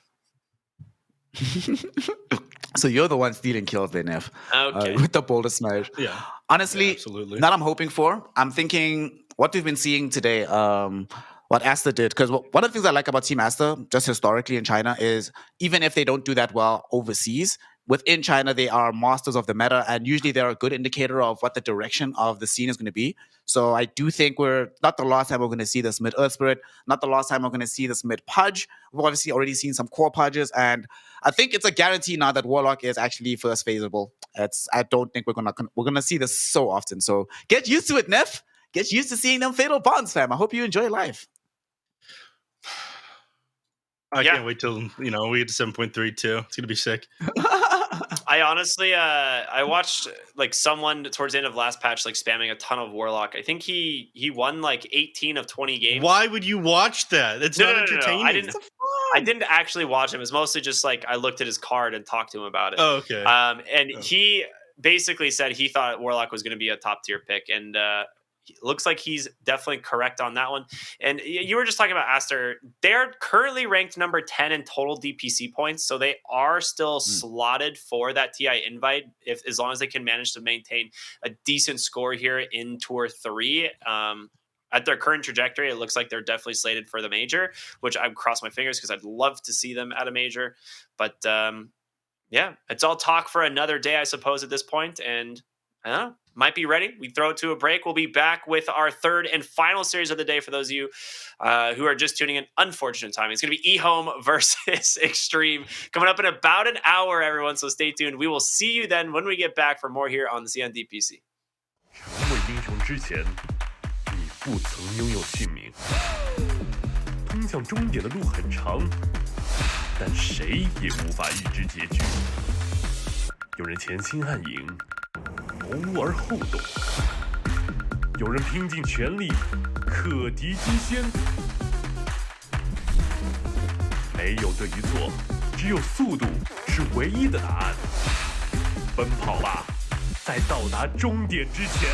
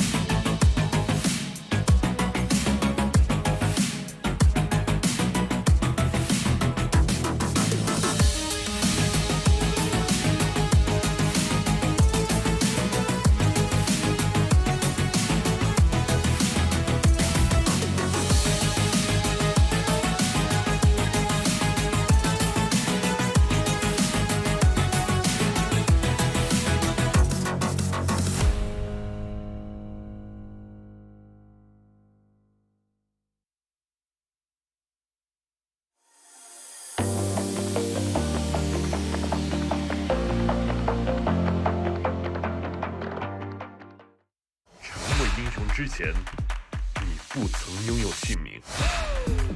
通向终点的路很长，但谁也无法预知结局。有人潜心暗影，谋而后动；有人拼尽全力，克敌机先。没有对与错，只有速度是唯一的答案。奔跑吧，在到达终点之前。Hello and welcome back as we get into the final series of the day, and it's going to be EHOME versus Extreme Gaming. EHOME is a team which has been progressively on the up for a very long time now. This team came together and they've been looking pretty damn good. I've been enjoying them working on things, improving and just generally, figuring their game out. They've been one of the few teams, honestly, who have come together as like 5 kind of, relatively inexperienced players when you look at the other teams in the region, and they've managed to figure things out. They found their own style, and now they're looking to really contest this region and see if they can make it into that top 4. Meanwhile, on the other side, we have Extreme Gaming. This team has names which you will recognize anywhere. These are players which have played on Major. These are players who have played at TI. And then we've got some new blood coming in as well, especially Lou on the carry player as well. And these guys are also looking pretty damn spicy. But of course, this is the China region where everybody has dropped this series so far. It is just that close, so we can never tell what's going to happen. But to give you an idea and to break it down for you, we've got B-Cup and Black who are going to be analyzing and casting this game as well. Guys, how are we doing? And B-Cup, are you excited for this series? No, I'm never excited for Chinese Dota. Actually, one of my least favorite regions. I don't even know anything about these teams. It's just skill ceiling is just so damn low, right? So what can you do? I never understand why people enjoy this region. Why would you like a region that everybody goes 1-1? It seems very boring. Yeah, right? Yeah. Yeah, but we don't even know who's first. We don't even know who's last. Actually, we do know who's first at the moment. It's 3 teams tied for first with RG, Aster, and Vici at the moment. It's happening again. It's happening again. I'm telling you. It could. We could go around in circles. It really is. If EHOME wins now, it's probably going to happen. I thought it was interesting. Why do you say that, Black? Why do you think that? I just feel like, again, inconsistency is plaguing many teams. Extreme Gaming also no exception. But I feel like, especially with EHOME, they're just way too hit or miss for me. If they win this series, I wouldn't put it past them to just lose the next series like super one-sidedly. It's just, I don't know what it is with them. I really hope they can figure it out soon. They haven't yet, so if they win this, they're going to be 2-2 after. I'm almost certain of it. That's interesting. Do you agree with that, B-Cup? EHOME win this, they lose to Aster. I could see it going either way. I don't know. Yeah. Okay, I mean, my point of view on this series, actually, I was thinking that Extreme Gaming were... they have higher highs but lower lows. Meanwhile, EHOME are kind of just more consistent down the middle. They do have some really great performances, but generally they have this kind of mediocrity which they stick to, but every now and again they're able to push it a little bit higher. So it's interesting that we have different opinions on that, Black. I guess we'll wait and see for this game. I mean, I think, with Lou, has started to become a much more consistent carry player through this season, right, Black? Yeah, he has for sure. But it also scares me a little because as he got better, it looked like the rest of the team kind of started slacking a little bit more. As if they were like, yeah, now that you play better, maybe we can be a little bit more laid back. Obviously, in this region, that doesn't really work that way. Like, you got to give it your all every game. But I've been seeing Paparazzi, slip up a little bit more here and there. The support duo, not as sharp as they used to. So perhaps they're just really, a little bit too laid back, a little bit too relaxed. I don't know if I agree with that. I feel like, it's one series that Extreme has lost. And I think that thought is only there because they lost to Aster Aries. I almost feel like there's like a stigma with that it's like now they're just not really that good of a team. I still, I know Extreme Gaming currently are in last on Wikipedia, but I still think they're one of the top teams here. I still think that they're better than VG and RNG, even though those teams are technically towards the top. VG just stormed LGD though. Yeah, okay. I'm under the impression that LGD I'm saying it. I'm putting it on the table right now. On the table, And I think LGD are experimenting with this season and using this as like a DPL kind of, legit scrims. Like, But do you really want to do that? Because it's the last opportunity to get to an actual big, important LAN tournament, right? But they can make it to the major going 4-3. They don't have to try really hard the entire time. So you're saying they can win or lose on command? Counter logic. Yeah. Well, no, I'm not saying they can win and lose on command, but I think they know they're good enough to go 4-3 this season. Like, at least put themselves in a spot to make it into the major somehow. Like, if they come in 4th and they go to the major, who cares how they got there, that's right? That's very bold though, because they've lost games versus Vici, and they've lost a series versus Vici, and they've lost a series versus EHOME, the team we're talking about now. So by that logic, then they're saying basically, oh yeah, we can beat RNG, we can beat Aster, we can beat Aster Aries, we can beat Extreme, no problem at all. I find that. But either way, LGD, I do kind of agree with what you're saying, but I think they're just like chilling this season and giving other teams a chance because they realize how skewed it is for the China region this time around due to the unfortunate circumstance of not being able to make it to a major. And if they think that there's no chance of anyone making it to Arlington anyway, then they might just not really care. But that's a discussion for a day when LGD are playing. We have, of course, EHOME and just the likes of Extreme playing today, and I'd like to talk a little bit more about these guys before we get into it, because one thing I did want to mention as well is that EHOME are 2-1 in both of their series. The one they lost, they managed to take a game. The one they won, they did concede a game to LGD as well. Meanwhile, Extreme are just straight up 2-0s. So what do you think that means about the teams, Black? I mean, for me, again, it comes back to the inconsistencies that I was talking about before. It's not just the gameplay that is really inconsistent, but even their coach, Mikasa, like when he drafts, sometimes it's just masterpieces. Everything makes so much sense, and they completely streamroll the enemy just purely based on draft. And then the next game, they have an almost unwinnable draft, and the players can't even do anything to really remedy the situation. That's why I'm so scared of them, like, all around. Like, are you going to be the super strong EHOME, or are you going to be the not so strong EHOME today? And as I said, it goes for the coach too, because he's a very big part of it. Yeah. I mean, I agree, and I think talking about the draft as well, Visage is something which has come into EHOME's arsenal, which puts them in a really good position when it comes to drafting, because they've shown that they can play this hero in multiple positions. So for the rest of the DPC, teams will have to decide whether they want to let them have it, whether they want to ban it in the first phase, and if they ban it in the first phase, then that opens up a whole selection, a whole chocolate box of options for the side of EHOME to go into that first phase with. So it's a pick your poison against this team, it really is, and as many teams tell us, that is a position you want to be in when it comes to drafting. And then talking about the draft so much, we can now look at them. That's right. Wait no longer, loyal fans, as we jump into the draft for game number 1 of EHOME versus Extreme Gaming. What is going to be picked? What is going to be banned? Let's find out right now as we jump across to it. There it is. We're in. There it is.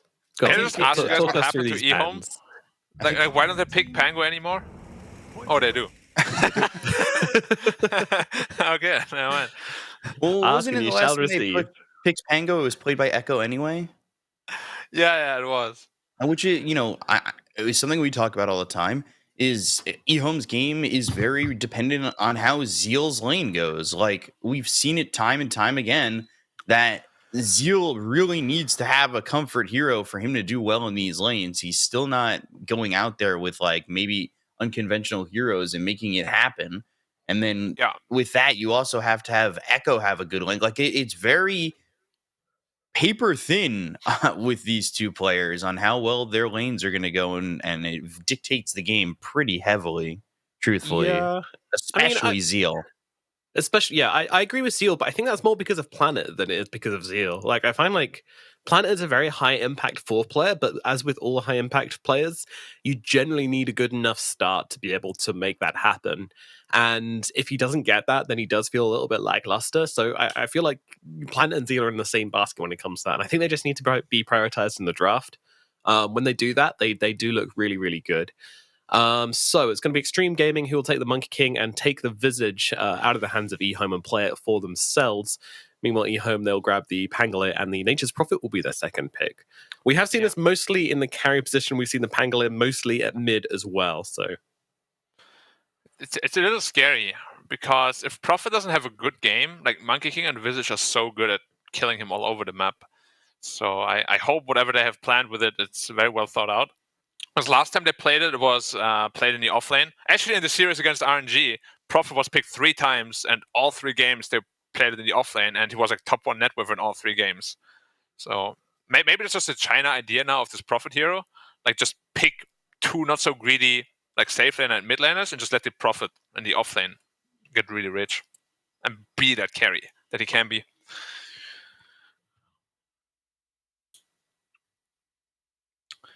I'm always excited to watch both of these teams play because I don't know. For me, I feel like maybe not this year, but next year, one of these 2 teams will probably win a major. I think they have that potential within them if they can tap into it and unlock it. There's so much skill in these teams. Like Lou, he's the new guy on Extreme Gaming, and he's shown us some ridiculous performances. Like he can really, really play Dota when it comes down to it. But of course, as with any new player, it does come down to inconsistency. But Extreme Gaming, they're learning to unlock him. They're learning to work with him. EHOME, meanwhile, it's the same thing, but with every single player on their team. And Shiro has been tagged many, many times as the best upcoming carry player in the region. So I wouldn't be surprised. Do you think EHOME need to take someone more experienced, though, in order to make it to like the top of the top? Or do you think, this should be a team which stick together and work on, bolstering themselves as a 5-man unit, Black? Now, this might sound a little bit like mean, but yeah, go for it. I think in order for EHOME to really elevate to the next level, like they always play to enable Shiro, right? Yeah. But he needs to be able to play from behind, because whenever EHOME is playing super well is when Shiro is having a perfect game. When Shiro is falling behind, he and his team, like they don't really know how to get back into it comfortably. It happens every now and then, but it doesn't really seem super well thought out. It's more like, oh wow, they came here and we were here by chance. Great, it worked out. But I really want them to like tap into that potential by really, figuring out how to enable him even when they're behind, because you're not always going to be ahead. Dota is easy when you're ahead, really hard when you're behind. Especially for carry players, right? That's like magnified in the position 1. Yeah, especially in this meta right now. Everybody pressures the carry everywhere. They want to invade your triangle, your jungle. They give you no space if you're behind. Go away, guys. I'm trying to farm. Mom. Stop it. Come into my room. They need super, from old VG, the DK and Razor guy. They need him. Bring that stability into the team. Because you can say what you want about him. He was not flashy, but he never lost his lane. He was always there for what you needed him to do. But he's coaching a stream now, isn't he? That was a lot down to his picks. Yeah, there's 2 supers around, and I think one of them is the capital S super is coaching extreme. We call him the Bun or Bowser. Why? Because of his head. Damn, that's savage. There was literally our communication in VG. Like, oh, Bowser. Hi. Isn't Blink coaching Extreme? Oh, is Blink the one coaching Extreme? Yeah. Who was super coaching? Was he coaching? He was. No, he was coaching RNG, I thought. Oh, it was RNG, right? I mixed that one up. Yeah. Okay, yeah.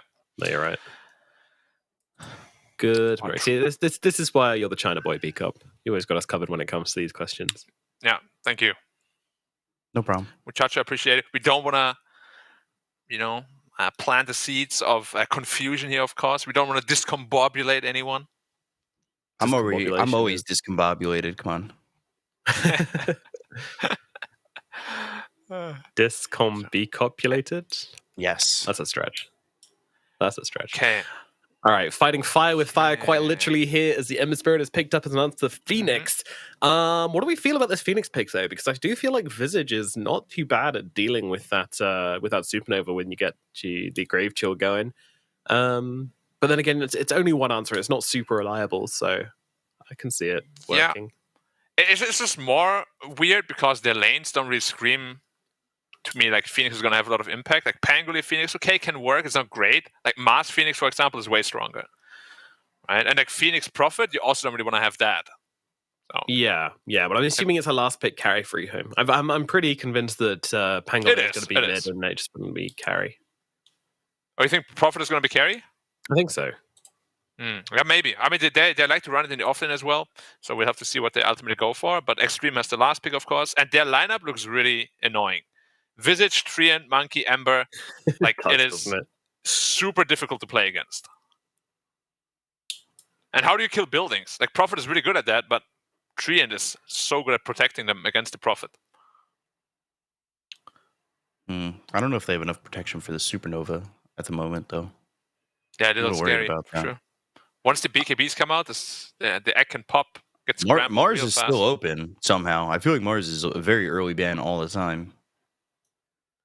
Yeah, I'm sure Mars is going. Extreme will take it out, right?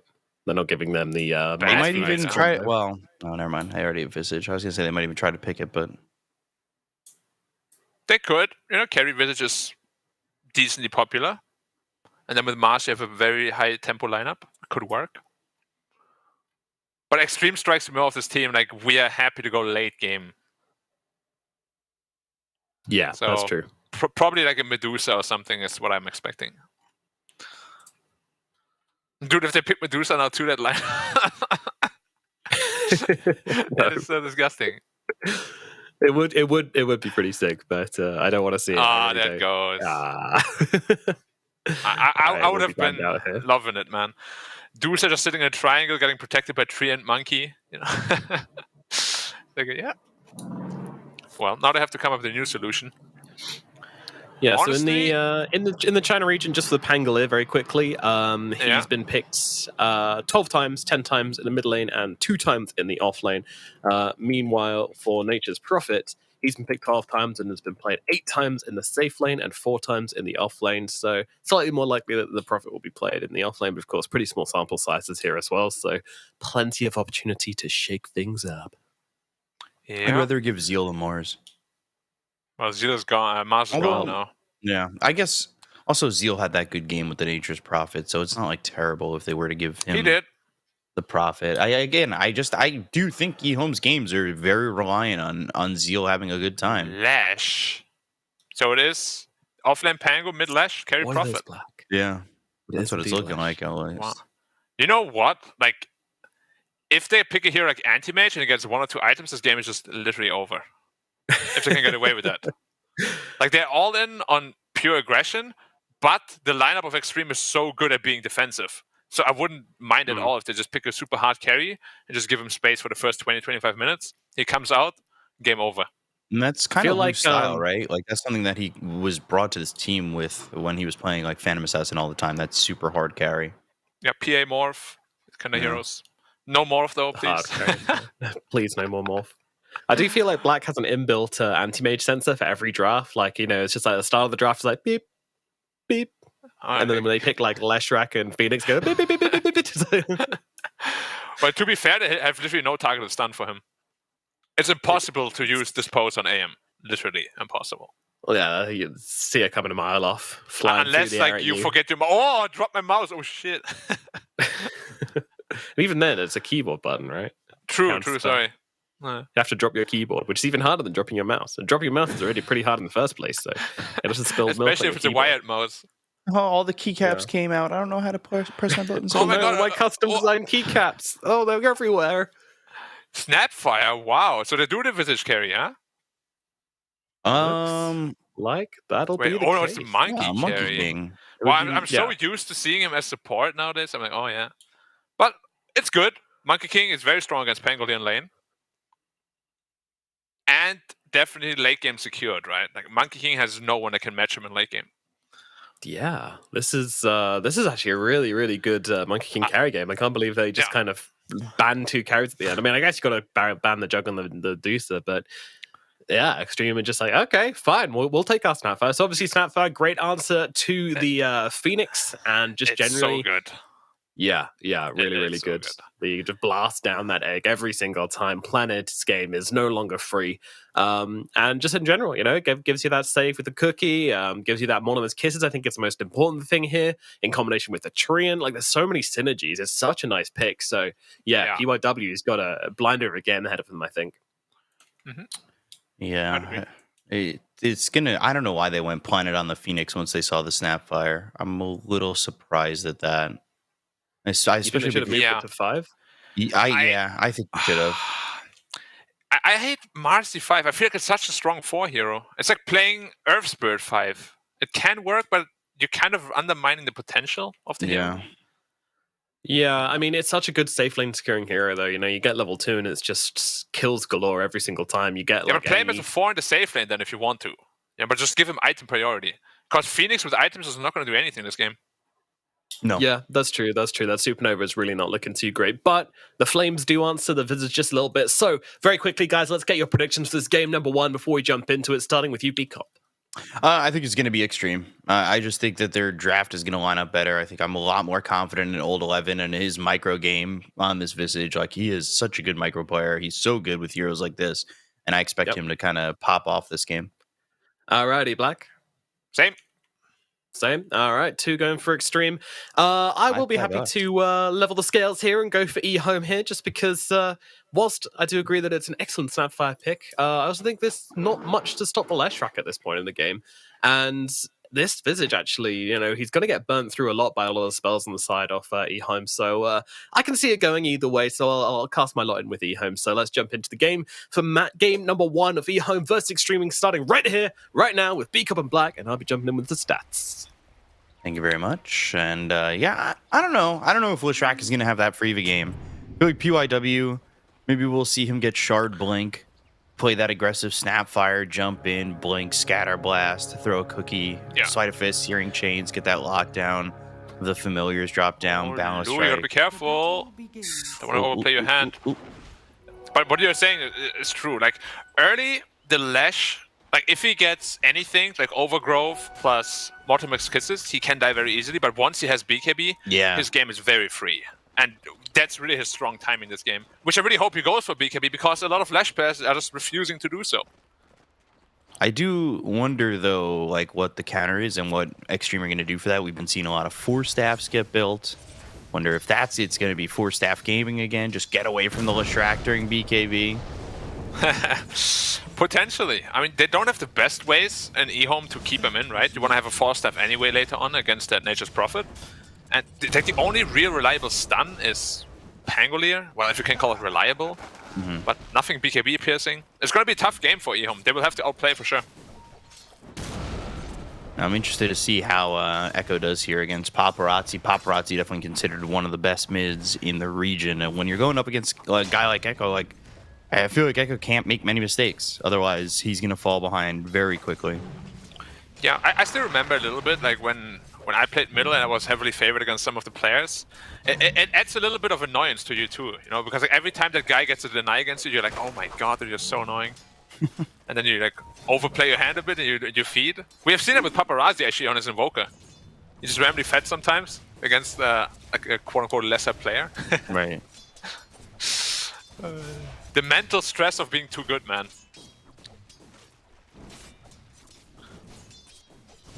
I'm looking just at older stats when Echo used to play for Keen Gaming with Erica and YDS, just to see kind of what he was doing against good mids. And while I'm doing that, well, Old 11's the one going down for first blood, ZZQ, using that Marcy. And with that level 2, it's where you've got that rebound and that dispose. That's where the denies really come in handy. Like, he had 3 denies on the Prophet, meaning they get the level 2 much faster, and they use that advantage like straight away. Very well played. Much needed too, because I do think they need a good early game lead to win this game. Yeah. I do agree with that.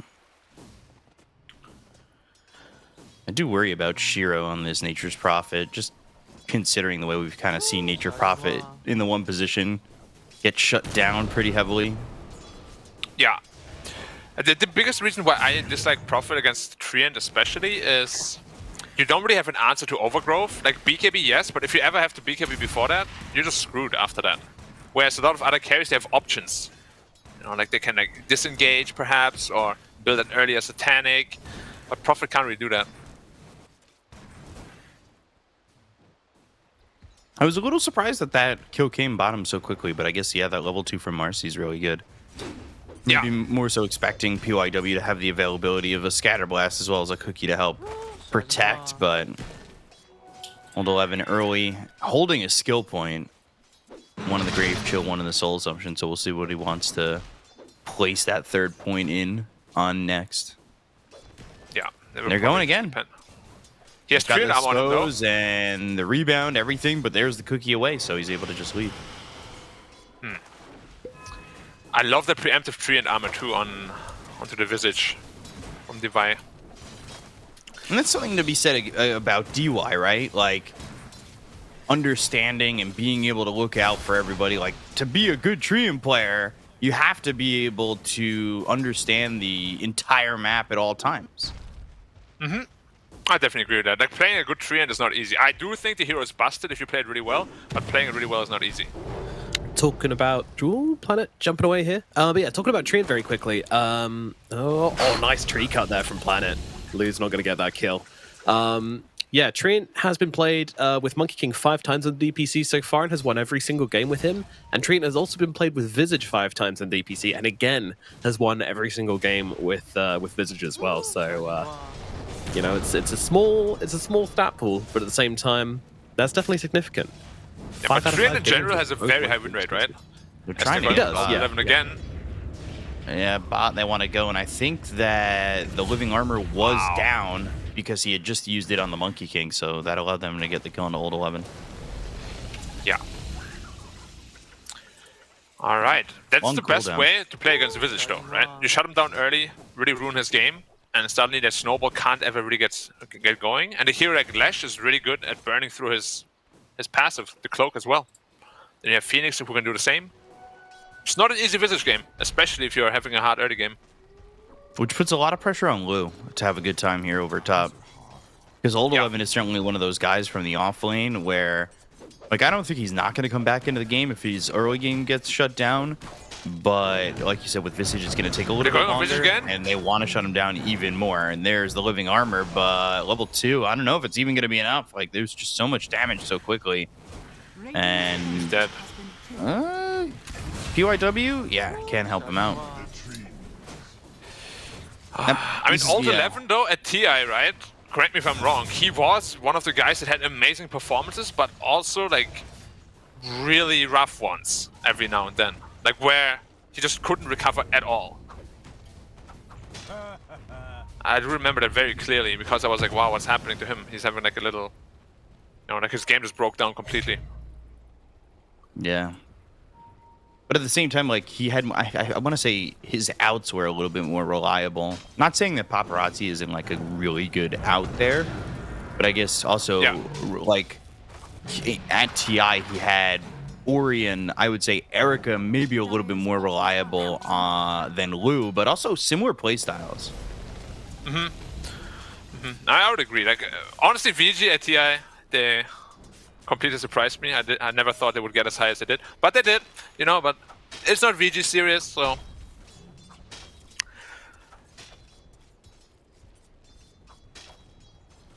Old 11. I don't know, he's such a fantastic micro player to me, but again, I feel like he's a player you really need to enable. Yeah. I don't know how tilt prone he is, basically, is what I'm trying to say. And Treant is dead. Nice rotation from Lash. Might even look to pressure the tower here now. Level 3 Edict. Very high in the Edict this game. Dire's top tower is under attack. Already 1k lead here for EHOME. Yeah.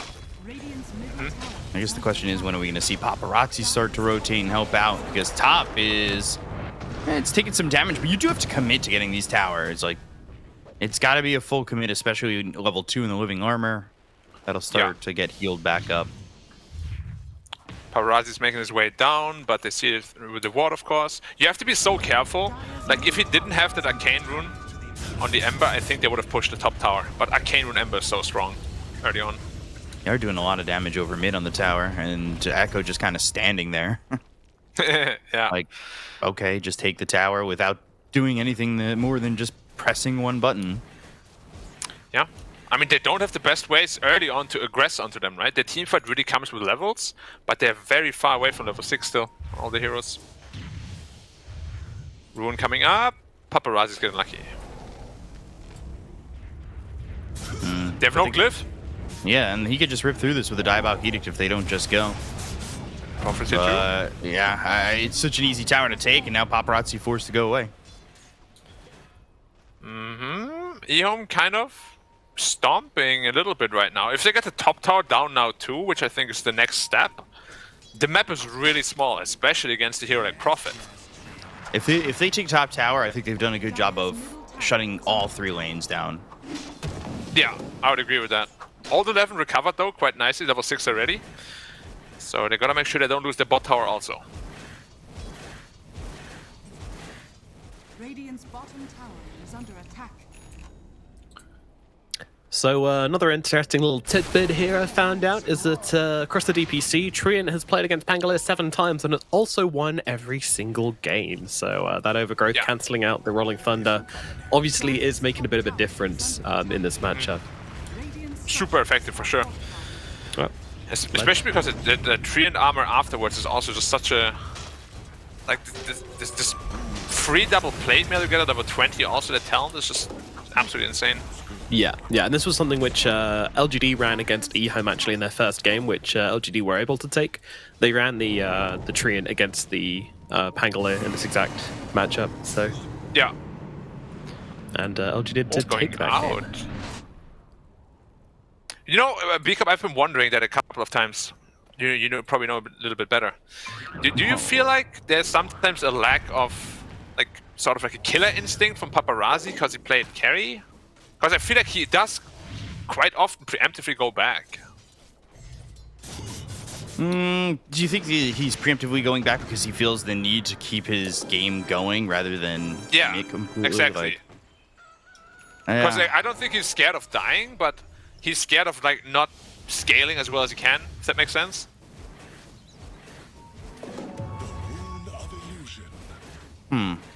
Yeah, I can. I don't know if that's coming from when his time as carry or more so just like I want to say the team lineup in general. Like I don't know if it has anything to do with his time with Elephant or. Yeah, I've been wondering the same thing because he is very different from the traditional mid laner, at least from what I can see. Like these Bryles and Quins and Nines, you know, they're usually much more aggressive in their playstyle. And they will overstay their welcome oftentimes, you know. They will just stick around for a minute or so, then get the kill, then go back to farm. But he's very efficiency oriented.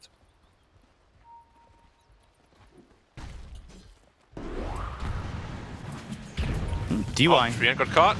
Yeah, he's in some trouble and gonna try and heal through it all, but it seems almost improbable that he lives. That being said, though, losing Echo is way worse, and ZZQ is gonna drop too. That is all on the back of Echo, though. Like, he was scared to stun after this pose, scared to miss it, perhaps. If he gets the stun out there, Treant doesn't get his Nature's Grasp out, and they just walk away, no problem. Hesitation is defeat, B-Cup, as the samurais say. Move down bottom. Whoa, he jumped on the tree. Oh my. Oh. He kind of got lucky there.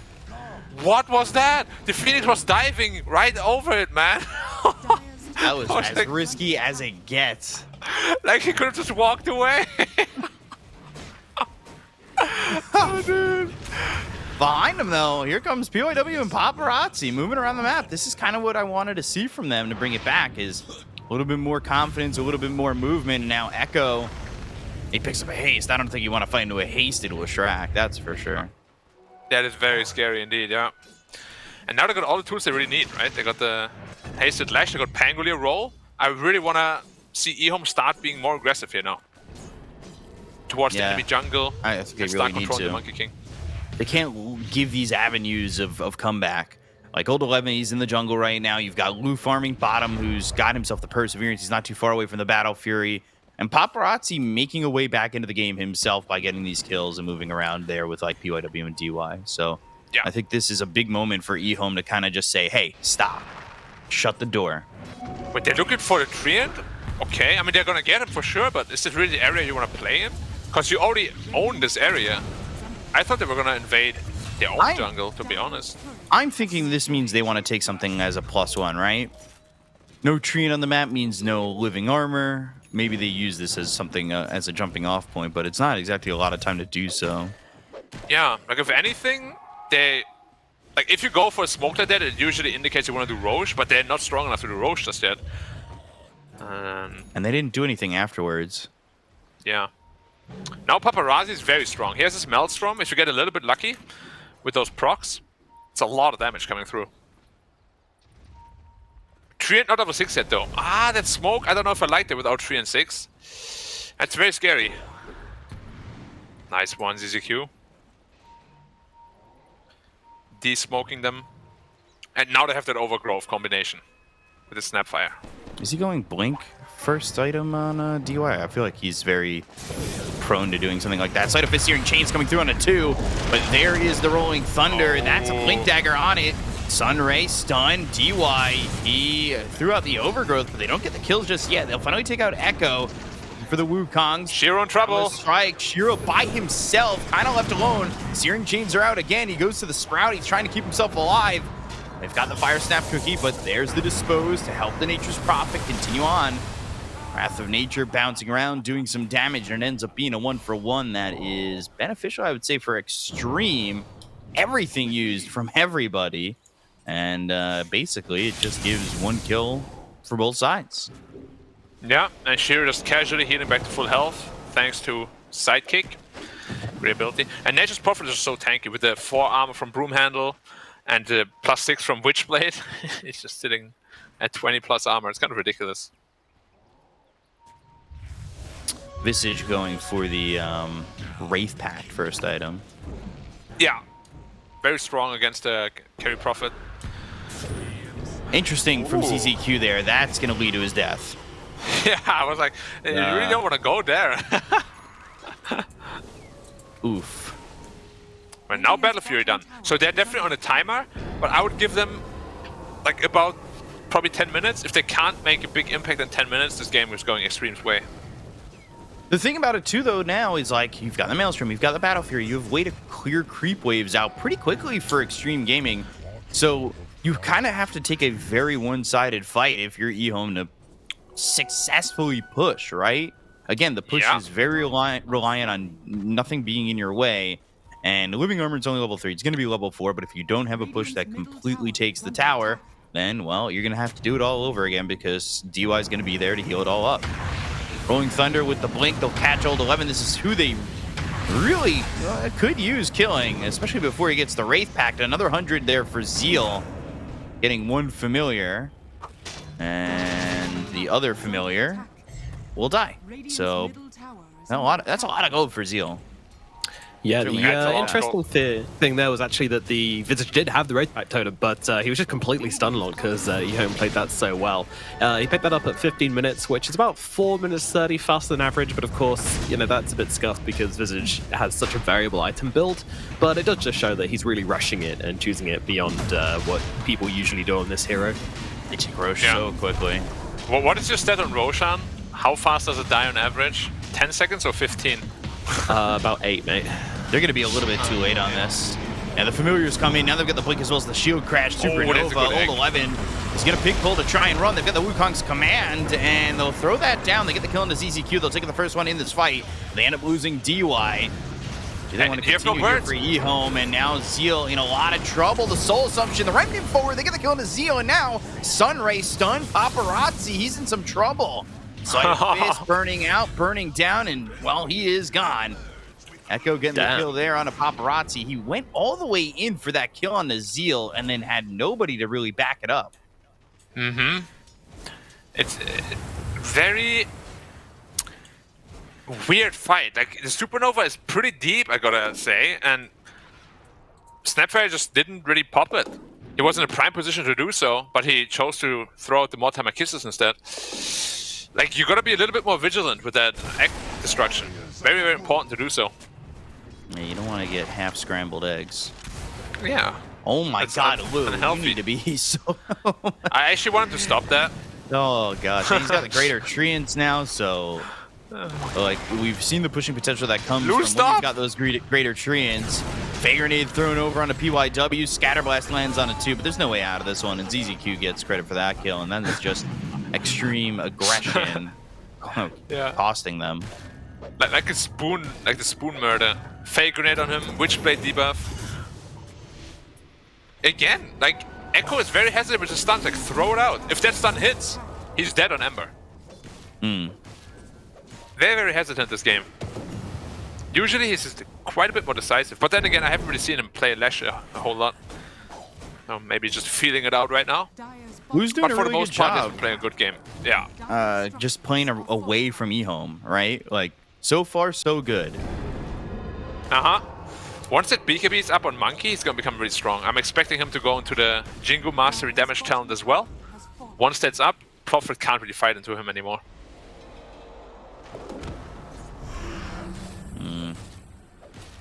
It feels like EHOME. Yes, they're looking good. Yes, they're kind of taking advantages in these fights, and they've also gotten themselves the Aegis, but you need to do a little bit more with it. You now see that they've got the Blink Dagger on the Snapfire. Like I said, PYW is going to go Blink and the Shard. So that's how he plays. He plays aggressive like that. And he's going to want to go in, Blink, Scatter Blast, set something up, and even go for the egg. So they need to be very careful. Old 11 goes up out of the high ground. Fire Snap Cookie to send him back. He's A-okay. But EHOME certainly laying their stake and laying their claim here in the dire jungle. Yeah, I don't know how much I want to commit to defending this top tower. It's going to be not an easy defense, because they're really close to their BKBs. As I said, they're all TPing, so... Gotta be careful that they don't run into like a little anti-timing here, because Ember literally 200 gold off his BKB.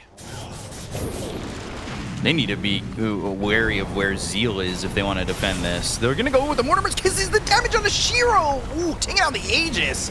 And it's definitely not how you want to start this, but they've also got the Blink with the Rolling Thunder. They'll go through with Echo. They'll look to get the kill on a Paparazzi, but he ends up getting away from the stun. The Overgrowth in a decent spot. The damage is out. They get the kill on a DY. The Wukong's is there, and the Supernova comes in, but it's not enough to survive. PYW helps get the kill on a Planet. They take out Zeal. They'll take out CZQ. 3 heroes already gone on the side of EHOME, and it is a washed-out fight for him. As Echo will try to run, but Lou on his tail. Lou, you need to be careful, Lou. They've got a 3-man stun, and he almost dies. But Paparazzi gets the kill onto Echo. He claims the double, and that is a really good fight for Extreme.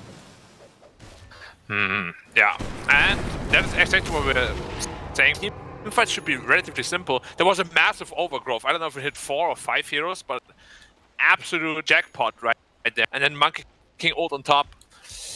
I think EHOME have one more fight in them. If it goes a similar way, I don't know how to come back into this game. Just because the BKB timings on the Dia are so strong this game. And now they have 2 of them. Man, that pushed him to a BKB real quick for Monkey King. We've seen how well Lou's farming. Yeah, and now he's going for the Ags. You'll have Scotty next for the Monkey King. Like, those are big items that are going to come through. And you've got the Blink on DY. He's going into the Shard, and I would assume that, yeah, that kill also pushed PYW to almost having the Shard, which, with that overgrowth that was in that last fight, if he had the Shard there too, Scatterblast on all those heroes, that could have been deadly immediately. I agree. Now, you have this problem now, right? You have so much money on the Phoenix. He went for Crimson Guard, which is really good against Visage, of course. It's considered a counter item. But CCQ was looking for kill top, but gets scouted out instead. Yep. Yeah, he got scouted out with the Familiars, and then they used the Fire Snap Cookie to have that complete control. That was good for him, actually. What is Planet going to do now with all that money? Like, Crimson Guard is not going to solve your problems. You have no catch. That is your biggest problem.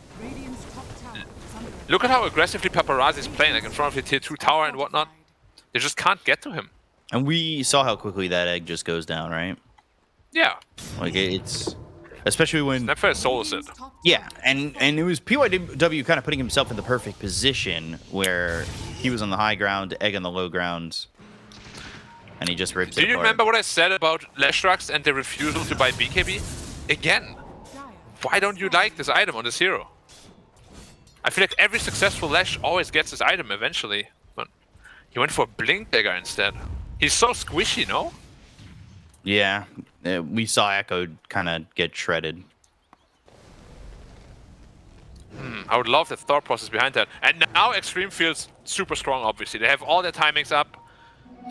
And Echo, well played by him. if he gets The out. He has problem no is they're TP. gonna see him. They have that ward down there. They'll know exactly where he is. If they know he has no TP, he's dead. They're gonna check. Yeah, they're You gonna. gotta check. Oh, 100%. Oh, it's not Blink up, north. up. Blue wise to it, and he's dead. Echo gone on his screen already. It's just a matter of time. Yeah. And now this is really where I don't know how I'm at all into like EHOME's chances at winning this game. You have the problem now. The Prophet can't beat Monkey King in a fair fight, and the fight will never be fair because you have this overgrowth. True. They're coming to defend bottom. They know PYW is there. Yeah, they have the ward, so they have it on the cliff. They know exactly where he is, and they should have the sustained control. Overgrowth gets thrown early. Wrath of Nature does a decent chunk of damage. They'll go for Old 11. This is a good fight for EHOME so far. But here comes Paparazzi, Sleight of Fist, Searing Chains. There's the balance strike that lands on a 2. It forces out the Supernova. Old 11 still stuck in the Sprout, still trying to run, but it is not looking like he'll survive. And Shiro gets the kill on Old 11. It's a double kill for him, and they try to get the rest. But everybody else from Extreme have evacuated. That's a good hold from EHOME, and that should maybe give away the fact that there was vision up there. Yeah, for both teams too. But of course, EHOME won the fight, so they get to D-ward. Paparazzi free mid tower. Takes that, very close to his Aghanim's now.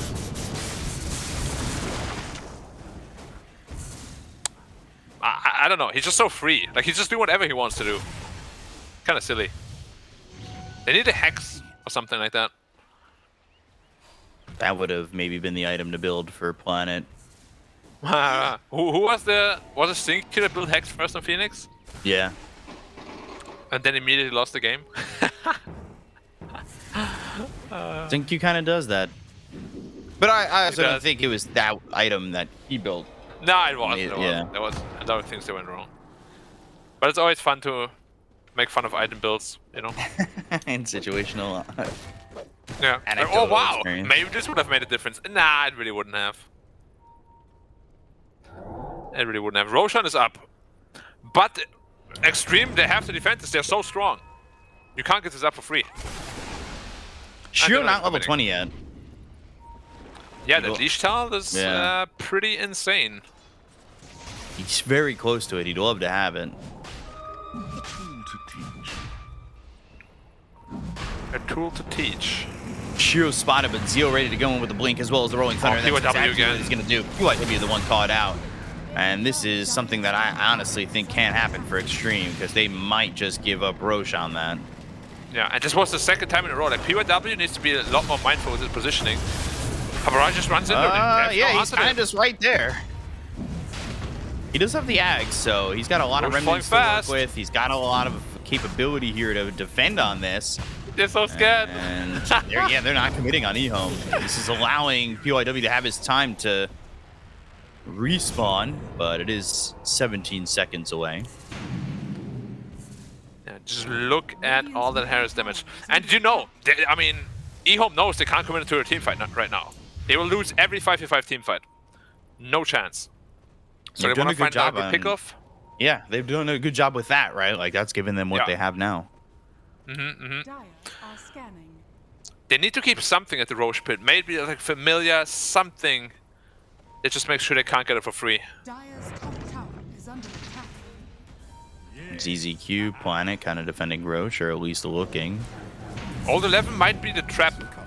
You know, like, he has the shots, so he's pretty tanky. Sprout again. Lu going in with balance strike, but the BKB's be hopped by Shiro. Goes into the Wukong's command, and that's going to be around to the Roche pit. The damage on his ZZQ. They get the kill there onto the Bartzy. They look over at Shiro. Shiro not looking like he's going to be able to survive if he stays. So that means he's going to go back. Got the Supernova that already popped. The Familiars are in. Roche is down below half health.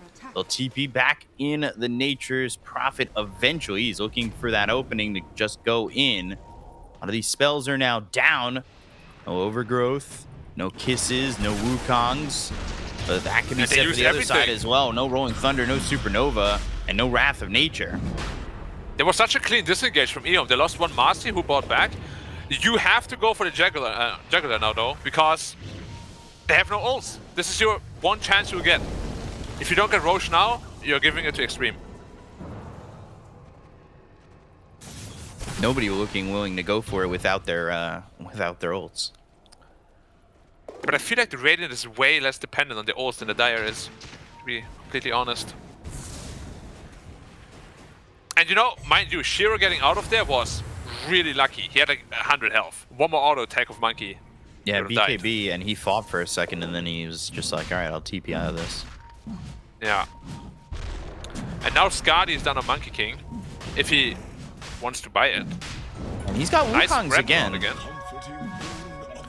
Ooh, good they're smoke baiting from Shiro, they're EHOME. baiting Shiro.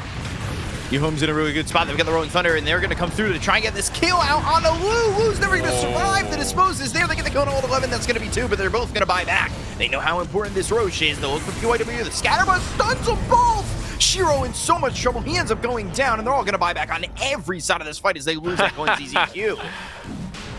Yeah. That was so well done there by PYW. He almost ended up dying, but the Zeal that kept them alive. Now they've got themselves the Mortimer's Kisses. Zeal is in on the Roach bait. Shiro nowhere to be found on this one. Echo goes in, and the Aegis is snatched by Lu. We've also got the shard on the ground that Lu does end up picking up. No chance. PY, he's got that shard. Ruchan, yeah. Nature's Prophet, gotta be careful, you don't want to die again. But yeah, you can just see the urgency EHOME felt for that fight, right? They were baiting the most important... Honestly, the way the fight started was absolutely genius. Absolutely genius. Lu actually lucky that he didn't buy his Skadi. He was literally about to buy it. The courier flew to the shop. He had one component, then he sold it again. Like, if he buys it 10 seconds earlier, this fight goes completely the other way. Yeah, because then they don't have him. Big play there by PYW as well. He was able to get that Scatter Blast onto Shiro. Yeah. And that allowed them to get that kill and then forced him to buy back. Now this is the problem if your Prophet has to commit BKB so early because you're baiting him, right? And he doesn't have it to fight after. Ember Spirit almost 100 to 0'd him by himself.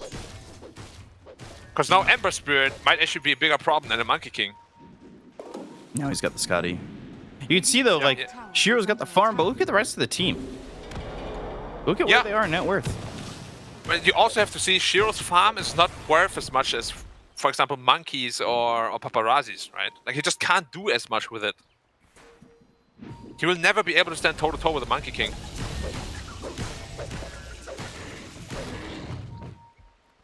The Satanic is gonna help, though, against the Overgrowth at least, so that's nice. But yeah, as you said, the team is just so poor. Desperation Smoke. Yeah, I don't know how I feel about this. And maybe they've got the control, but Paparazzi immediately there with the BKB. He's got the side of his steering chains. That comes through to both Echo as well as ZZQ. ZZQ no buyback to Balance Strike as well as the Mortimer's Kiss is coming down on the Echo as well as Planet. They take out Echo. He's gone for 52 seconds. Oh, he catches him. Nice. Catches Planet and takes him out. 3 dead on EHOME's aggression. I don't want to see any more Leshracs ever that don't build BKB. He's just dying to Mortimer's Kisses every fight. And they're the ones who are trying to play aggressive. Like, Echo's positioning in that one. He's way far forward. I mean, this defense is near impossible. Let's see what they can mount. But they're not even here just yet. They're not coming back, are they? They're going to let this set go. Oh, wow. They added a recent talent to Snapfire, actually, the +2 Shredder attack. So now it's 8. Yeah, that egg is never going off. No way. And so good against towers too? This is melting.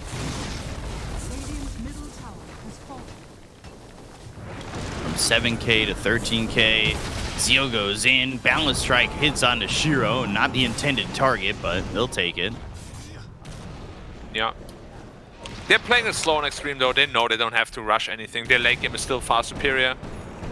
Yeah, they can wait 30 seconds to have Mortimer's Kisses back up, and they'll still have another minute and 15 left on that Aegis. And the EHOME feeling the pressure once again, and they're forced to 5-man smoke, trying to catch maybe somebody on the leave, but they're already gone. As you can see, Visage now also rocking the BKB. That's triple BKB and another Desperation Smoke. This is probably the last one we see in this game.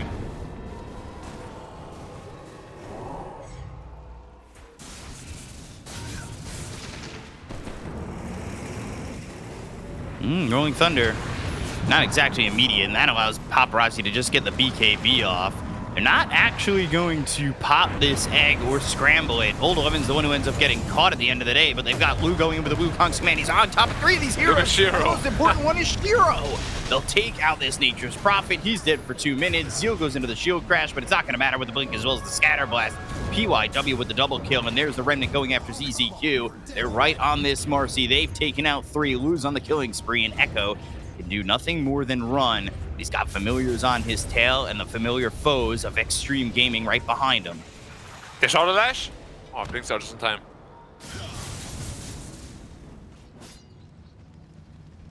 Almost got a full team wipe again. This is really tough for EHOME, and that's back-to-back smokes that just get obliterated. Yeah. Let me ask you, Pico, is it commendable or foolish to not leave the game yet?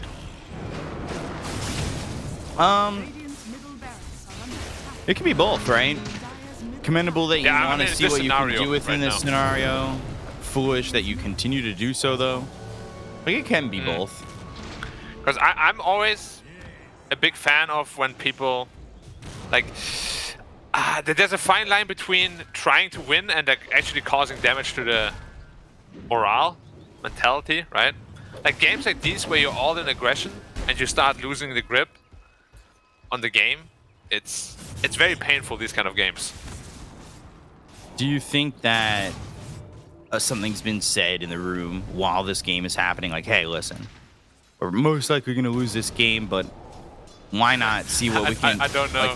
Like, why not see what we can do from this situation, right, guys? Like, you don't always have losses that feel like this. But if... Yeah. Like, this, you're never going to get scrims that give you the opportunity to practice from a situation where you're this far behind.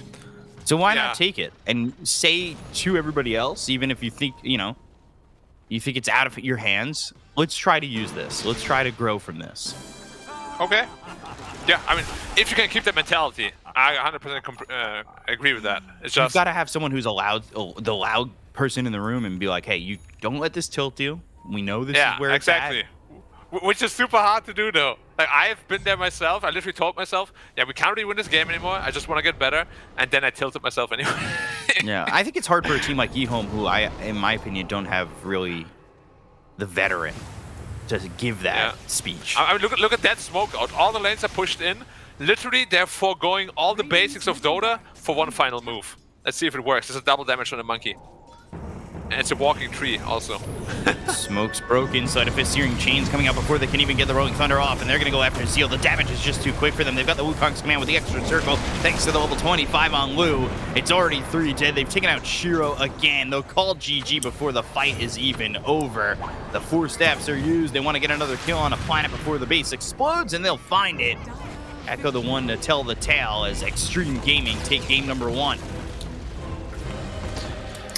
That definitely turned to a little bit of a shellacking at the end there. Yeah. Yep, bit of a beat down here in game number 1 as EHOME unfortunately do crumble under the pressure of Extreme Gaming. Honestly, like these fights just never really looked remotely convincing past like the kind of 20-minute mark, once they got those BKBs online, once they got a bit of farm up on the Ember Spirit and the Monkey King, there wasn't really much to be done on the side of EHOME. Their draft just didn't really allow them many ways back into the game. It felt like a draft which was very punishing to play from EHOME, honestly. Once they fell behind, it's super difficult to get that Leshrac into a position where you can just run at a bunch of heroes and have a convincing fight, and unfortunately that's kind of what caught them out. Yeah, the BKB situation. I mean, you are playing into Visage, Monkey King, so you kind of feel like you want to go for the armor, but at the same time, yeah, it's a really tough situation to not buy the BKB because they can just freely use spells on him, and one of his kisses were doing a hell of a lot of work to take him out here. So yeah, unfortunately, it didn't quite work out for him in this situation. I don't know. Do you think this Leshrac fell out of their comfort zone, Black? It certainly looked that way later on, just because of the item build. But like actually early on, it felt like a very good Lesh game. He played very well, rotated very well, took over the enemy jungle. Everything looked really good. It's just again this all-in aggression draft. I don't know, was it you that I covered the last series against RNG? Like EHOME against RNG? Were you EHOME there? RNG? I was there. I can't remember. Yeah. When they went for this all-in graft again in game 3 with the Lycan mid and offlane Brewmaster, you're forcing yourself to play a style you are not strong in. I really have to say that. I don't think Shiro is a player that excels at this kind of thing. Like, he likes to really go late game, he likes to get his items, and he likes to win the game in the mid-late game. Like, I don't know why they're forcing this style suddenly that never happened in the past. Yeah. It's feels like attempt at readjustment, but then again, like we said before, this is a team which needs to readjust. They need to start finding new ways to play. Shiro needs to start finding new ways to play, because that hard carry classic doesn't really work out anymore. It's very pixelated. Goodness, it's this. You can barely see me. Are you alive? One pixelated blob. Yeah. It's I'm getting lost in the internet. Too many pixels. I knew it, guys. Stranger Things is real. That must be it. Yeah, I'm traveling to the upside down. See you later, everyone. Bcop, what did you like that Extreme did well this game? Because they had a lot of great moments. PYW, I think, probably the MVP for this one. I think they rebounded really well. I think EHOME, to give them something before I start about Extreme, I think they played the early parts of these lanes the way they needed to. I thought that EHOME put themselves in a position to win the game. They just needed to keep their foot on the gas, and it was not only the fact that EHOME didn't do that, but also the fact that Extreme played around the aggression of EHOME well enough to give Lou an opportunity to get to the Battle Fury to, we lost Old 11 3 times. That's fine. We're going to find the farm. We're going to find our opportunities to fight, and we're going to find our way back in. And it starts with that fight up towards top where they blow up Shiro on the Aegis. Like, this is the fight that brings them back to the game. And the reason they have the opportunity for this is the way they played after the lanes kind of folded. And I thought Extreme did a really good job rebounding on this. And this was very important to them coming back. And after this fight, I thought it was theirs. Like, I never looked back. Like, it just it felt like EHOME had completely missed their timings. Their item build was a little bit off. I agree with the BKB build sentiment that is there for the Leshrac. But Extreme, I mean, that's what they saw, and they took advantage really well on what EHOME was doing wrong. Yeah, and I also want to mention as well, I really didn't like this Nature's Prophet build this game. I feel like this is the standard we're seeing on Prophet at the moment, the Mjolnir, the Witchblade, but when you have a Leshrac on your team, you're already doing so much magic damage, and then you build 2 items which amplify your damage with magic damage. Yes, the stats are good as well, but at the same time, a large component of Maelstrom is those magic procs, and the Witchblade obviously is a lot of the item is that magical burn as well. So you're just making the BKB timings of Extreme Gaming like twice as strong as they would be normally, because you're also mitigating a lot of the Nature's Prophet damage. And that's why we saw, like, they could just run into the team fights with Lu once he had the BKB, drop down the Wukong's command and just fight into anyone. Like, even here, look at this. Like, he's inside the Roche, but just fighting against the world right now. And no one's going to kill him off because he's got himself a BKB, and all of that damage is completely mitigated.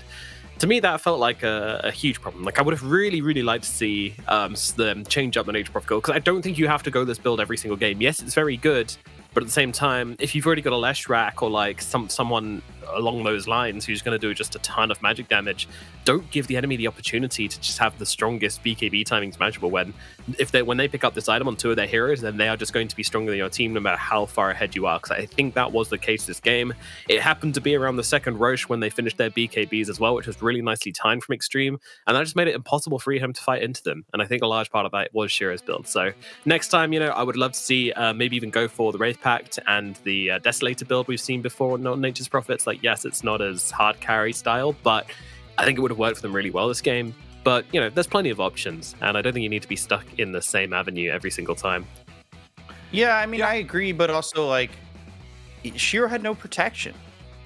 Shiro, like, he has to stand there and trade and stand there and bang, being a right-clicker. Like, against this lineup, I don't think you're ever going to get away with that, no matter what you build. Like, I just don't think Nature's Prophet, without protection, without, especially with the way he was positioning himself, I don't think he ever finds himself a way to survive in these fights. He was putting himself right there, and he was getting the right there Fred right on back. Like they were just right-clicking him down and killing him so quickly. Like there was just so much to throw at Shiro to make sure that he never was able to really right-click in these fights. And you saw in one of those Roche fights that he was as pixelated as we are running away. Like there's just like oh no, you're way joining for him. me. I'm spreading across. It's infecting us, and my Black's here in pure fucking 1080p, looking real fresh. He's stealing our bitrate, dude. Black, what the hell, man? Sorry. Come on. He's beating up us. Oh no, he's going into 4K. Someone stop him. Oh no. No, but like what you two are saying is very, very spot on. It's just in a game like this, right? What you're saying with the beacon is completely spot on, but you're playing against a Treant Protector as well. So generally, the other item build carry profits do is Assault Cuirass and Desolator, just pure physical damage. He's still playing with his Treant, and he's like, yeah, I don't care. I'm still giving my team plus 12 armor. What do you want? You know? And it's just, that's why I think Treant is so broken. It makes your BKB timings nearly just impossible to deal with. You give the guy Treant armor with BKB, I'm unkillable. What do you want to do? Oh, you have physical damage? I don't care. Magic? Oh, doesn't affect me. So basically, no damage is going to work. Just, I don't know. What is the answer then, Black? I really think Treant Protector right now in its current iteration is just absolutely bonkers. It's like you can give 2 heroes plus 12 armor because the duration is 30 seconds and the cooldown is 15. I think this hero is really first pick material. It counters BKBs. It helps with your own timings. It defends towers. It drags out games, which for teams like Extreme, they love running this late game stuff. Like Treant is a must-have for them. Like if they can, I would love a Treant, maybe 2. Yeah, it almost feels like it would suit EHOME well as well. Just pick one of their hard carries, go back to it, grab the Treant Protector, and you know you're going to get there. So it does seem like the logical course of play. So Treant banned out. Negative Profit, it still can be picked, I think, as long as you get that tree banned out. But I think there's a lot of adjustments to be made in the EHOME draft this time around. I don't think I want to see the Lashrak again, that's for sure. Did look a little bit uncomfortable for them, I won't lie. So hopefully we'll see them shake things up as we get into the draft for game number 2 of Extreme Gaming versus EHOME. Can EHOME pull it back from the brink here, or is it going to be a clean 2-0 from Extreme Gaming? Let's find out. What I'm surprised about here, actually, is that they have first pick on EHOME and they ban out the Visage, meaning that they don't value it as much as I was expecting them to. Yeah, very interesting. Because Zeal loves that hero, from what I know, and they've been doing really well with it. Yeah. And they've played on Shiro as well, and he had an amazing game against LGD. Yeah. Maybe they just want to pick another hero first and don't want to give away the Visage after that. Maybe. But then again, like Visage is so strong, do you really have to do that? Just pick it. Like that's what I mean. I feel EHOME is, whenever something works for them, they get beaten one game with it, and suddenly they're like, nah, it's not that good anymore. And then they get into their own head, and then, it just feels like they're lacking a lot of confidence in their draft and in their playstyle. Yeah, meanwhile, Extreme are just exuding confidence. This guy's wearing a goddamn Godzilla t-shirt. Wait, it's Blink, right?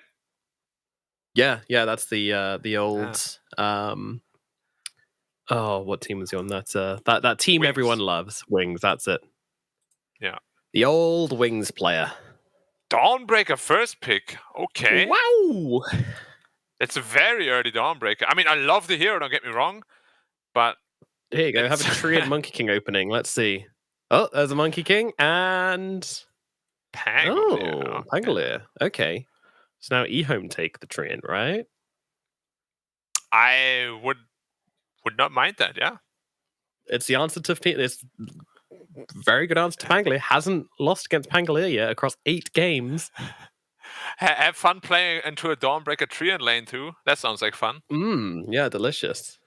Where do you like the Dawnbreaker most at the moment? Where do you like the Dawnbreaker at the moment the most? Oh, off lane for sure. With a very aggressive 4, I feel almost no carry can farm there. Yeah. I don't know, we've seen the Monkey Kings do okay against it, and actually in the interview yesterday, who was it? Fly said that the matchup of the Monkey King versus Dawnbreaker was one they liked a lot. So, interesting. Yeah, I do think if it's just like a pure 1v1, Monkey actually beats Dawnbreaker, But depending on the 4, it can get really rough. Like if it's a Treant Dawnbreaker, for example, Monkey King will never ever fight that. Like you get beaten up by 2 heroes that hit you for 80 damage each. You're like, okay, maybe I'll take a step back.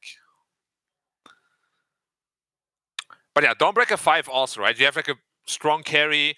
Dawnbreaker is there, amplifies the carry even more. It's just such a versatile, strong all-around hero. I love Dawnbreaker. I hate Dawnbreaker, but I love it. That's it, isn't it? That's it. Every time it's like, man, I love Dawnbreaker, but I also hate Dawnbreaker because when you play against it, it's just misery time. I don't know if I told you the story. Wait, B-Cup, you were here. You watched the stream, right? When I had Dawnbreaker Patch against the Night Stalker? B-Cup is it's easy. He's having a little toilet break. I didn't want to out. I didn't want to out him like that. But I'm sorry. I was just trying to. It's good. It's good. He messaged me. But I'll tell you then. I played against the Night Stalker with Dawnbreaker, and I was Patch. My 5 was Dawnbreaker, and we killed him 4 times in 5 minutes, and he was done. Destroyed his items, gave me all their wards and stuff. It's glorious. But I can't even blame him because that lane is so strong. Yeah, you don't want to play anymore. And also, the annoying thing about it as well is that she slaps you down, right? She beats you with those big, beautiful fires. And then you're like, later on in the game, you're like, I finally found a support I can kill. Let me just bring him down real quick. And then all of a sudden, the ground starts glowing, and then you look to the skies, and she's just flying down. You're just like, oh, God's sakes, can I not have any peace? Dude, that sound legit gives me anxiety. You're like, oh no, the team fight is lost. She's coming. Run! I like this opening. Very aggressive. Void Spirit Dawnbreaker. Pretty versatile too. Yeah. Good. It's good stuff. Yeah. Maybe this is the game where EHOME just outdrafts like a maniac again, like a masterpiece draft, Yeah, they pull out the trap card, very possibly. Yeah, Void Spirit is a very, very popular second phase ban, that's for sure. We've seen Dawnbreaker a handful of times, though, be like, you use that Solar Guardian, but then you end up being that +1. It's like, I tried to save him. We have definitely seen it where they're just overzealous, right? Oh my god, I gotta help him. Oh, I'm dead. Yeah. I'm the +1. Like their allies already dead, and now they also have to like land and then try to get out. Okay, guys. Also, I'm sorry, B-Cup. You couldn't get away with it. Black asked you a question whilst you were away. I had to reveal to everybody. A very great question about that Patch Dawnbreaker game against Night Stalker. So, sorry. Okay. It's okay. We all know what you were doing. Okay, guys. Real talk, though. Let's ascend, okay? So, you were here when I spoke about Pugna coming to the meta. When I was here about Patch being really good, Now, the next hero on the horizon, okay? Hear me out. POS 4 or 5 Sven. Super OP. I've heard of rumblings of this. I've certainly heard rumblings of Sven if you can find the right spot on it to go in with his shard, right? Shard? Yeah. Okay, just to put things into perspective, I just played a support Sven myself. I got Boots of Bearing and the shard. My entire team runs in at 550 movement speed because your entire team gets plus 40% undispellable movement speed. And they get massive armor? Yeah, and they get 22 armor on top of that. Dude, PA jumped my CM. Dude, PA jumped my CM. She couldn't kill her. There were 3 crits in there. She didn't care. So, position 4 Sven? Yeah, or 5. All right. So here's the plan. I play position 4. I'm going to stream playing Sven in the 4 position, getting just toxicate my way. But I'm going to do it for the greater good of Dota. People are going to see how strong it is at a really low bracket and be like, this is what we need in the Immortal rankings. Yeah, let's go. This doesn't sound like a good plan. Yeah, and then it gets to pro games, and then it gets to popular streamers, and then everybody plays it, and then it gets nerfed because I hate it. Wait, whoa. What I do you played mean it. Gets to popular streamers. Like, what? I played it post 3 2 weeks ago. I'm just saying, when Thompson streams, he literally has 15k viewers. It's pretty hard to compete with that. I mean, I enjoy my 13. It's not bad. Viewers. There's no K coming I don't know after if it's that. true. If you have more than 10 viewers, you're already top 10% or something. Oh, nice. That doesn't surprise me. Because there's so many people out there streaming nowadays, right? So more people stream so I can get higher in the rankings. Exactly. All right. Crystal Maiden Lion support duo for the side of EHOME. What do we think about it? It's a lot of stun, a lot of lockdown, decent amount of damage as well. Mana. Is it a lot of squish though? Yeah. Is it cooking your crumpet, Black? I mean, CM was a direct answer to Enchantress, so I get that part, but do you need CM and Lion? Like, you got a Dawnbreaker to frontline, sure, but to begin with, she doesn't really want to because she wants to fly into the fight. So now you're going to pick a carry that can frontline, as well as deal building damage, as well as carry late game. Like, you're putting an immense burden on that last pick for Shiro. Can he step up to the mark? That is the question. It's tough. Is Enchantress going to be DY's hero? I believe so, yeah. Would make the most sense. But then it's also the question, do you put the Lion in the safe lane and the CM against the Eng? Because that's your answer to the Eng, right? I wonder if Extreme might kind of just throw a complete change in this and like go Monkey King 4, Eng 5, Pango 3. Kind of completely switch it up. Kato mid. Ooh. Or, well, it could be Kato 4. Could be Kato 4. Pango Kato very strong.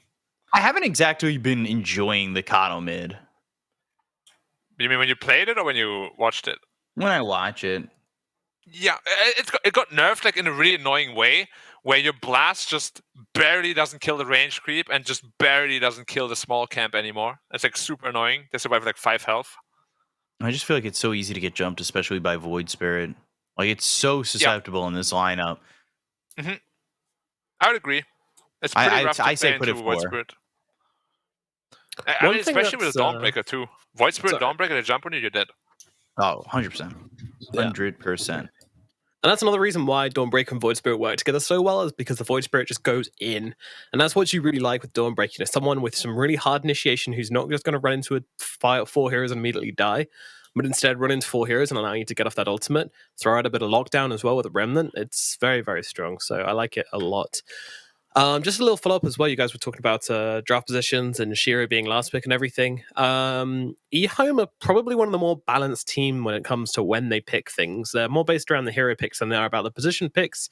There is a little bit of weighting there. Like, Echo usually has last pick, but still, I mean, it's less than like... It's not common at all. Like, he's out of the last games, he's been picked last hero 3 times. And yeah, everyone else has had the hero pick last 4 times. So, which can be an amazing sign or a very bad sign, right? Because you're jumbling everything up all the time. Because I remember EHOME was very successful when they just first faced the Medusa, for example. They've won like almost every game with it, and then they suddenly just go away for no reason and start last picking his hero, you know. And then like they're never sticking to what I feel like works for them, which is very strange to me. They're like, yeah, we beat you with this. Can we beat you with this too, though? Let's find out.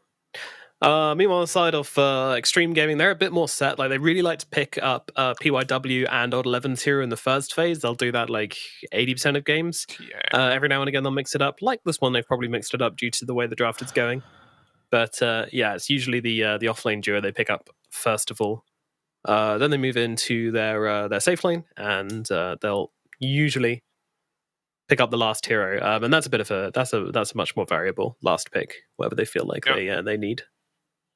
Okay, so with the TA last pick, I would like things to shift a little bit. Yeah, exactly. Oh man, yeah. You go into a hero that counters the TA, you put the Pango mid.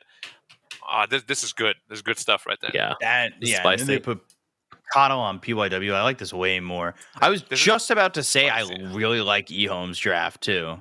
I thought it was a lot more rounded to like have Lion, who's got the hex and the stun and everything. You've got the heal and Dawnbreaker when he gets their hags. So, like, that's going to be a really good timing for EHOME. But then I don't know. This Underlord comes out and I'm kind of like scared for EHOME now.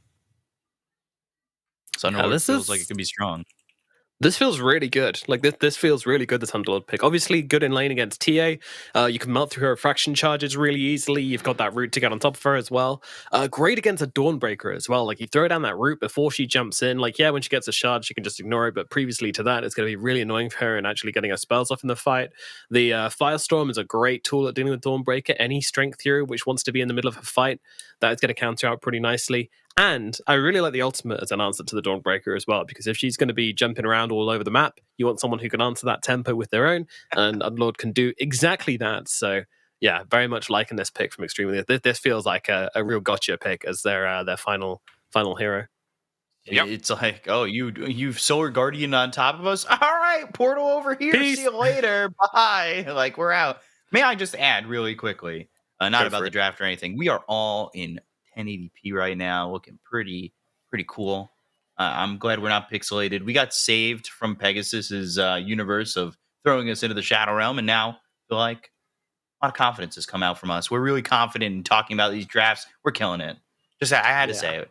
I told you it wasn't our camera, guys, honestly. We could shake our heads all really quickly to mess up the bitrate again, but let's not do that. Let's instead... No, B-Cup, stop! Oh, you're ruining... right. What are your predictions going into this game number 2, if I even need to ask? I think it's going to be close. I still really do like EHOME's draft. I think it's as more well-rounded than the last one. Yeah, and it's very even as well. Yeah, but I feel like Extreme kind of squeak it out. I'm going to only say about 55-45. I think it's going to be a close game in favor of Extreme. Okay, but I like that. Don't come at me in chat if all of a sudden EHOME win game 2 and it's Bias caster. Yeah, Black. Talking about bias casters. Over to you. I think I'm going to go a little bit more into the favor of Extreme. Something like 60, 40, 65, 35 maybe even. I think they gave Monkey King another pretty free game once more. Like once he has BKB, TA can't really ever fight into him. Yeah, it's a pretty hard carry matchup for sure. Yeah, it's interesting because it was the first pick carry Monkey. It was indeed. All right. I'm going to go Extreme Gaming for this game number 2, despite, I've been broken. My trust in EHOME has been broken, but I do like this draft from them. Let's jump into the game with B-Cop and Black, and I'll be offering a side dish of stats every here and again. Ooh. Thank you for joining the dark side, finally.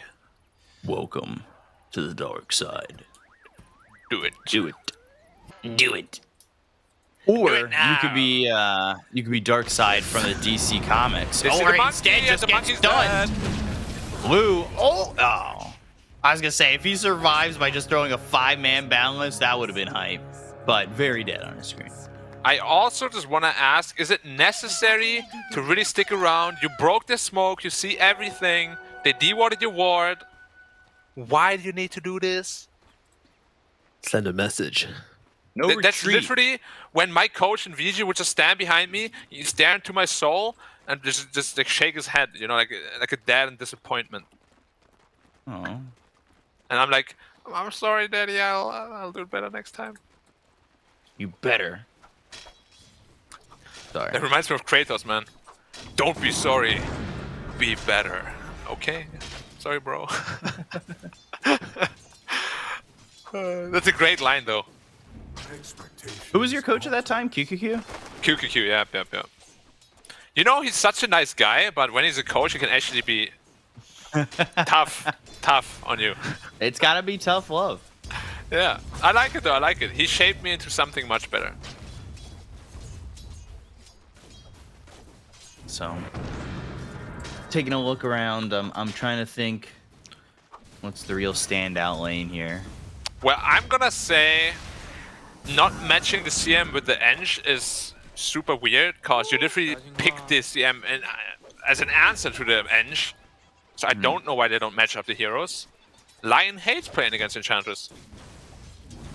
Yeah, not going all that fun for Planet, and it's not going to be fun once DY hits level 2 and level 3, that's for sure. Yeah, there's a Wild King already. We already know the new Wild King with like the weird 4-staff thing, like a Tusk Axe, I guess we would even call it. Yeah, exactly. Yeah.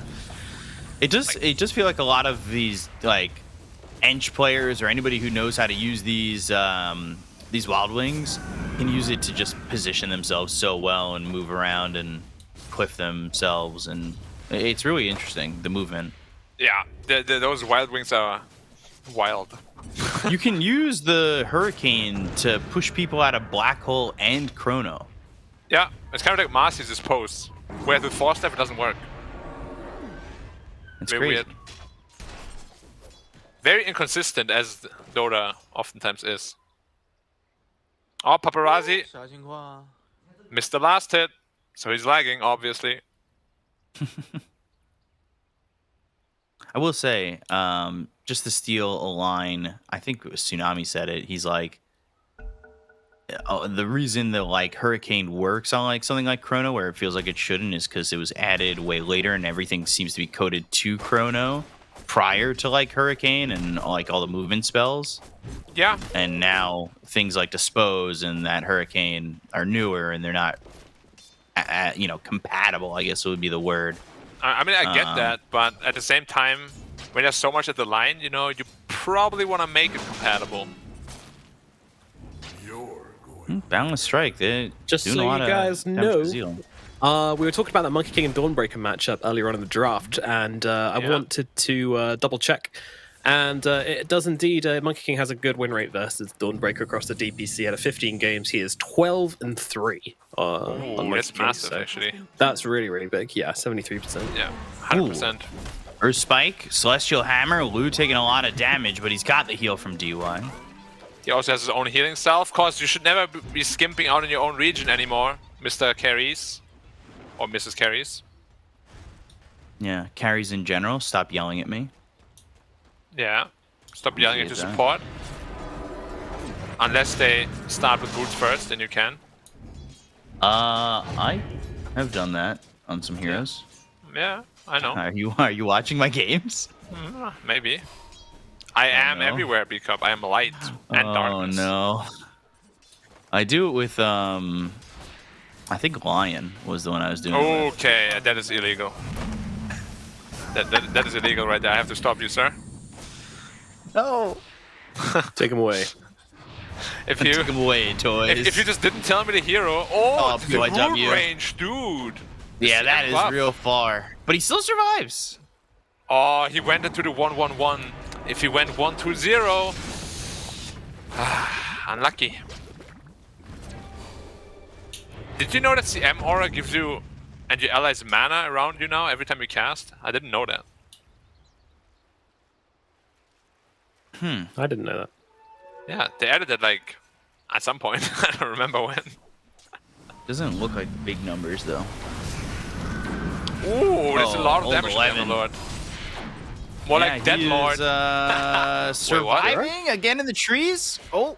One more. Overstepping your boundaries a little bit, sir. TA said, get away. You did not respect her wishes. She slaps you down.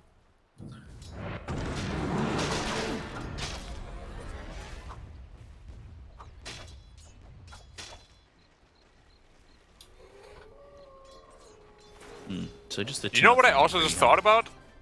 Yeah. So we talk a lot about rings, right? Like ring abilities. So if there's a Wukong out and Dawnbreaker ults in, that sounds really bad. That's probably another big reason why Monkey's win rate is so good against Dawnbreaker.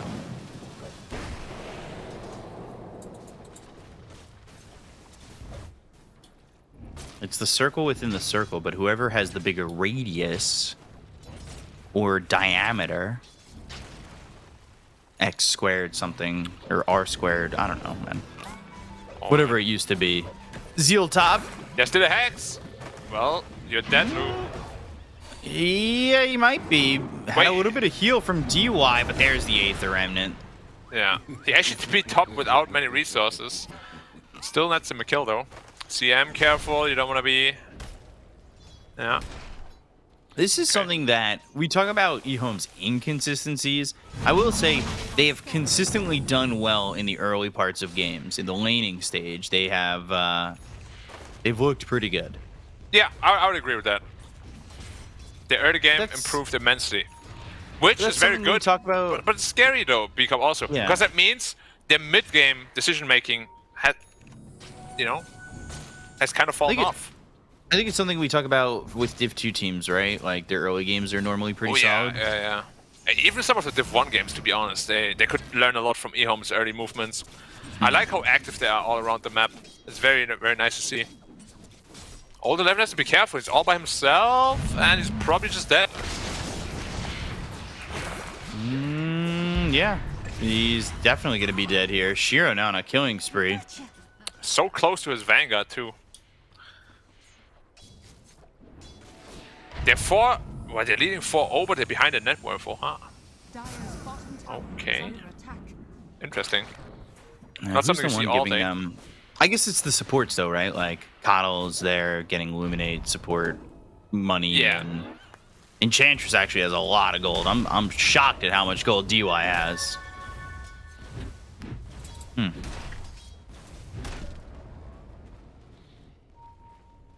What's he gonna build on DY?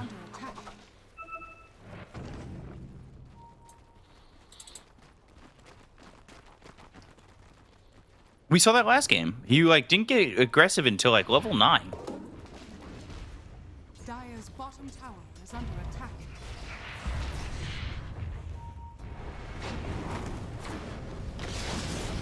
Didn't get hit by the Aether Remnant, but they have a lot of lockdown. They need to be careful. Shield Crash comes in. There's the Rolling Thunder. They have themselves the Sword Guardian in as well. Celestial Hammer thrown on top of Old 11 to get the kill. They need to get something on this from Extreme, and they will in Shiro. That's a big kill in itself, but will they get anything more? ZZQ just trying to keep him away from Echo. ZZQ gets illuminated, blasted down, and well, Lu wants more. Craving some blood, craving the crust of a planet, and Swashbuckle from Paparazzi misses on Echo.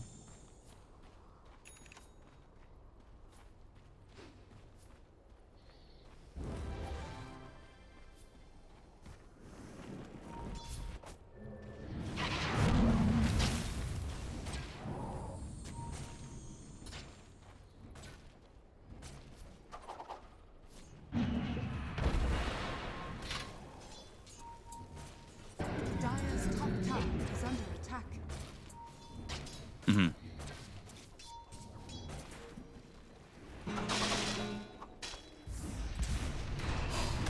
Yeah, I don't think they mind the aggression all too much. That being said, ZZQ gets the kill onto DY.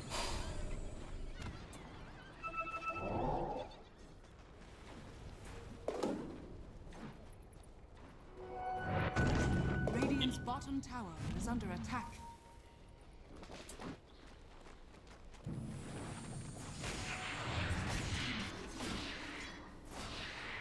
Right. I'm being told, Black, you should refresh your VMix.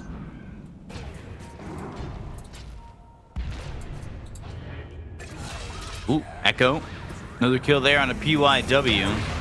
So the aggression's working out at the moment, but Paparazzi with the Rolling Thunder just absolutely stun-locking ZZQ, but they do land the Earth Spike, and it looks like it's going to net them a +1 with the kill on the DY. Yeah. Good Not recovery quite level job 6 so yet. far. Yeah, they're doing very well. The only criticism I have with their early and mid game is they let the foot off the gas too quickly. Like they always do really well, and then they just let the enemy recover. You know, like you really gotta keep pressuring them. Like take over the triangle, take over the areas. Don't just let them get back into the game for free because you worked so hard to get an advantage to begin with. Yeah, and you need to kind of keep it, right? Like, especially with a team like Extreme Gaming that's going to roll it back, both metaphorically and I guess literally in this sense when they've got Paparazzi on the Pangolier. With this Diffusal too, I want to say, like, we've seen Diffusal Pango be very destructive. I'm a little worried that EHOME, with their heroes being so squishy, may not be able to run so well from this. Yeah, it's also the supports, right? Like they're very squishy together, which is generally why you don't see that. Exactly. Lion CM together. It's a very risky lineup to draft into. They're looking at 11 again. Aether Remnant and the Starbreaker, but with the ZZQ ult, I mean, more than enough damage as they have used that freezing field. Man, Again, though, been this feeding is both games, but the team, you know, there's so much space. Yeah, he's been playing very sacrificial. You see, but at the same time, like, he's been feeding as ZZQ dies there. There's the Solar Guardian. Paparazzi taking a lot of damage, and wow, Echo gets the kill. DY looking like he's next. Starbreaker, and now the TP. Nothing to stop that. I was going to say, even though that Old 11's been, quote, feeding, his net worth is the same as the Dawnbreakers, who hasn't died once. Yep, it is. And that's also why they're leading, right? Despite them giving up kills, like they're still being very efficient.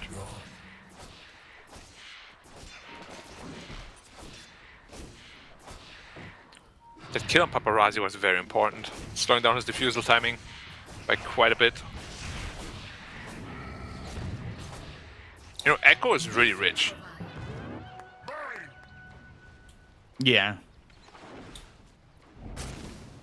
About 900 gold ahead of Paparazzi. Yeah, I really hope he can make his impact felt this game. He went for a Witchblade, which is very aggressive early on. That means he wants to cut the back line. Radiant's bottom tower is under attack. Dire's structures are fortified. Is there a timing you're looking at specifically for Extreme at the moment? Is it just this Diffusal Blade? Yeah, I think the first step is the Diffusal, and then second after that, probably the Atos on the Underlord. Because yeah, the Monkey King just really wants to farm. Going for the Battle Fury again. It's this game is not going to be as lopsided as the last one though, because they're not so helpless against BKBs this time around.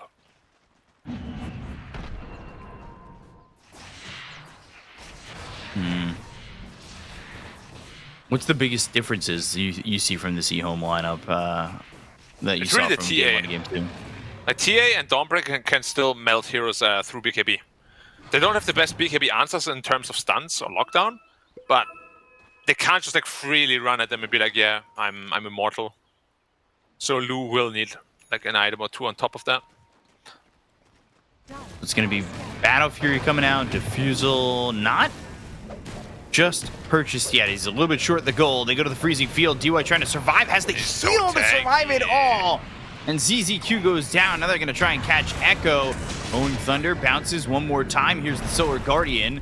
And let's see, can they go the for plus it? one? Can they get the kill on Echo? It is. PYW gets credit for the kill. That Even the Solar Guardian, I don't know if to save him. You know, B-Cup, this is another one of those very big sins of Dota. If you hard commit for... Exactly. If you hard commit for an Ench, you gotta burst her. And that's with the finger. That's the first kill with that stack, right? Or no, second kill. Second already, yeah. Well, ZZQ going very aggro. And they're trying to go again for Old 11, who is not that tanky yet. As you can see, they can handle him pretty simply with just what they've got. Yeah, overstepping again a little bit. Like, Pangolier didn't have roll, which is really their team fightability right now. Once that's on cooldown, you really gotta respect the fightability of EHOME. Like, that's the entire strength of the supports, right? They got low cooldown, disables, and slows.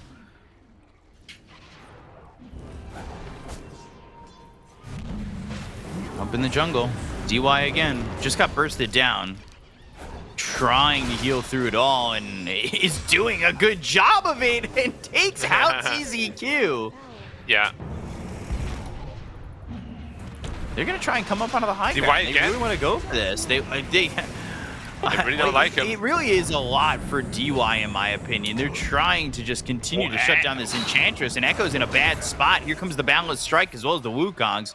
Not really sure the Wukongs was necessary, but you're getting another kill there onto the Void Spirit, and kind of want to make him feel uncomfortable in this game. They're doing a good job of making that so. Yeah, especially after the start we just said he had, right? He was like 1,000 ahead of the Pango. Now, Pango's ahead of him. Trap's getting blown up, slowing these heroes down. Paparazzi does have a double damage, but no Rolling Thunder. Yes. A little void for the Void Spirit. Usually with this early Witchblade, you're really looking to snowball. and thus far, it has been anything but that. Roche, though, they know this is happening. There's no way they're giving that away for free. Right. The circles are coming. And CCQ's dead. From the circles. Ooh, the Illuminate doesn't land. The vessel is ticking. No. It's close. Planet is walking uphill. Wow, yeah, that is very dangerous. They're going to go with the Solar Guardian to try and get the kill to Paparazzi. That's a good trade to make. No Pango means no Rolling Thunder, but Pango buys back into the fight while they get the kill on the ZZQ. You do have Lou just getting chased here by Shiro. The Melt Strike is chasing him all the way down. It never got away from him. And now Zeal is finished off by DY. It's so far so good if they can kill off Shiro and make sure that they get themselves this Aegis. And Shiro looking like he's going to drop. Goes down to old 11. That means the Void Spirit needs to jump away, and into the Roche Pit are Extreme. And it should be a pretty easy one with the Panagoli as well. Well, I say that Dawnbreaker is back. There are 4 heroes alive. No Solar Guardian, but does have a tier 1 to TP2 over top or mid and choose to go top. You have no Panagoli. Oh my god. Dangerous! Aegis is going to be picked up here by Paparazzi, which is very Zeal necessary for them. And Echo's dead, Zeal's gone, Freezing Field doesn't get it done, but eventually they will finish off old 11. But well, that's ZZQ dying, and this is similar to what we saw in the first game, where Extreme take a really good Roche fight and blow EHOME out of the water. Yeah. In fact, didn't literally the same scenario occur in the last game around the Roche Pit? Also with buybacks? Also favoring XG? Yes. Well, did Shiro buy back? Well, at least Shiro didn't buy back, so he's still sitting pretty at the top. But yeah, as I said earlier, this Monkey King matchup is not easy at all. Pretty high armor hero. Once he has his BKB, you have no answers.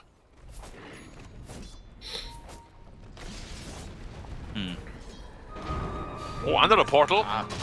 Yeah. Hi! It's like the first he time actually they've pops out used of the that. left. Dude, Echo thought he's popping out of the right. Look at the random position. They want to go for Echo. Oh, Echo! One more step, one more step. Yeah, but he went out to the left. They're going for Monkey King, see him for them. Oh, well, He's just they're fighting gonna back, try. Yeah, Wukong's fighting back. Celestial Hammer. He's burning a little bit, but the balance strike. ZZQ goes down. Do you no want to fight way. this? The Jingo's going to go off. Zeal, what are you doing? Oh, No, don't get baited, right into dude. Shiro, Lou. Oh, the Celestial Hammer burns out the tree. He got so greedy there. If he had just Primal Springed on the Zeal, he would have gotten the kill, but then he was still dead. Unfortunately, he doesn't get either. Or fortunate Yeah. for EHOME.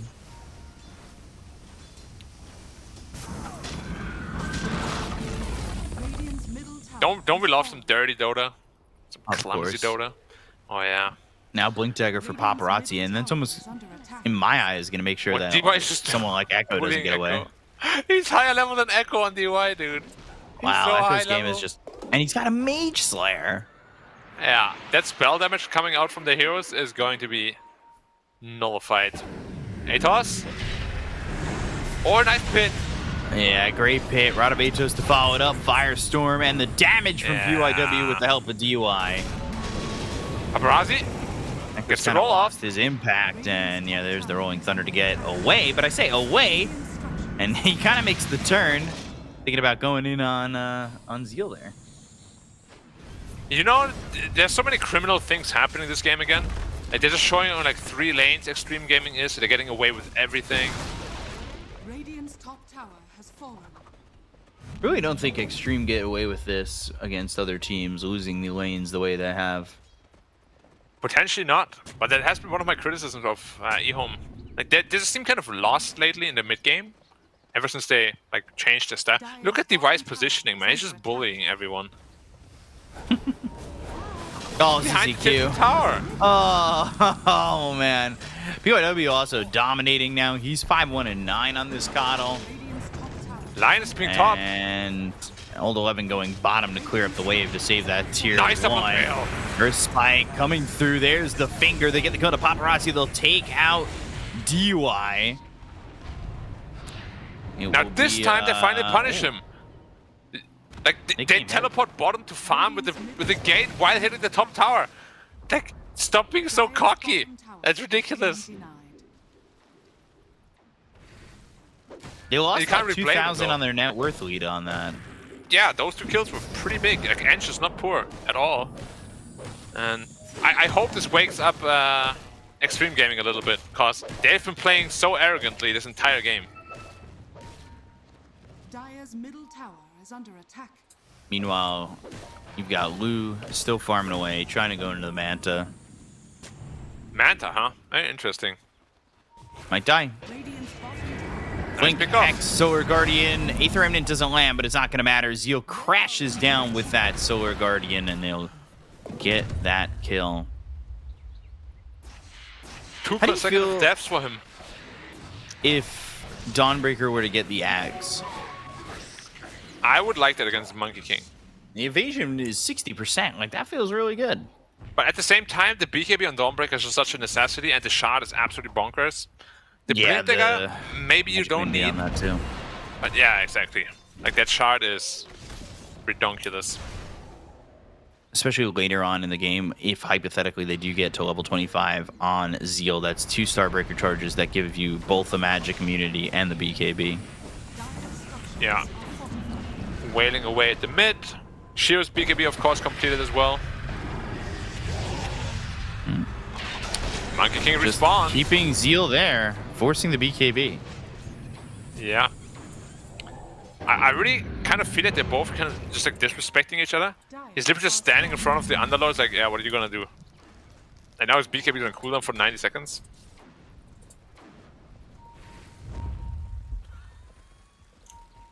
And this is straight smoke up. They know Zeal is weak.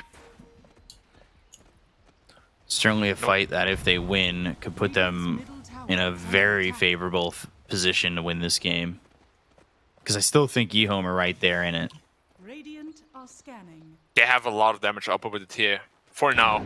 Like, if they botch the Monkey King ult somehow, this tier is pretty free in those fights.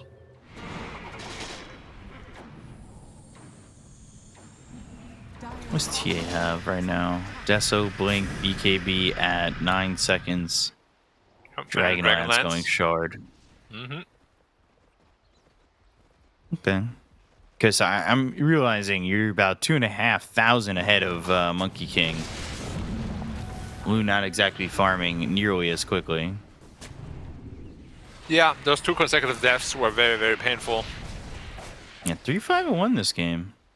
I don't know if I like this Manta style too much. Not entirely sure what it's for. To get rid of the frostbite, I guess? Is that it? That can't be it. It's like so not worth, right? I guess. Doesn't really feel entirely worth it. Maybe to get rid of the refraction shard is faster, but you got your ult for that, and you got other sources to do that for you. I don't know. We'll see if it potentially backfires.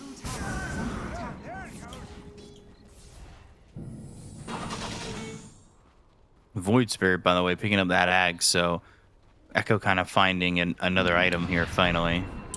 Yeah, it's an important one. There's no Dispel yet on Pangolier. So if he gets caught by him, that's free food. Was DY guy after that Mage Slayer. Just a little bit of armor with that plate mail. He's very tanky. They're going to come in with that ult from the Underlord. Zeal looking like he's just going to drop even with this PKB. It's 2, now 3 kills for them. And Extreme Gaming, they've done this a couple times throughout the series where they just take some clean fights. But did you see like a pattern when those clean fights happen? It's always when they go all in on the Eng and it can't kill him. I feel like EHOME is just baiting themselves all the time. At this point in the game, I don't think it's worth starting with an Eng kill. Because it's not starting with an Eng kill, it's starting with an Eng bait. He's got a plate mail, he's got 20 armor, and he is got that level 1 in the untouchable, like, and the level 4 heal. He is level 15, almost 16. He's insanely high level. so much farm on these supports. Compared to the CM, they're level 10. DY's game is magnificent. Got a gem now picked up as well. Coddle gave me mana. Okay, no problem. Coddle has a Rave Pact already done. Wow. And a spare vessel. Blink, Hexer, Spike coming through on the Underlord. They'll use the finger, but the Rolling Thunder! It is rolling and it is thunderous. They get the kill on a planet and they are going to force Shiro to pop that BKB. He is now on the run with him and the rest of his band. The Rolling Thunder, it didn't cause them to get more kills, but it did save Old 11 and potentially a fight that was going to go well for EHOME there. He's so tanky at Old 11, 3,000 health. They used finger too. They really were just trying to burst and go. Yeah, that was never gonna happen.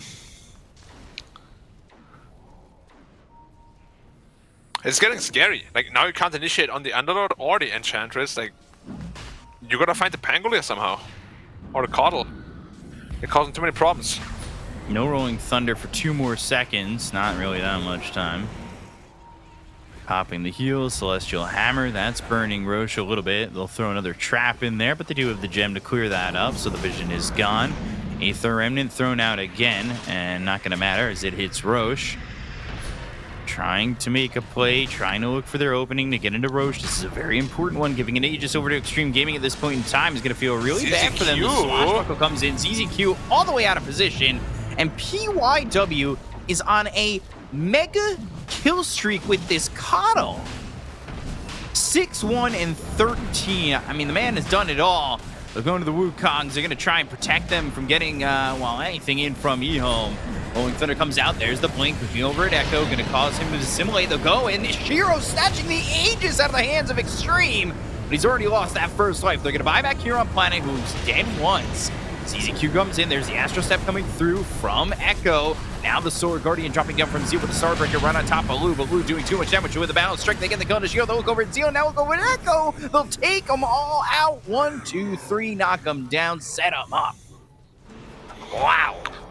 Yeah. Extreme, even after the Aegis was snatched there by Shiro. They've just done a great job of shutting it all out from EHOME. And that might be all they've written here for the story of EHOME in this series. Yeah, it's unfortunate. Both games had a pretty decent early game, but they can't really, or haven't managed to at least, translate it into a strong mid game. And again, the late game wall of XG proving to be insurmountable for them. The Underlord and maybe PYW joining in over bottom to push out this bot lane. They take a mid set of racks, and the rest of the team comes through as well. So just using that portal to go from one lane to the next and take 2 sets of racks here. There's a buyback on TA, but it's not really going to change a whole lot. Wukong is already back off cooldown. Astral Step, they've got the silence. Yes, Hammer, Finger, Aeon Disc, not going to matter. And now they're going to go in and take them out. Extreme Gaming once again. They do find themselves Echo, Paparazzi just rolling here. What you going to do now on the side of EHOME? Not really much you can do. They'll just call GG. So Extreme Gaming took the series 2-0 over EHOME. A very big win here. Way too easy. They made it look way too easy.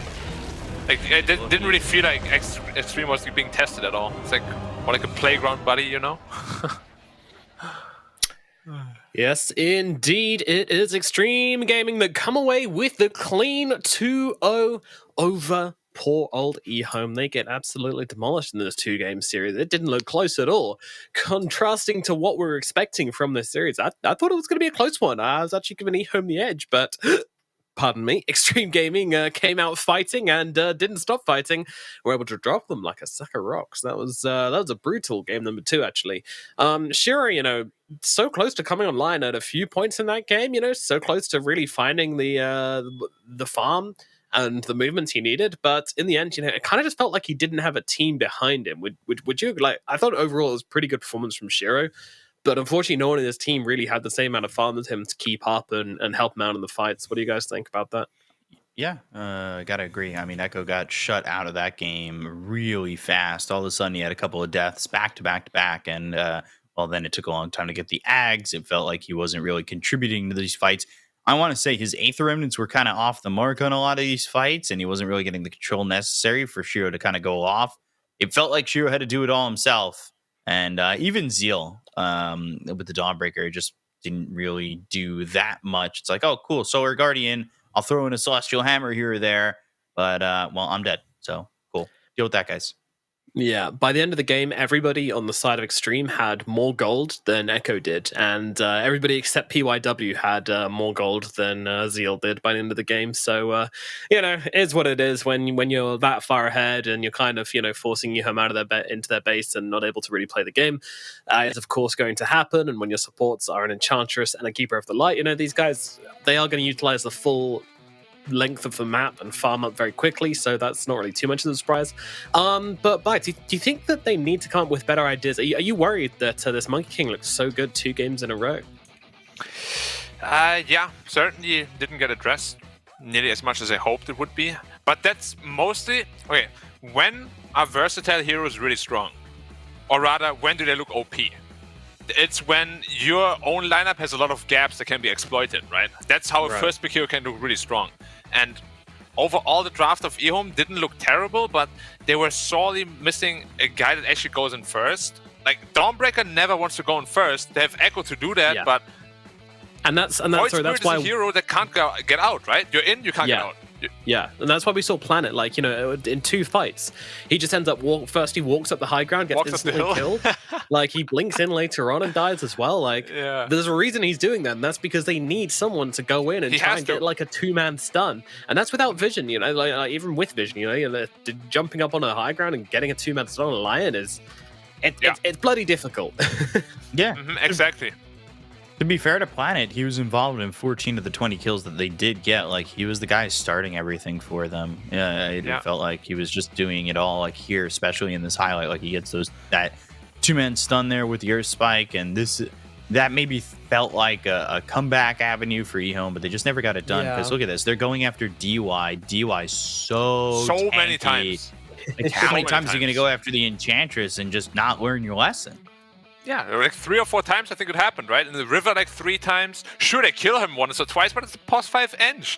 Every time any fight turns into the favor of Extreme because the Ench is baiting, they'll be happy with that. They don't care how often the Ench dies. And as Kaka said as well, Lion is a good hero if you play it in the right circumstances. This was not the right circumstances, right? You need to be able to free up his game. You need to allow him to get farm. He needs to be ahead. He feels really, really good if he's got a little bit of money. He can get a good time on that blink dagger. That didn't happen this game. So listen to Kaka. He's the only one who's making Lion work at the moment, and that needs to be addressed because this was not the pick for them. Imagine if they had an Earth Spirit, or imagine if they had a Spirit Breaker. Just something, I don't care, anything on the POS 4 which can just go in and make things happen for their team. I feel like their draft would just look so complete and it would have looked so good. And they were just missing this one major factor. And unfortunately, they didn't have it, so they end up looking a little bit caught out in this game number 2. I mean, I don't know if it's all on the line like that. I don't know. I'm a Lion defender, big Lion player over here. I just think when he's going in or throwing a stun, he kind of also expects Echo to jump forward and help him out, and Echo just wasn't there to really do anything with that. It was oh, cool, blink, Earth Spike, Hex. I've got all this control, guys. Where are you? What happened? What's going on? You may be a Lion defender, but he's been picked 7 times and only won 1 game, and that was when Kaka played it. So he's a god, so yeah, exactly. I mean, the hero is obviously not in a great place right now. He's only been contested in 2% of the drafts as well, so kind of just ignored. He's never been banned. No one's cared enough to ban Lion. I feel that's worse than not getting picked. Actually, it's never getting banned. Yeah, it does also. They kind of picked 2 position 5s in this game. I mean, obviously, Kaka plays Lion as a 4, but Lion and CM as your support duo is kind of not going to do it there. It's very miss or miss. It's not even hit or miss. It's just miss or miss. It did not feel like that duo did anything. It was real rough.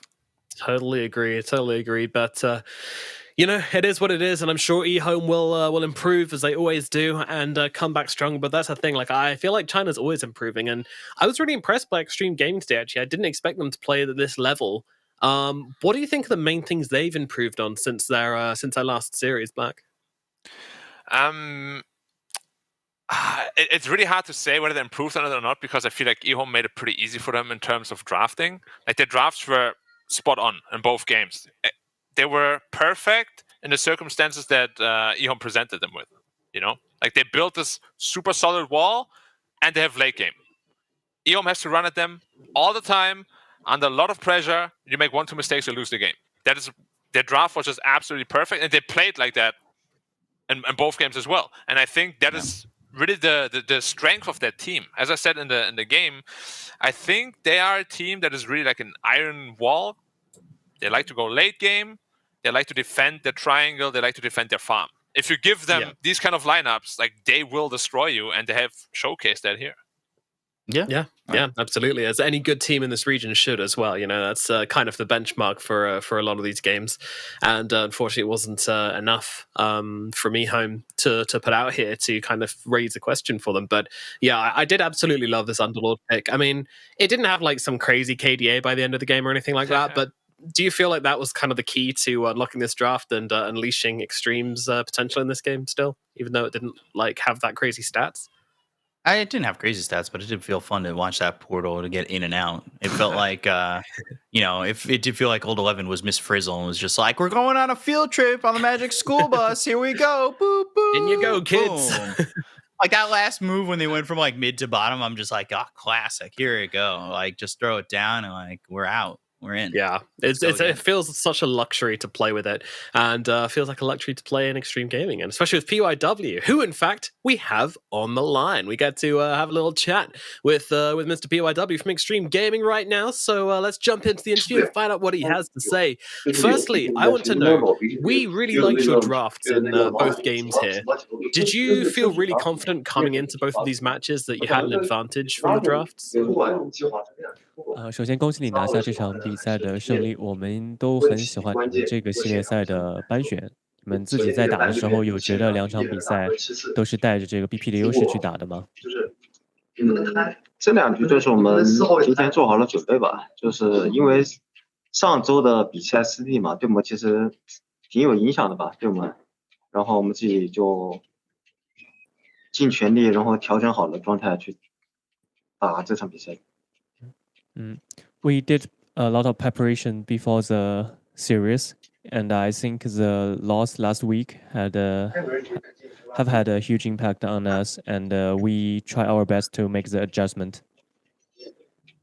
So has it been, one of the hardest weeks you've worked so far in this season, this week?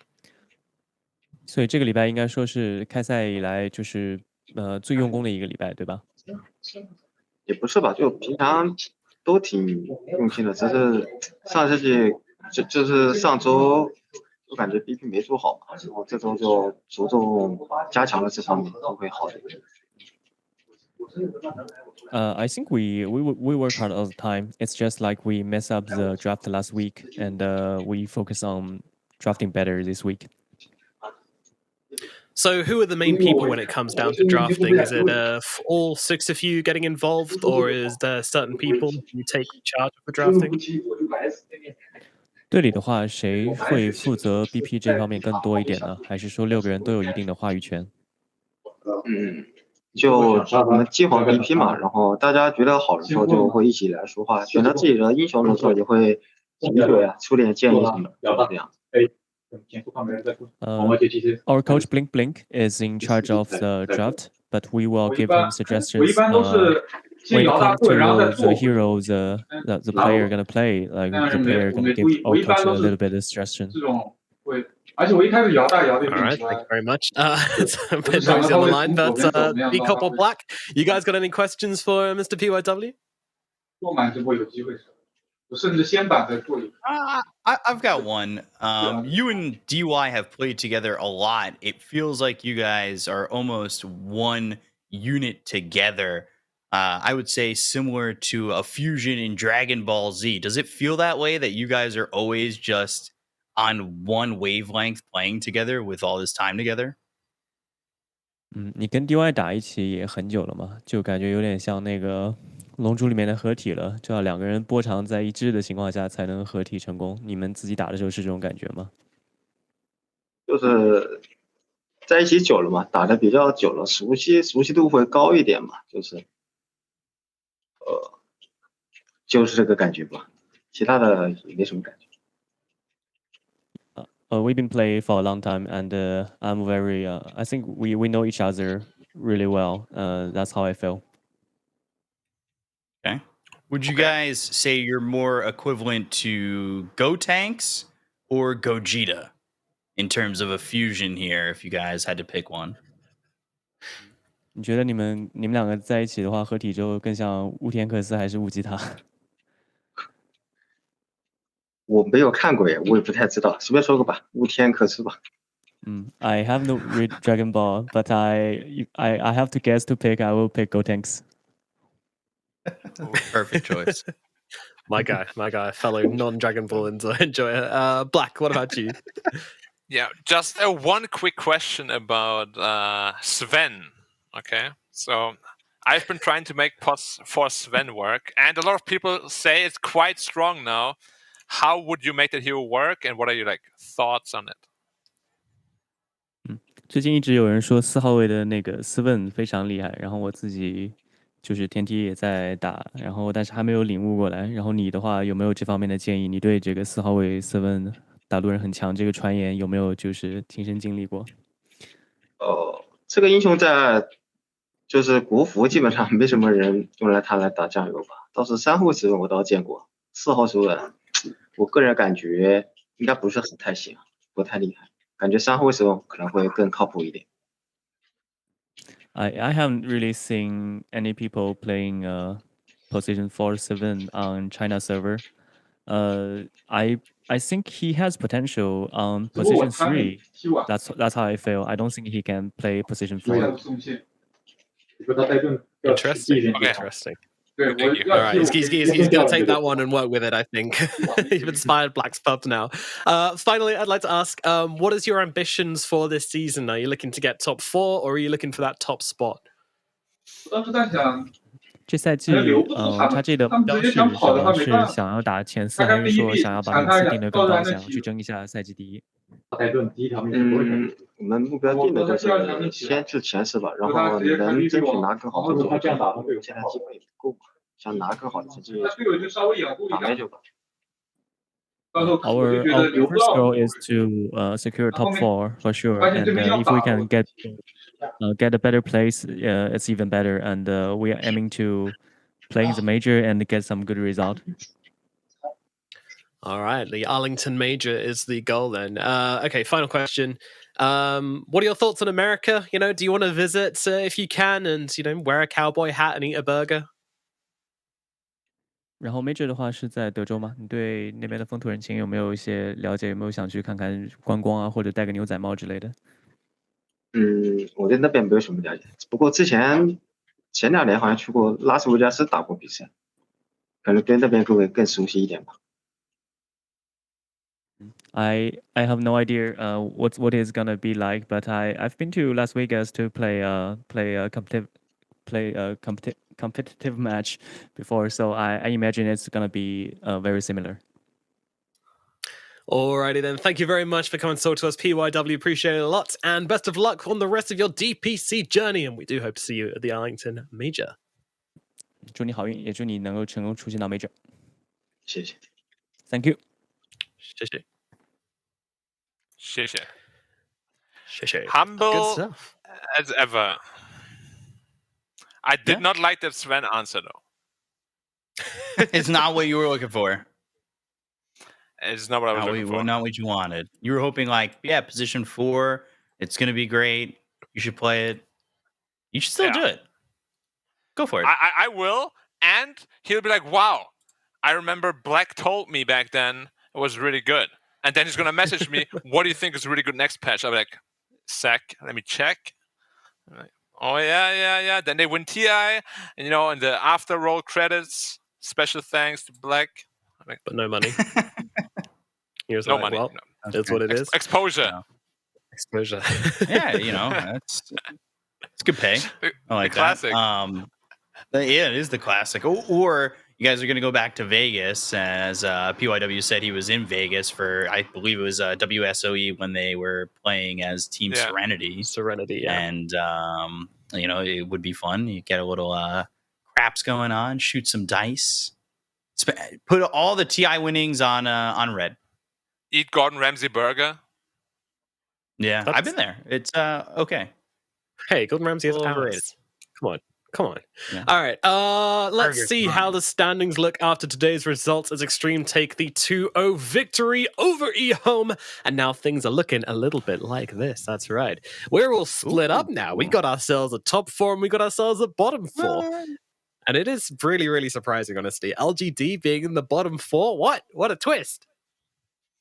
Yeah, I guess it's a bit of a twist. Everybody's getting there.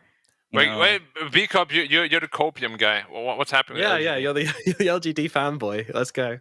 Yeah, well, all according to plan, wasn't right? Of course. No, they have everything what? under control. They just want to be 4-3, be in a contention for the match. Dude, when that happens, Exactly you're what gonna be they like, want. "Wow, I don't know what you're talking B-Top, about. you're a genius." When I heard that, I was like, "Yeah, it's not so bad. 4-3, they lost to EM, but it doesn't matter." They're still on target for what they want. Do you really? And not what they want, but honestly, it's what you 4 slots to a major. You can't do this in NA. You can't play so casually in NA. If you want to go to the major, you have 2 slots to get there. But here you have 4 slots. You can play more casually. It's not copium. I think it's delicious. I mean, if I was saying this about any other team, would it be copium or would it be the same thing? I feel like against any other team, it would definitely be copium. You have credibility because it's LGD, and we know how they can switch it on when it comes down to it. Yeah. They are sometimes slow starters, especially in group stage of events. But when it comes to the playoffs, when it comes down to it, they will make a performance. Don't EG come on, them. They're B-Club. slow starters in the group stage. Stop that. They usually go undefeated. We're just in pulling group your stage. nose, Stop B-Cup. Don't be mad at us. Boop, boop, boop. All right, guys. Don't worry. LGD Some have a cyber chance to bullying prove going themselves on right now. on June 24th when they play their series against Aster Aries. Should be a clean win for them against Aster Aries, you would expect. And then on June 26th, we've got Vici Gaming versus RNG, and then EHOME versus Aster. So make sure you guys join us for those matches. And any way that Aster Aries takes that series back? Yeah. No. I mean, what, really? Dude, they destroyed Extreme. But no, LGD will win. No. All right, cool. Thank you very much. All right, Sudden. that's that was just like, oh, okay, all right. Oh, what? Guess, Aries is so good. guess he's done talking now. Aster Aries, I never said they were so good. I'm just gonna throw that out there. Okay. They're pretty decent, but they're not so good. They're They're okay. good. They're good. Yeah. However, at the end, I like Yi. He's great. I just want to have some closing thoughts on the series from my side, okay? I want Shoot. EHOME to stop experimenting in the middle of a season. What are you doing? Why are you changing your You're not entire LGD. drafting You can't go style 4 and and play 3. style? Stop it. It's not working out for you. Go back to what works. Get to top 4. Get to the major. Then you have I don't know how much time to practice. Then you switch your style. Okay? Thank you. Yeah. Or scrim more if possible. I don't think it's possible for these teams to scrim more, but these ideas definitely feel like, it's just the small things. Like we literally heard someone say yesterday that the Monkey King is a good hero against Dawnbreaker. The stats back that up as well. And then they do it twice today. I'm just surprised, to be honest with you. But nevertheless, we will move on, and hopefully EHOME will be able to recover. B-Cup, any closing thoughts from you before we wrap up today's action? I think everything's kind of in there. Let me, my copium inhaler is in the kitchen right now. I don't have the ability to, get the daily dose in. But what? You think LGD aren't in an okay? It looks worse because they're on the bottom of the round robin. Obviously, Yeah, But yeah. I don't know. Realistically, it's one series. Like, it's one series. Like, guys, come on, please. Stop hurting my feelings. We're sorry, Pico. We pulled your pickle a little too hard today, but nevertheless, I'm Don't sure. touch my pickle. I've heard that before. We're sure they will be absolutely fine in their series against Aster Aries. Join us for that one and probably more China Dota action coming your way. Follow the account, stay up to date. Join us next time. But from today, we are saying goodbye. Thank you so much for watching, and we'll see you next time. 成为英雄之前，你不曾拥有姓名。通向终点的路很长，但谁也无法预知结局。有人前心暗影，谋而后动；有人拼尽全力，克敌机先。没有对与错，只有速度是唯一的答案。奔跑吧，在到达终点之前。